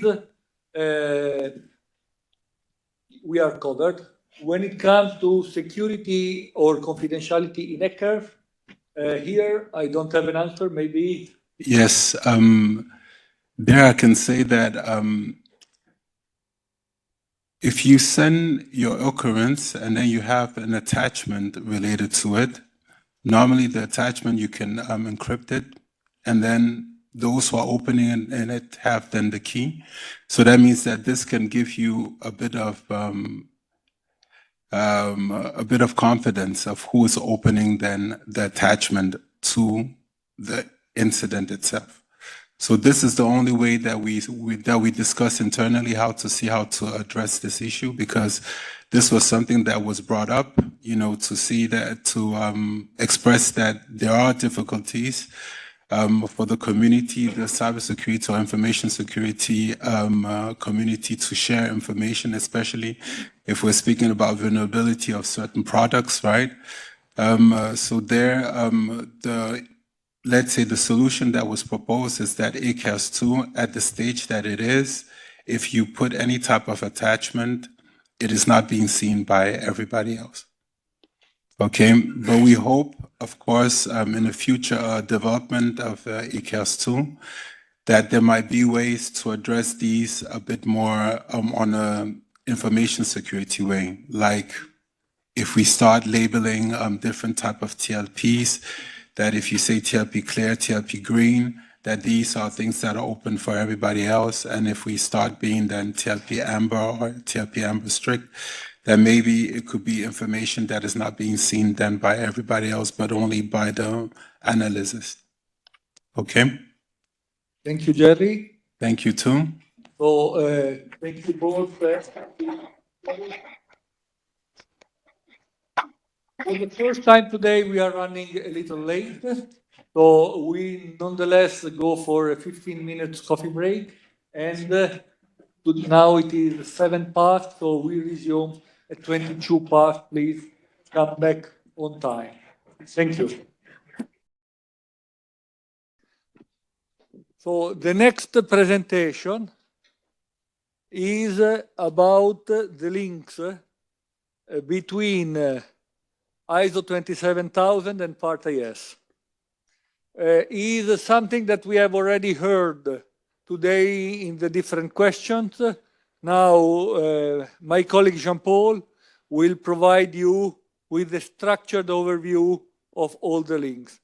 Jean-Paul is our principal coordinator for cybersecurity in aviation, was the first person planting the seed of cybersecurity in aviation at EASA, and he has a very long career in product security and later in cybersecurity. So move, next slide. Okay. Jean-Paul, over to you, please. Thank you very much. Thank you very much for having me here and trying to shed a little bit of light, not so much what the title may imply, but more related to its interpretation and its application in aviation. And yes, of course, I start with ISO 27000 or wherever ISO 27000 itself originates from or was developed at the same time. But before I really start, I need to say, after this panel about the early implementers' feedback, I thought this presentation is all superficial or superfluous, sorry, because they already said everything that I wanted to say. So that was my initial reaction. And then afterwards I thought, well, but basically, actually, it validates what our thoughts were even before we knew what they wanted to say. So that's not that bad. And from that perspective, let me start. And let me start with something that I also used last week. And those who have been at the EASA safety conference and when it went about human factors, I used the same hook because that's basically what it's all about. And many of you who are used to ISO 27000 and got this strange link to safety are right in the middle of that notion. So I don't really plan to talk about the ISO 27001 requirements and their relationship to the Part IS requirements. We will be having a presentation tomorrow which goes more along those lines. We've already heard quite a bit about the details of Part IS and the respective applicability. So I want to extend a little bit the notion of ISO 27000 and talk about the width of organizational risks driving information security objectives, and safety being just one of them. The notion of a system within a system of systems. Everybody talks about the system of systems, but I'm not sure that everybody has thought through by one example what that means, a system of systems and having one system that is part of a bigger system. And then the complexity of all interacting organizational risk assessments. And this goes back a little bit to what Tomi said earlier. Avoid complexity. Well, at least in the risk assessment, it's unavoidable that you deal with complexity. But fortunately, he talked about risk management. And there, if you front-loaded the process and were able to address all risks and assess them, then in the second step, when it went to management, you could reduce the complexity again. And this idea of integrating SMS and ISMS goes into that direction. So the idea is safety is just one more organizational risk. And ISO 27000, ISO 27001, is the response to, or should be the response to, organizational risks.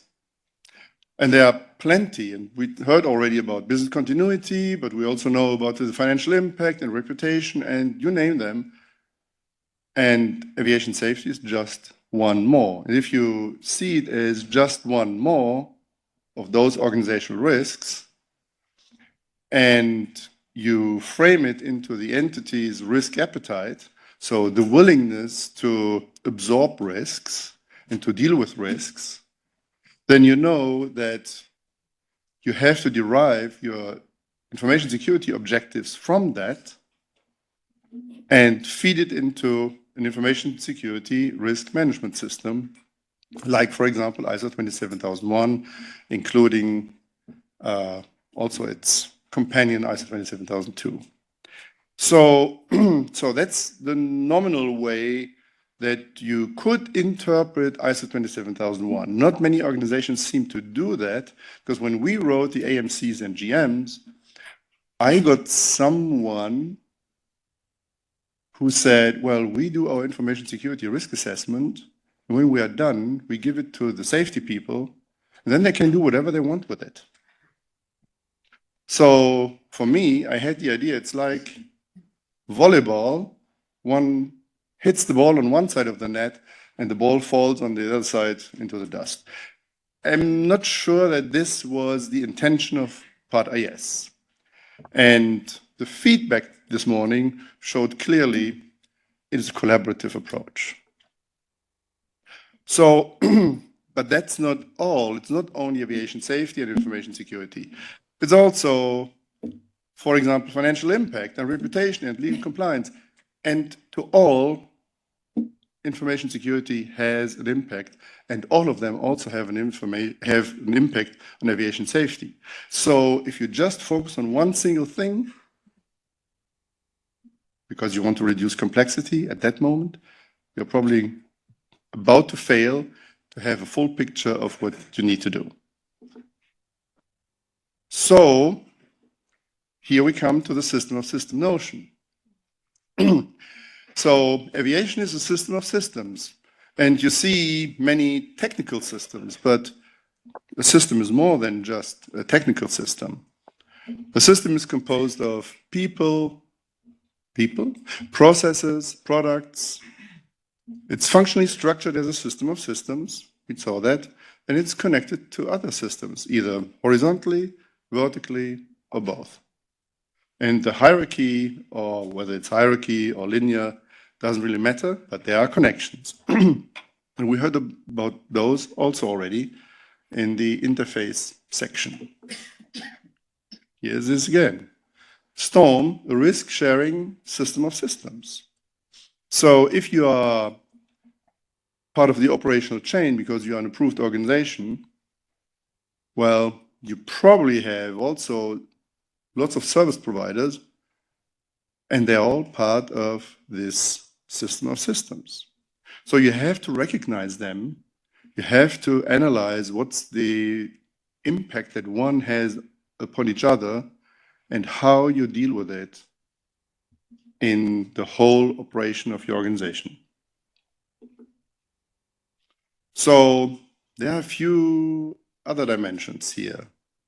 Different risk types. So risk management is interconnected between, and we heard about that this morning, SMS, SECMS, aviation security, and ISMS.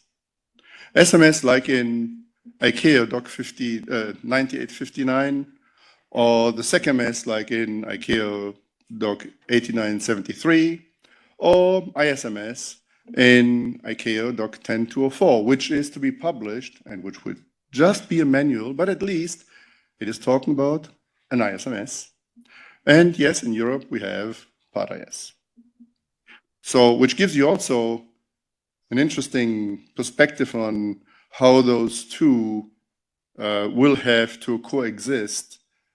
And actually, there's a good way how to do that. This is one of those slides, as Angeliki once mentioned. Don't read it, you get it, and then you can read it. But you see many similarities between the different management systems. They have their differences, but they have the similarities, and you can use those similarities for your benefit, because many things already exist in your organization. So, coming back to managing risks, and you see ISO 31000. ISO 31000 is basically the the neutral, non-IT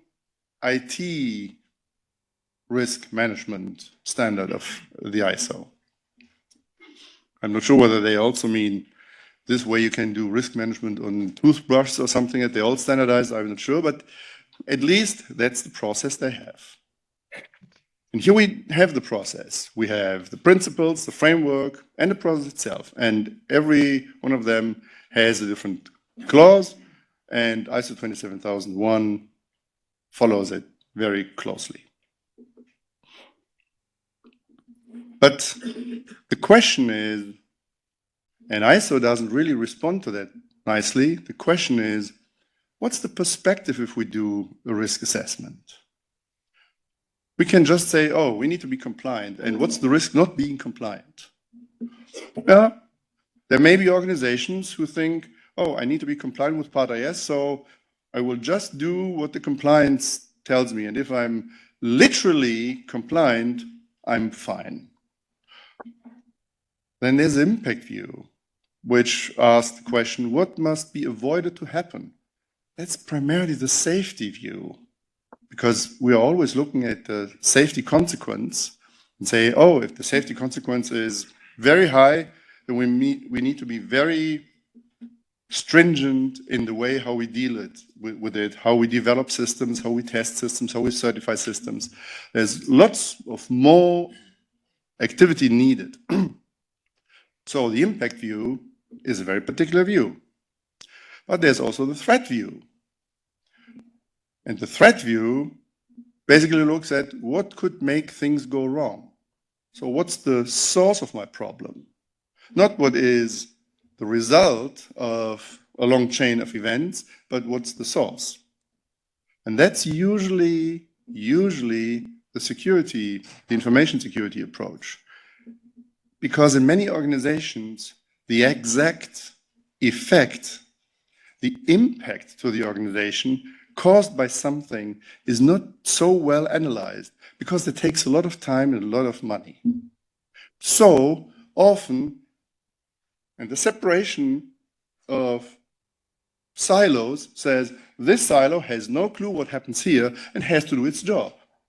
And that silo doesn't know what causes it and has to do its job. So they do different types of risk assessments. In the end, they don't match. So it is important that they do match. We heard that in the implementers' feedback already.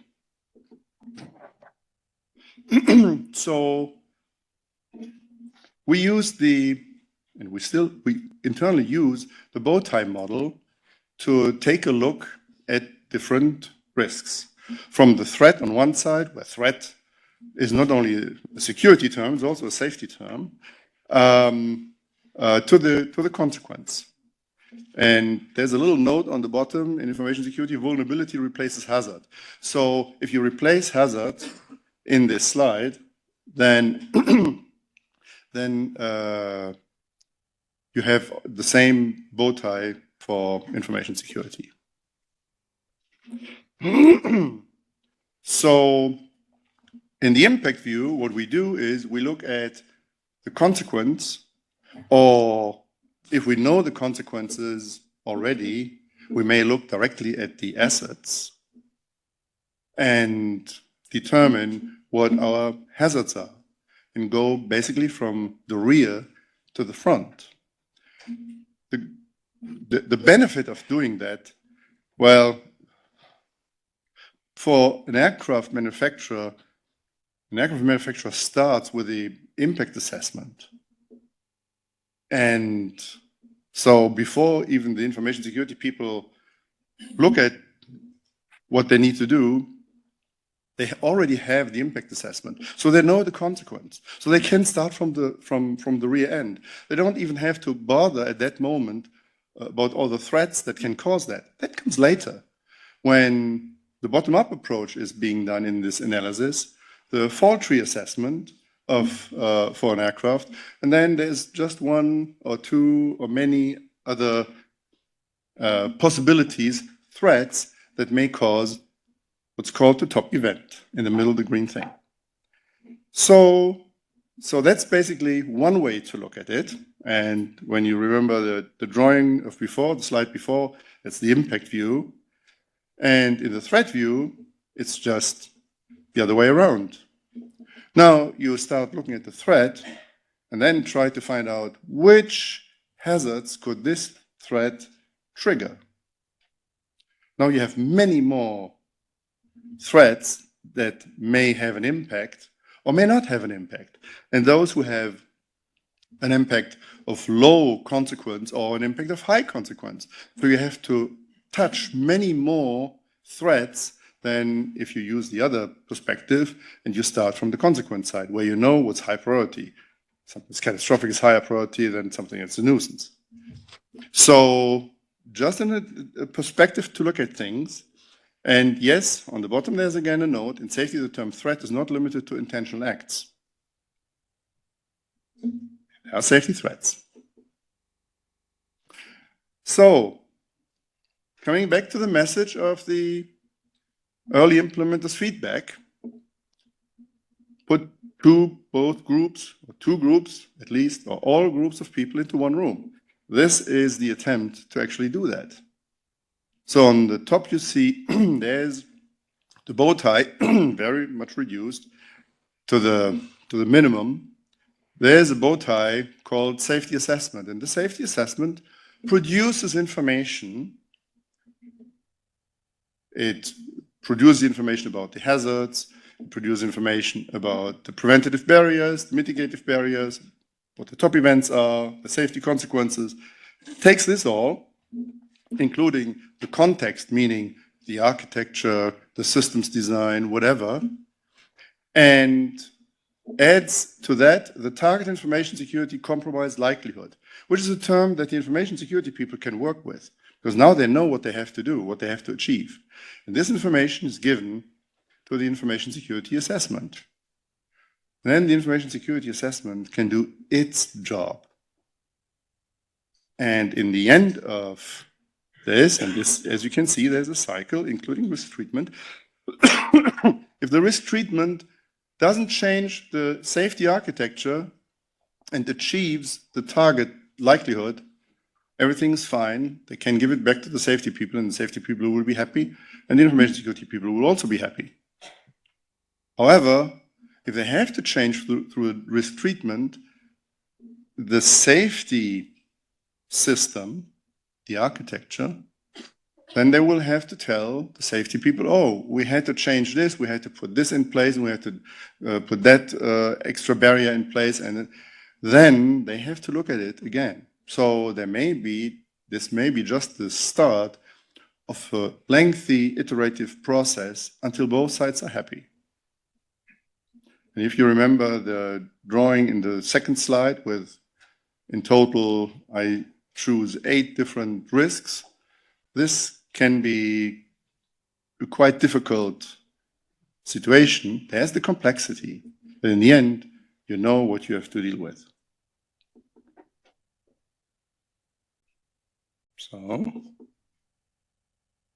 So there's one additional thought. One single event shall not cause a catastrophic effect. That comes really from the safety side, and CS 25-1309, equipment, systems and installation, it states in sub-bullet B, the aeroplane systems and associate components considered separately and in relation to other systems must be designed so that any catastrophic failure condition is extremely improbable and does not result from a single failure. That's a little bit the backdoor requirement also for the information security assessment process. If you have just one threat scenario and you think that, and that may create by itself a catastrophic condition, you already have a problem. If you have 2 threat scenarios and they do that, that is covered. But never, the result is that you have just one threat scenario that triggers a catastrophic failure condition, that will not fly, literally. So then there shall be at least 2 independent threat scenarios or causes to result in a catastrophic safety consequence. Now, ISO 27005 gives us a few safety risk treatment options. And the presumption is only unacceptable safety risks will be treated. Acceptable safety risks don't need to be treated. So avoiding the risk is an available option. But taking or increasing the risk in order to pursue an opportunity, which is another option that ISO 27000 provides us with, that's not possible because the risk needs to be made acceptable. Removing the risk source, good. Changing the likelihood, it's also an available option. Changing the consequences, absolutely. The lower the consequences are, the better. But sharing the risk, for example, through a contract or buying an insurance, not an option. The safety certification will not fly. And retaining the risk by informed decision, which is what ISO 27001 explicitly provides you with, is not possible. And I'm not sure if that is not communicated to the authority that risk, an unacceptable risk is retained by an informed decision. At least personally, I would consider it a gross neglect. So the key takeaway is basically all organizations are part of the shared trans-organizational risk management, one way or another, either as an approved organization and then Part AS directly applies to you, or the organization is an organization that works for another organization and then your responsibility goes through the approved organization. And all risks influence any other risk. So I repeat what we have heard this morning, break the silos and learn each other's language. Thank you. Thank you, Jean-Paul. I think in the interest of time, we can go straight ahead with the next presentation, so we will have more time for interaction later. We now talk about industry standardization. And Cyril Roset, another member of our team, is the lead of Working Group 72 at Eurocai. He has a very long experience in standardization and in product certification, and is also one of the initiators of cybersecurity conversation here at the Adler. So, Cyril, over to you. Thank you, Andrea. So, good afternoon. I know it's quite late to talk about standardization, so I will try to make it a bit more interactive. I have a question for you. Do you know what is a qubit? Yes. So this is a new, the latest definition of a qubit. It depends, of course, on the way you write it. If you write it C-U-B-I-T, it's the oldest standard. It's 4,000 years old. And with this piece of wood, they managed to build the pyramids. So that's an introduction to say that with standards, something that could look a bit boring, you have a tool to build great things together, to have a common language. You can learn, of course, other people's language, but you can also define a common terminology. So, continuing with the history, so when we talk about standard, we talk about also standard development organization, SDOs, and chairman of Working Group 72 of Eurocai, which is one of the SDOs, but you have many others. And what I will present now is a bit how this can also interact with Part IS. So before going to that, I would like to also to ask you, do you know when the modern era, when do we have the first standardization organization? How old is it? Is it several decades or more than 100 years old. So the very first standardization organization of the modern era, so to say, because before you had, of course, international standardization organizations that were more about, again, measurement, the metric system that was the origin of the international standardization, but more like about on the industry side. You have different sources of standardization. You have, for example, for the metric, you have a state that decide that a meter is a distance, it's a tenth of a million of the distance from North Pole to the equator passing by Paris. That's very important. And then you have a meter. So it can really come top down, or it can also go bottom up. So from the knowledge, the shared knowledge of engineers working together. And the first standard that was created this way, bottom up, is it's a BS1, British Standard number 1, from the Engineering Standard Committee. So I think it's when they started to build railways, and they wanted to be able to take a rail to be interchangeable, that the strength of the steel was the same. So for safety purpose, they needed to have some requirement for the strength of the steel, for the length that could be interchangeable. So this is why I think standard matters,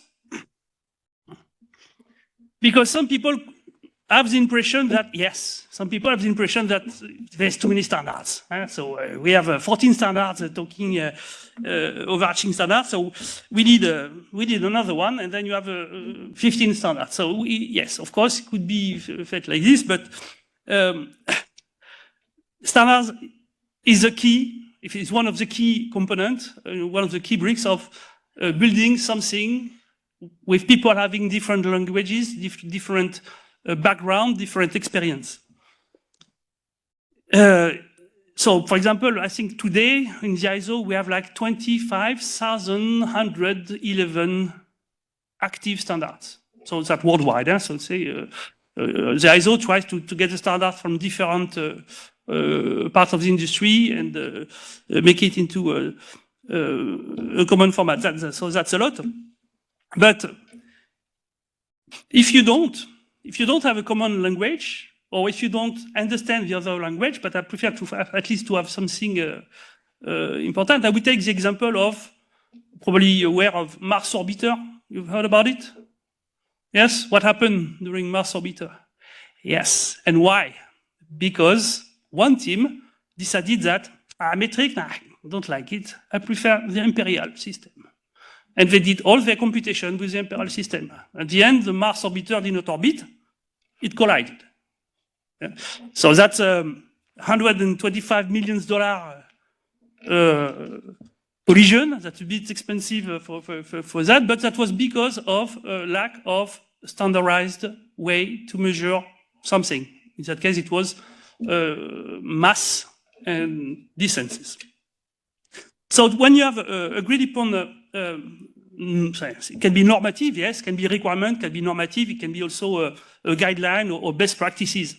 But it will ensure consistency, quality, if you have these metrics in part of the standard, and most of it, interoperability, which is what is our main concern today. And also conformity demonstration, because of course the national authority or the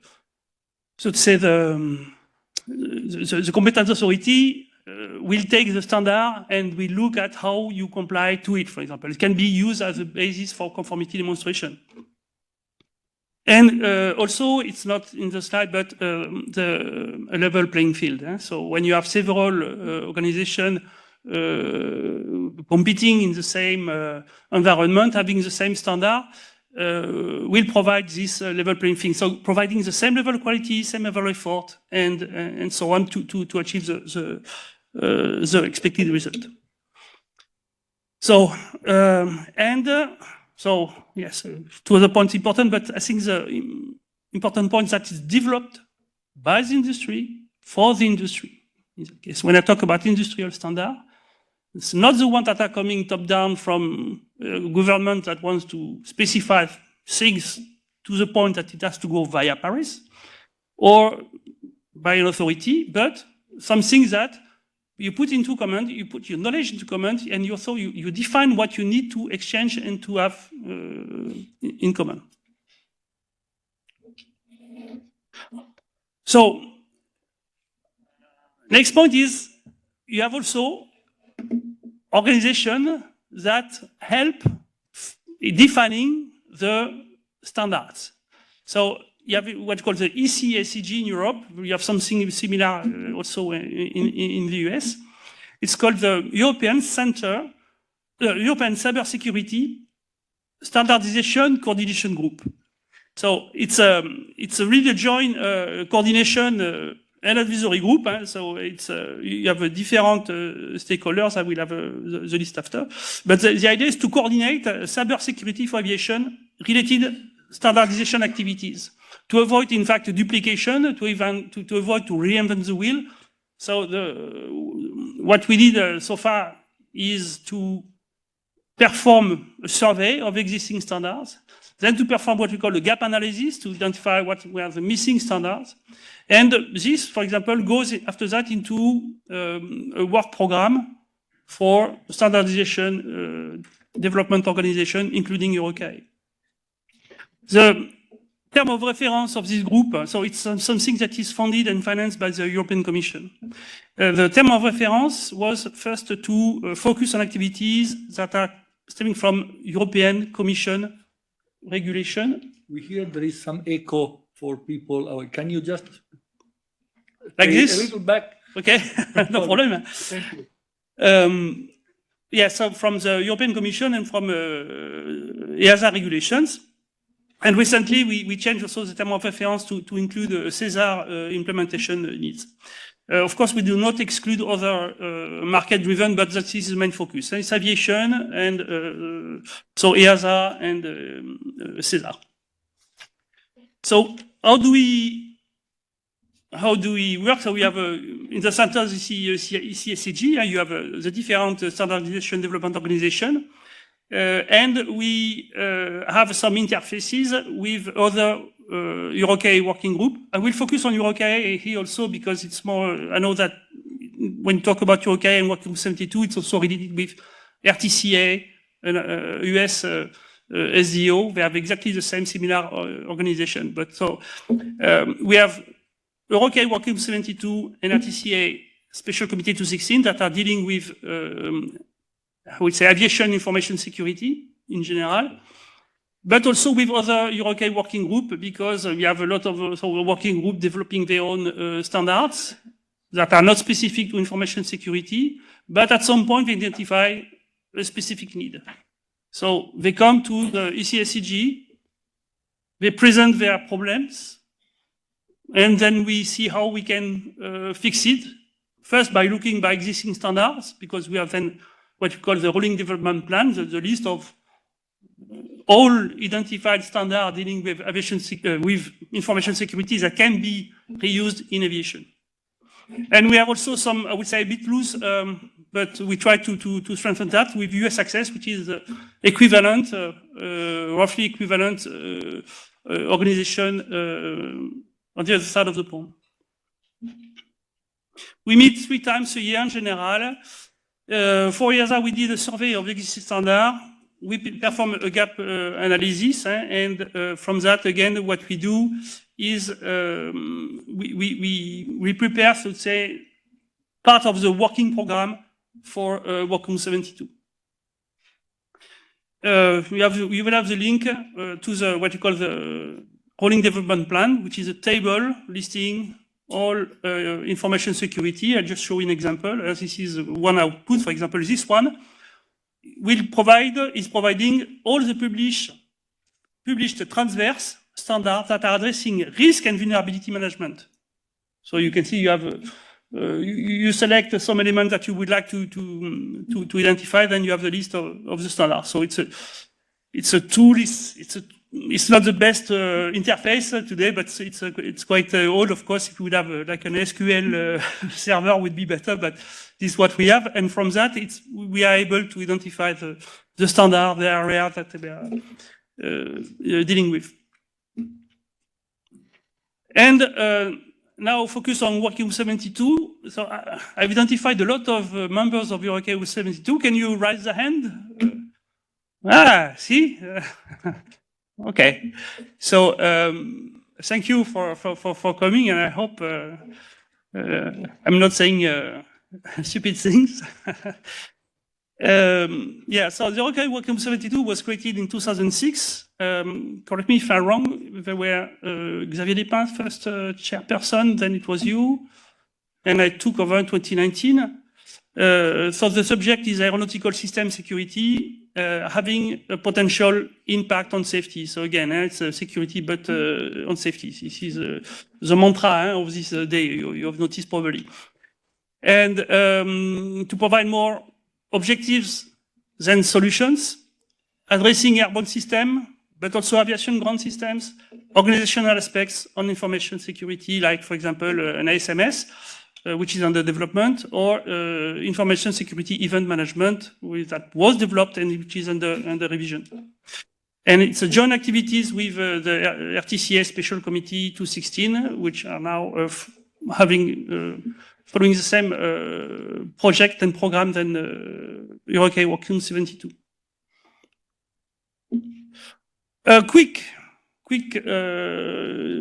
list of the different standards that were developed today, and in fact also with some focus on how it can be helpful for Part IS. So we start with ED 201, which is already in version A. In the title, I don't put all the version, but ED 201 is what says the general. It was like originally the concept was to have the framework standard, where all the other standards were, so to say, referring. There are some elements in ED 201 that are a bit, I think, obsolete now because we are developing other more precise standards.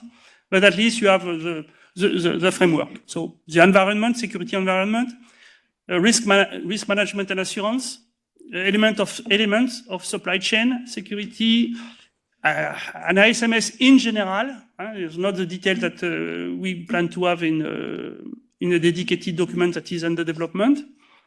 Security risk assessment sharing and compatibility. So this is, I think, an important element of ED 201 that I invite you really to consider, because you will see that we have different information security risk assessment methodology. And the intent of the standard is to provide a tool to be able to compare the different risk assessment inside a functional chain. So if you look at functional chain that goes through the product, an aircraft, but also the ATM or an organization, to be sure that, for example, if an element has a high security properties, you can be able to compare and to ensure that you have the proper level, the proper assessment in your referential. Information sharing, also external agreement. You have element of external agreement between organizations that are connected. Threat intelligence, I think, is also getting out, because now we have also dedicated standard on that. And protection of sensitive information and disposal of assets. Then you have what's called the product suite, which is ED 202B now, ED 203A, and ED 204A.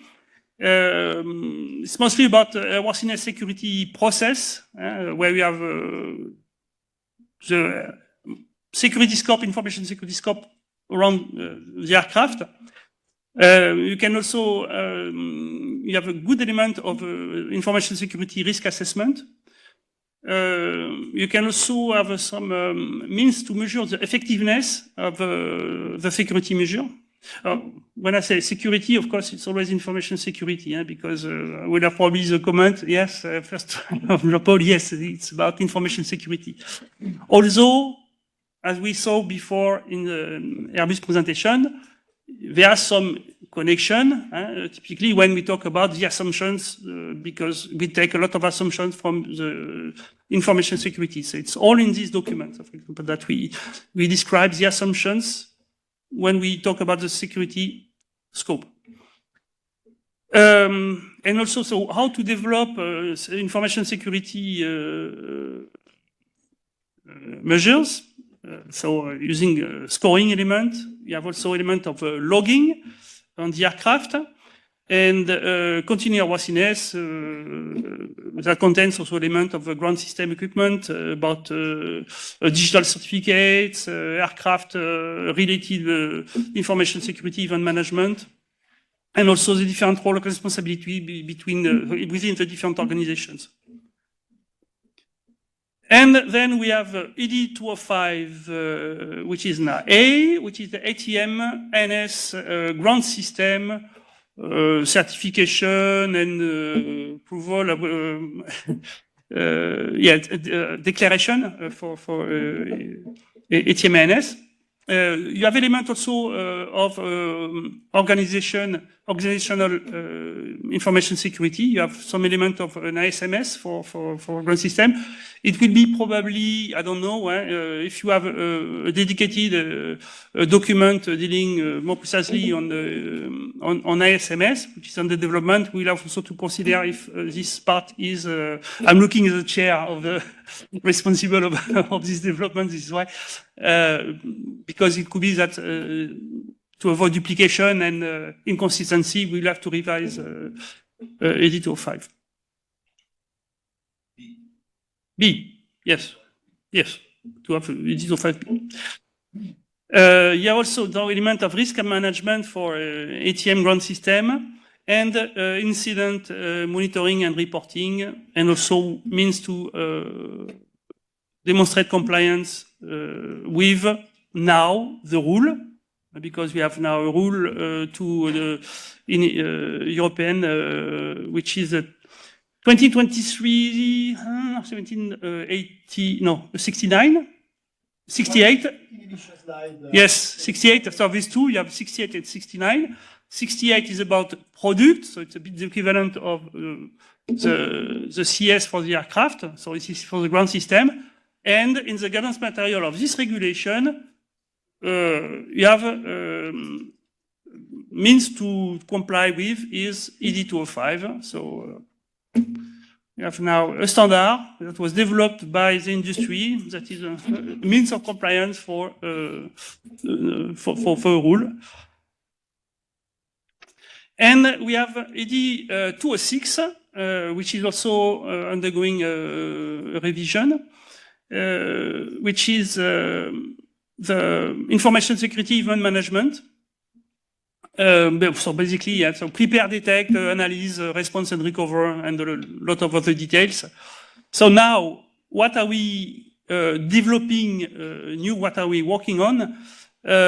So we are developing a new standard, which is information security management system. That's what you call the EDSMS today. We don't have the numbering yet, but it could be 209 or 210, something like this. We will know soon. Then we have another standard which is working on aviation data security. I think it's also an important one for Part IS compliance.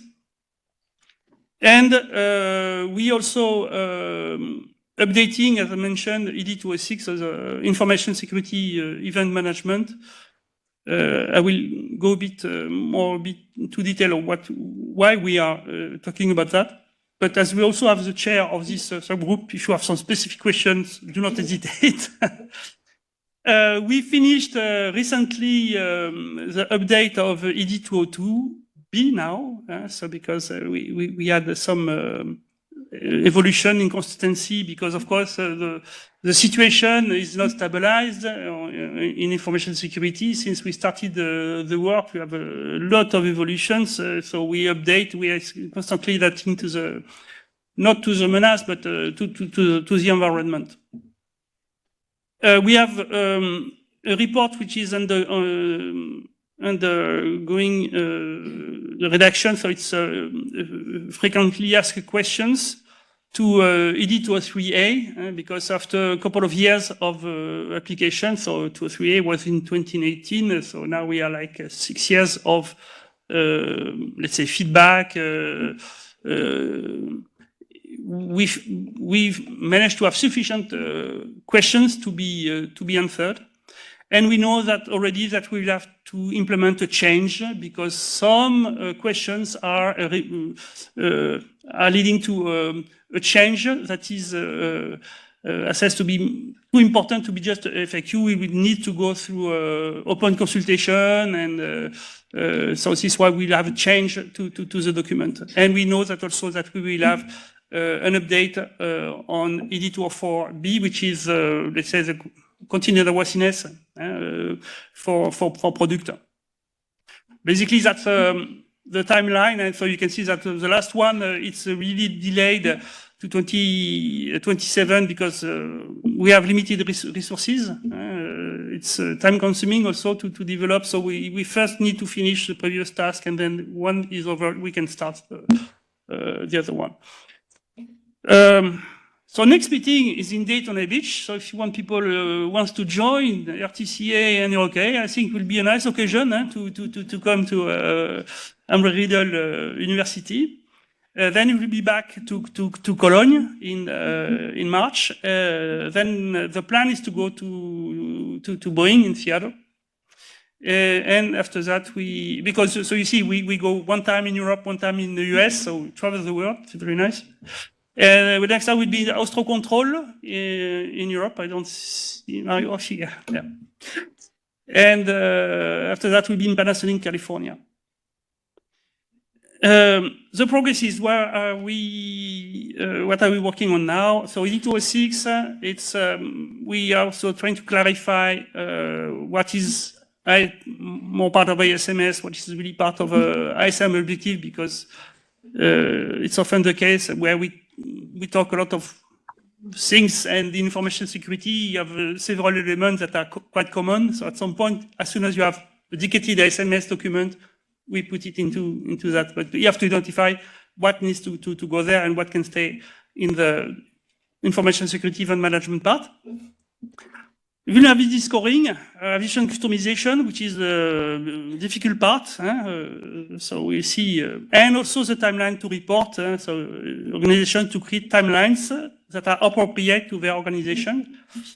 And we will simply, in fact, provide more guidance on how to select appropriate timeline, because it will be difficult again. So today we are not really able to harmonize on that. On working group, so on SMS, we are working on alignment of standards also with ICAO work on because ICAO is, I think it was also mentioned that before, we are also working on what do you call that? Yes, the manual, exactly. Manual information security. We're also looking at proportionality for what you call less complex organization. The guidance must support, in fact, some maturity models that are also realistic and with the size and complexity of organization. And mechanism for sharing audit results in order to minimize the number of audits, because it's something that is very important for the industry. So we need to find a means to share the results. Yes, and also for the authorities. We are still having not issue, but so we need a consensus. Yes, all these standards are consensus based. So this is why it takes some time, so that when we all reach consensus on difficult points. And we also working on templates. So for SMS. The latest discussion are focusing on insider threats, risk management process, and also how does the security risk expand to safety, so what you call the distance to the target or to the aircraft, the time, how many things needs to happen in sequence before you have a safety impact. So this is the discussion that is ongoing in the group, and also a maturity model. A new standard also is called the data security. It's an end-to-end data security standard. It's something that is very important for example, for CESAR, but also for single sky, European single sky, but also for probably a lot of organizations. It's really how to address data security. Inside you have two streams. So one working on the dedicated use cases as a support, and one working on the framework, which is basically the framework. The idea is to have the blueprint and how to develop information security requirement for the data. But so far we agree on three main steps. So first, to identify the data and involve the stakeholders. The data flow between the different stakeholders, so where are the interfaces, and how to protect the data. So the idea is to classify the data on the property, security properties, so on confidentiality, integrity, availability, non-repudiation, things like this, and to have a high, medium, low, and depending on high, medium, low, what will be the effort to protect, or would be, I don't know if you have a certificate or an encryption mechanism for confidentiality, what will be then the strength needed? So depending on the level, this kind of ideas. So I think I'm reaching the end of my presentation. So the main takeaway, there are key elements to safety, efficiency, consistency, level playing field, developed by the industry, for the industry.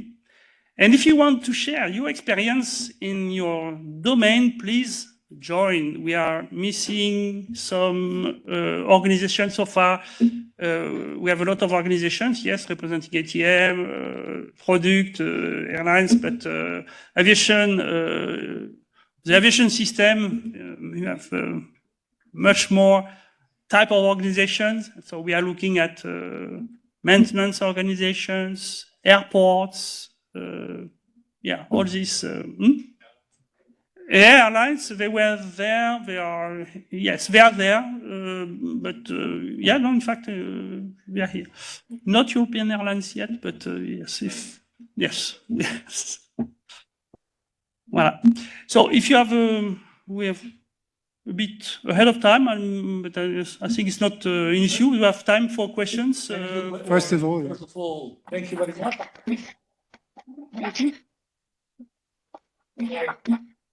We have now time for a number of questions. So one of our purposes today is really to use every possible opportunity to exchange, to interact.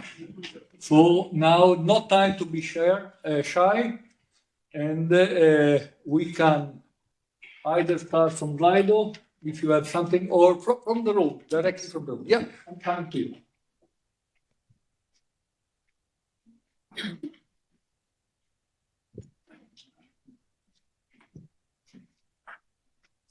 Good afternoon, Christian Swinkels from GKN Fokker Aerospace. A question on the standard you are developing for ISMS.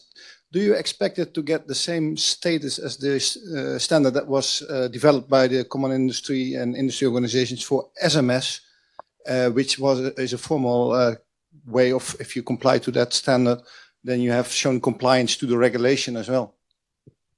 I suppose, yes. Standard for SMS, you're referring to which standard? The combined one from ASD. Okay, so I think maybe Stefan, you could answer the question, because in fact I'm not extremely familiar with the SMS standard. But the idea is to reach the same level, to be used for conformity. Yes. I mean, I think the simple answer is we want it to be an acceptable means of compliance. Is we want to have right as a standard that then can be adopted as a detailed acceptable means of compliance. the ESCP for Part IS, we tried to draft as much as we could. That's the AMCGM that's been published by EASA now.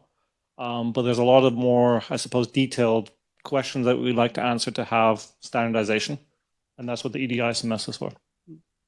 As I said, in this standards, you have three types of information. You have the normative ones, the one that in fact will help supporting compliance. Then you have also what we call guidance. It's for people in fact who don't really know how to start, so to give the elements developed by people who already had the experience and but the normative part will help to provide the compliance solution.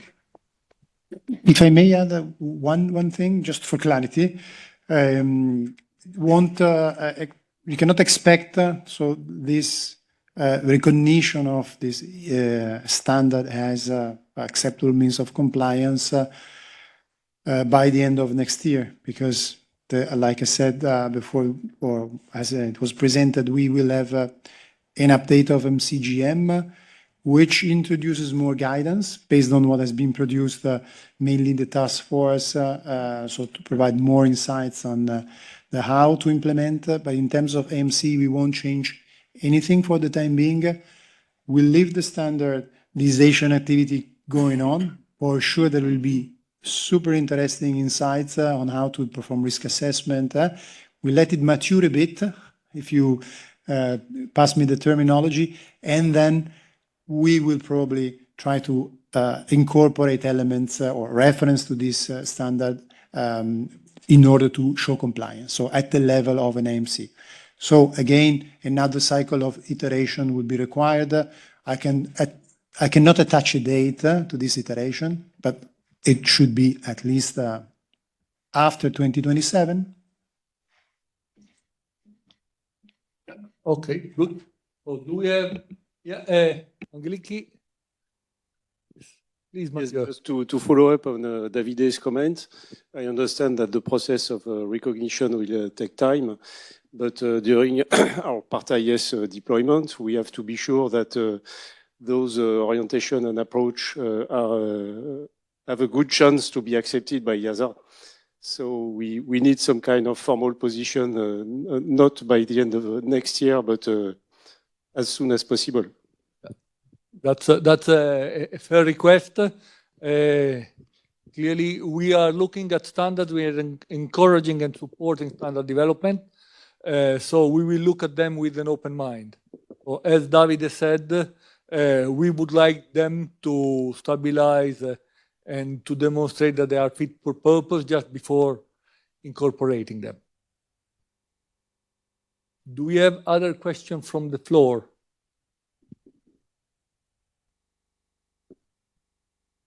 Say many.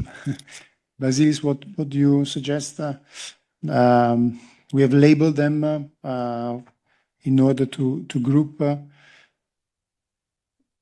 Yes, so maybe. Okay, good. So then, like them. Okay, so we take the first one. What is the impact of ECS standards on Part IS? For example, ISMS standard.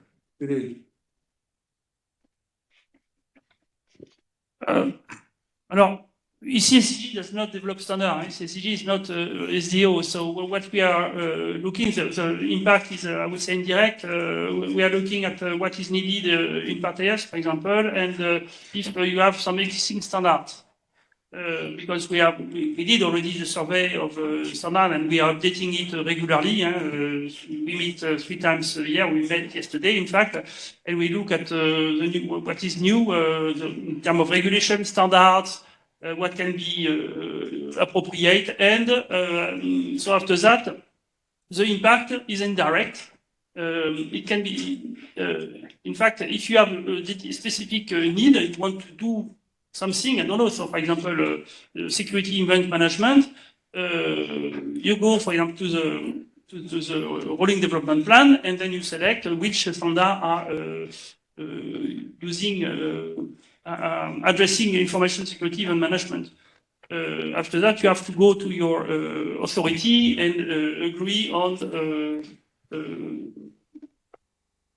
means to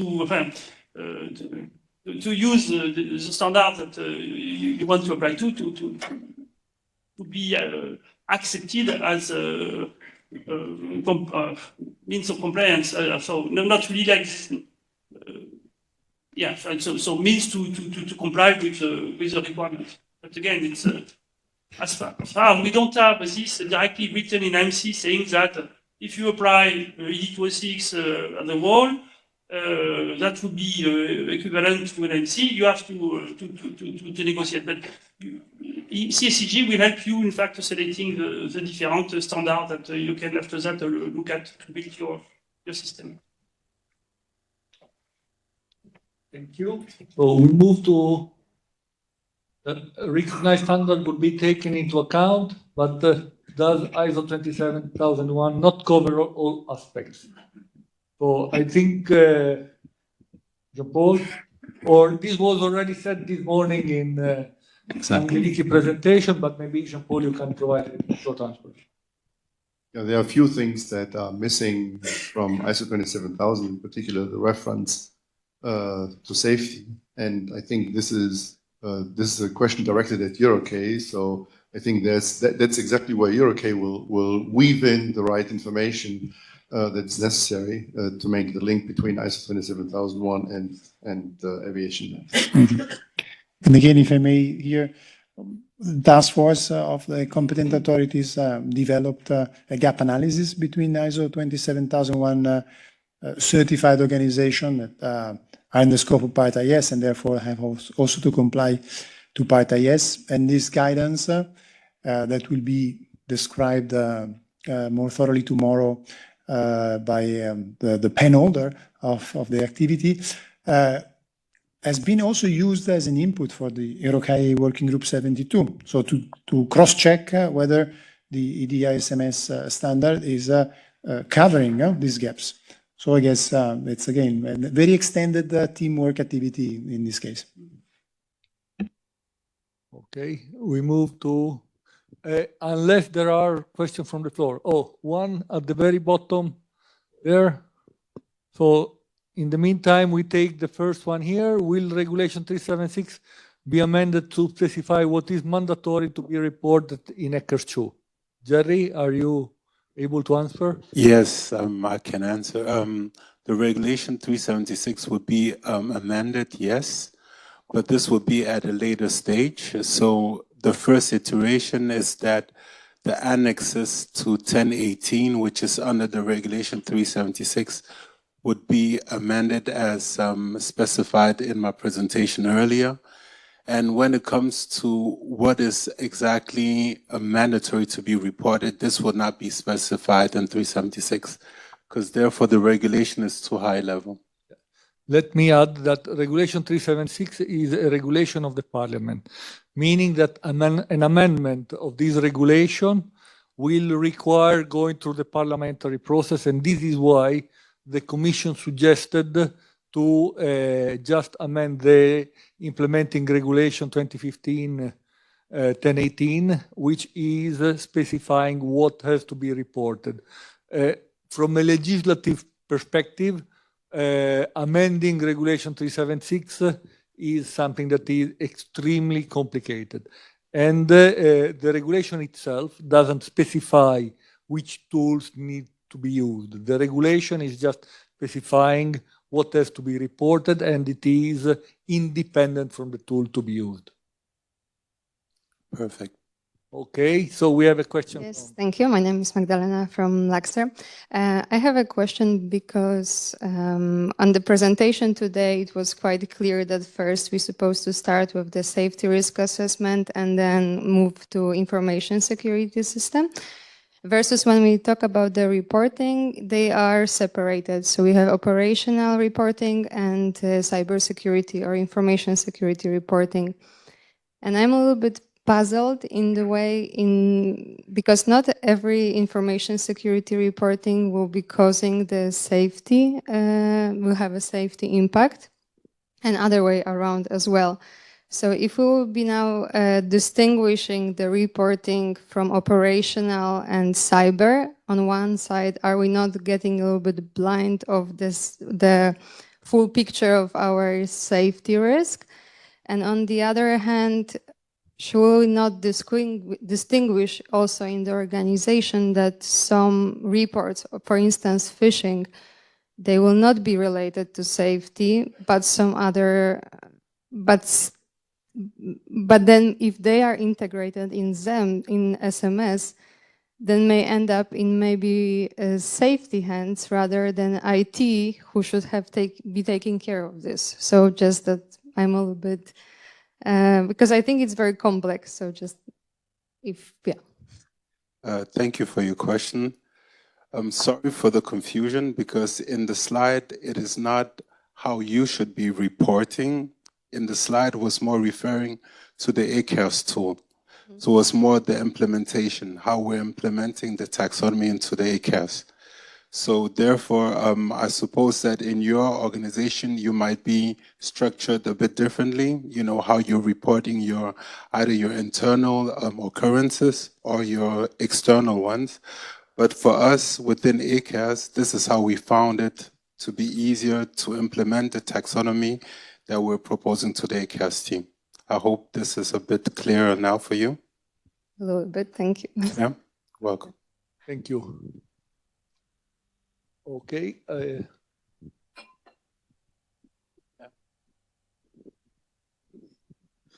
Arish Mushtaq from Southern Seats. Probably a simple question. In terms of the audits, once the Part IS is implemented, is it going to be under the existing approvals with the organizations, or that's going to be specific to Part IS? Maybe Juan. Okay, you want to? Okay, so for the approvals of the organizations, there is no specific approval, separate approval for Part IS. The only things we have to formally approve are the Information Security Management Manual, because the rule says the first manual has to be approved. We have to approve the change procedure, the procedure that you will have in order to directly approve something. So those are the only things we will need to formally approve. But these are, as it was said this morning, these are additional requirements that are part of your approval, and it will be part of your existing approval. So there is no separate certificate or separate approval.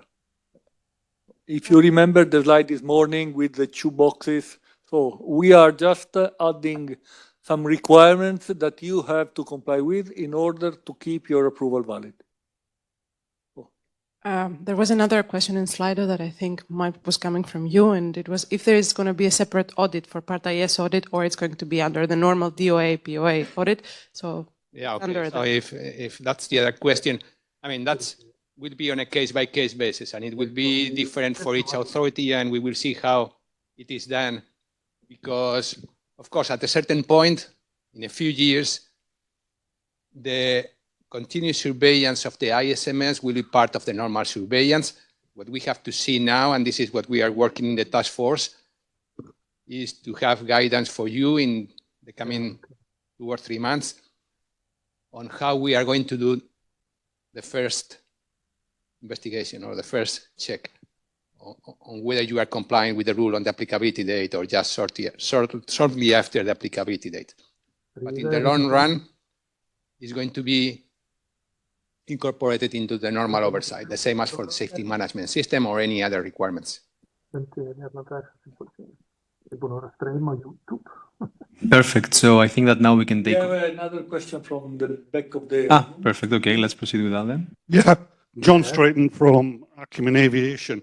I'm the accountable and compliance manager.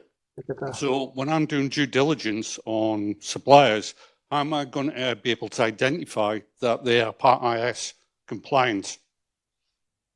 Well, when the regulation will be after the applicability date, they have to be compliant, and you can ask whether they have open findings on Part IS, because as there won't be any separate approval, We just expect, like today, for all type of organization, that they are compliant with the requirement for which they hold the certificate.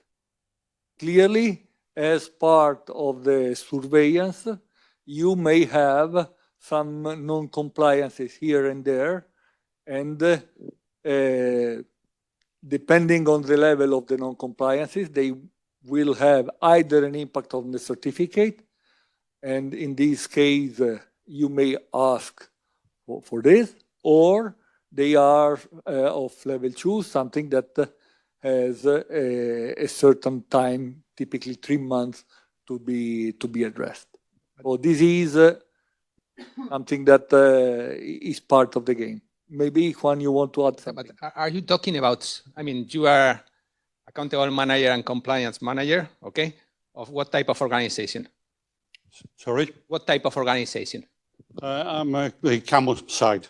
So I will be looking at So you have, 145 so you have a CAMO approval, and as part of the responsibilities of the CAMO, you contract Part 145 organizations. Those Part 145 organizations will have to have an approval. I mean, they have a Part 145 approval, and the ISMS is part of the full oversight. Because you mentioned suppliers. I mean, suppliers is a different thing. But Part 145 organizations. Yeah. So Part 21s are still part of our supply chain. Part 21, yes, they supply parts. Yeah. Yeah. So, yeah. Again, so that but those parts are coming with a certificate of release, with a Form 1 or whatever. I mean, and the Part 21 organizations, they also have to comply with Part IS.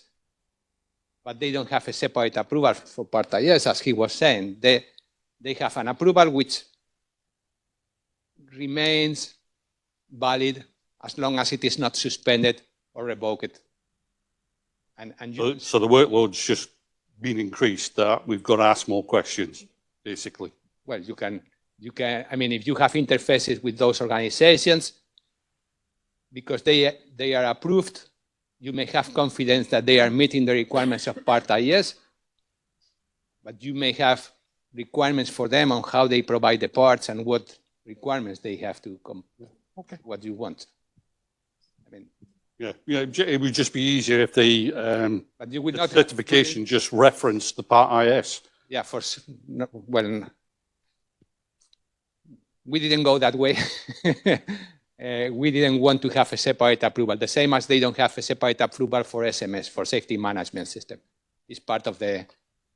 Well, the safety management system for the CAMO changed from G to CAMO. There was a change to the... Well, there was a new regulation. It was separated in order to deal with general aviation separate. And yes, the approval was Part CAMO, but it was not because of... It's not an approval for SMS. It's an approval for the full organization. So you are a Part CAMO organization. In the past, you were a Super G organization. At a certain point, you converted it to a Part CAMO approval. Okay. It many things apart from the SMS. I hope the answer is clear. Otherwise, maybe you can catch up later. Do we have other questions from the room? Yes, please. Yeah, go ahead. Jean-Emmanuel Ferreira from Safran. I have a question. When we have multiple approval, like a POA, DOA, MOA, you ask that the manual shall be approved by who? Because in this case, we have many competent authorities. And it's the same for the surveillance. I think it needs to clarify who shall approve and I will manage this kind of manual, single manual. Yeah, absolutely. Here is one of the cases where authorities need to talk to each other and to decide how to approach the oversight and also the initial certification. As part of the task force, we are trying to discuss how we deal with organizations having different approvals and being under different authorities. Now, from a formal point of view, from a regulatory point of view, you would have to have the manual approved by each one of the authorities. So if you have POA under national rule and DOA under EASA, you will have for the DOA the manual approved by EASA, and for the POA approved by your national authority. We are trying to find ways to collaborate, to rely on investigations, but this is just starting. So those are discussions in the task force, and we still have to do them. Yes, but we are in a path to manage a manual, and it's important to know what will be closely the rule, because we have the SMS, and in the SMS we don't have the same point between national authority and the DOA, and it means we have a big gap between both. In the absence of an agreement of collaboration between authorities or between EASA and a national authority, the rule is clear. The manual is approved by the competent authority of the organization. So if you have two approvals, you need to have it approved by each one of the authorities.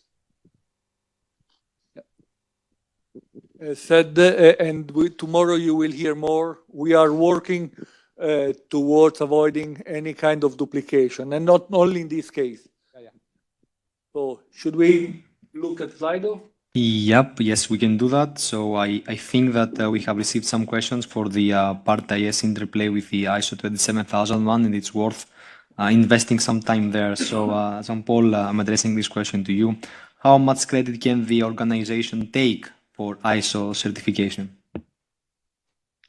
Well, there's probably not a euro amount that I can give you in terms of credit, but of course, if you have already implemented ISO 27001, then you probably have implemented it related to another business risk than just aviation safety. So you have to do the work now to use it for aviation safety. Plus, there are a few extra requirements that Part S puts in place.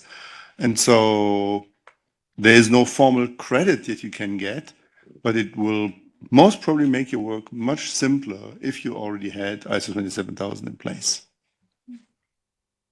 Okay. We have other. We have more than 100.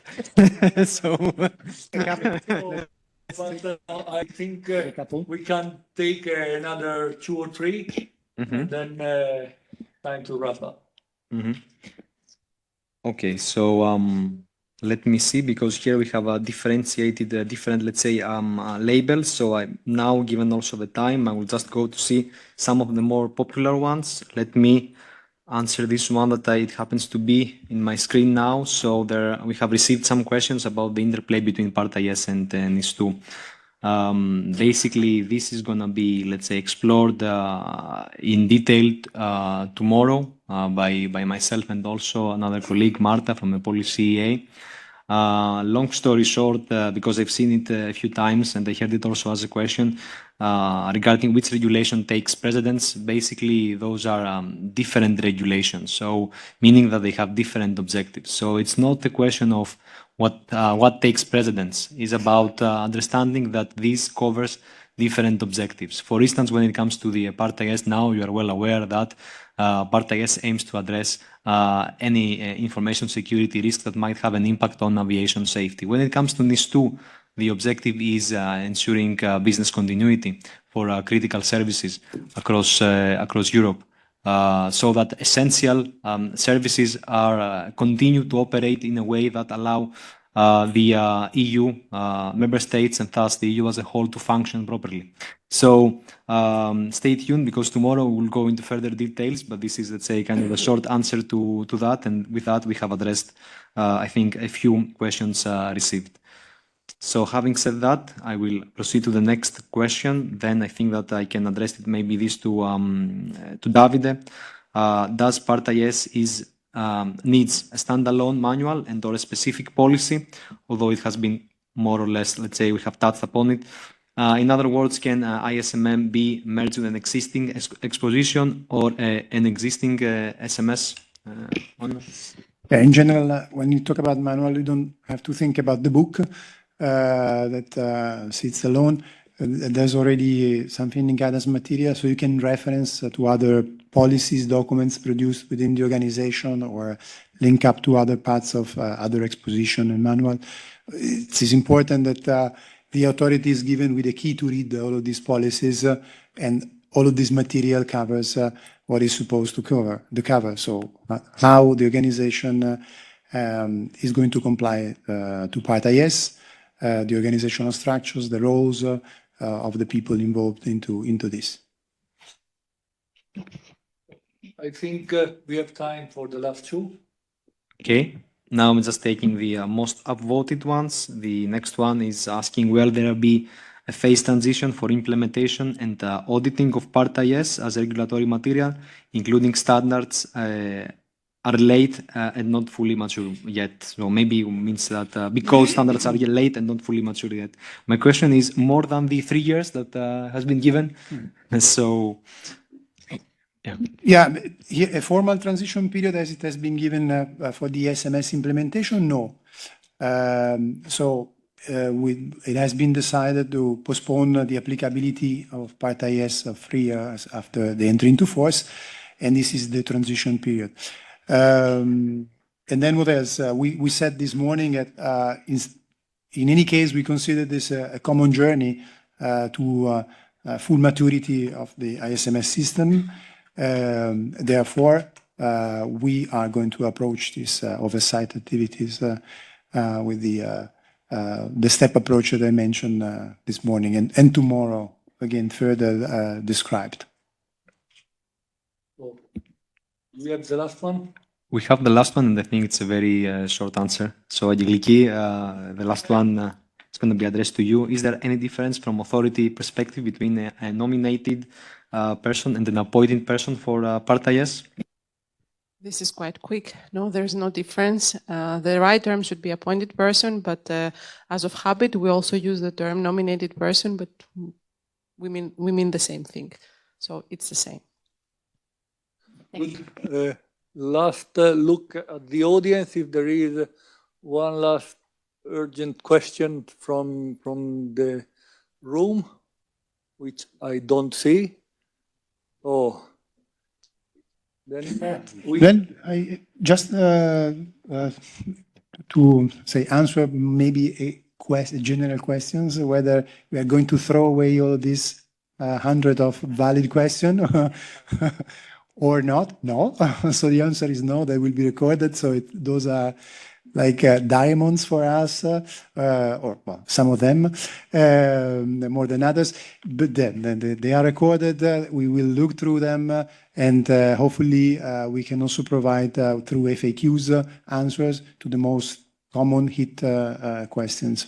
Okay. Thank you, Davide. And by the way, we are also collecting a lot of material for our frequently asked questions that you can find on the other website. So as of today, I think we have a little less than 30 questions answered, but I think that after these 2 days, the number of FAQs will easily double. So it is time to wrap up the day. In first place, I would like to apologize on behalf of our director, who, due to unforeseen commitment, didn't have the opportunity to pass by. Nonetheless, she would like to thank you all for coming and also for being connected, and is sending you also the message to use the time between now and the applicability date to be as prepared as much. This means that Part IS compliance is a common journey, is something that we have to do together, and the other is really committed to support authorities and industry throughout this journey. Now, what did happen today? So maybe you have seen a kind of connection between the different agenda points. So we started with an introduction on the organizational impact, and it was not just an overview of the regulation. We wanted to stress on what is the impact on an organization, be it an approved organization, be it an authority. We would like to tackle both sides. Then we had the panel, which I had the pleasure to moderate, with the feedback from early implementers. And here, I think I could speak for the same length of the panel just for the key takeaways. Because, in my opinion, was extremely interesting and also rich of elements to be considered for implementation. Believe me, it is something that it was really a pleasure also to prepare, because as the regulation is extremely new, sometimes we are also discovering aspects or elements that are taking a completely new shape during the implementation phase. We had very clear objective when the regulation was drafted, but now seeing it in action, it is something that is really impressing, and also I think and I hope it was also for you of inspiration on how to start this journey for implementation. After this panel session, we had a deep dive into some of the specific challenges that have been identified. The first one, it already emerged during the panel discussion, how to handle the supply chain. And this was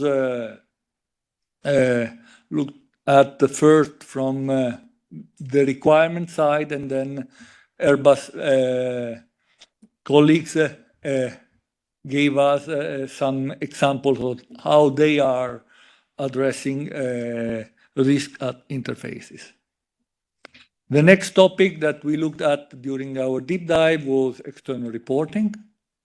And here we didn't only look at the requirements, we looked how to implement them with some anticipation on how we intend also to use the occurrence reporting regulation, and how we want to act not only on the regulatory side, but also on the practical implementation side, how to make e-care also cybersecurity ready. I wouldn't say cybersecurity proof, because I remember there was a comment regarding the confidentiality or features of e-care. Then another of the few elephants in the room is ISO 27000. And here Jean-Paul, in a very inspirational manner, showed us what are the links between Part IS and ISO 27000.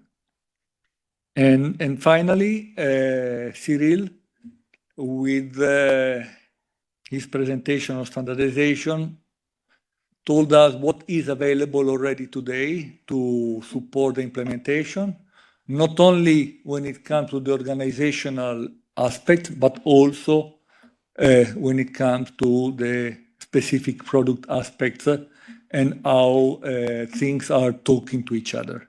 Because at the end, our common objective is to make safe this system of systems, which is extremely complex, but it's also extremely fascinating. And it is something that is really worth our daily work, because we are all committed in keeping aviation safe for everyone. I would like, you have a comment? No. Okay, I would like to ask you just to raise your hand if you think you learned something today.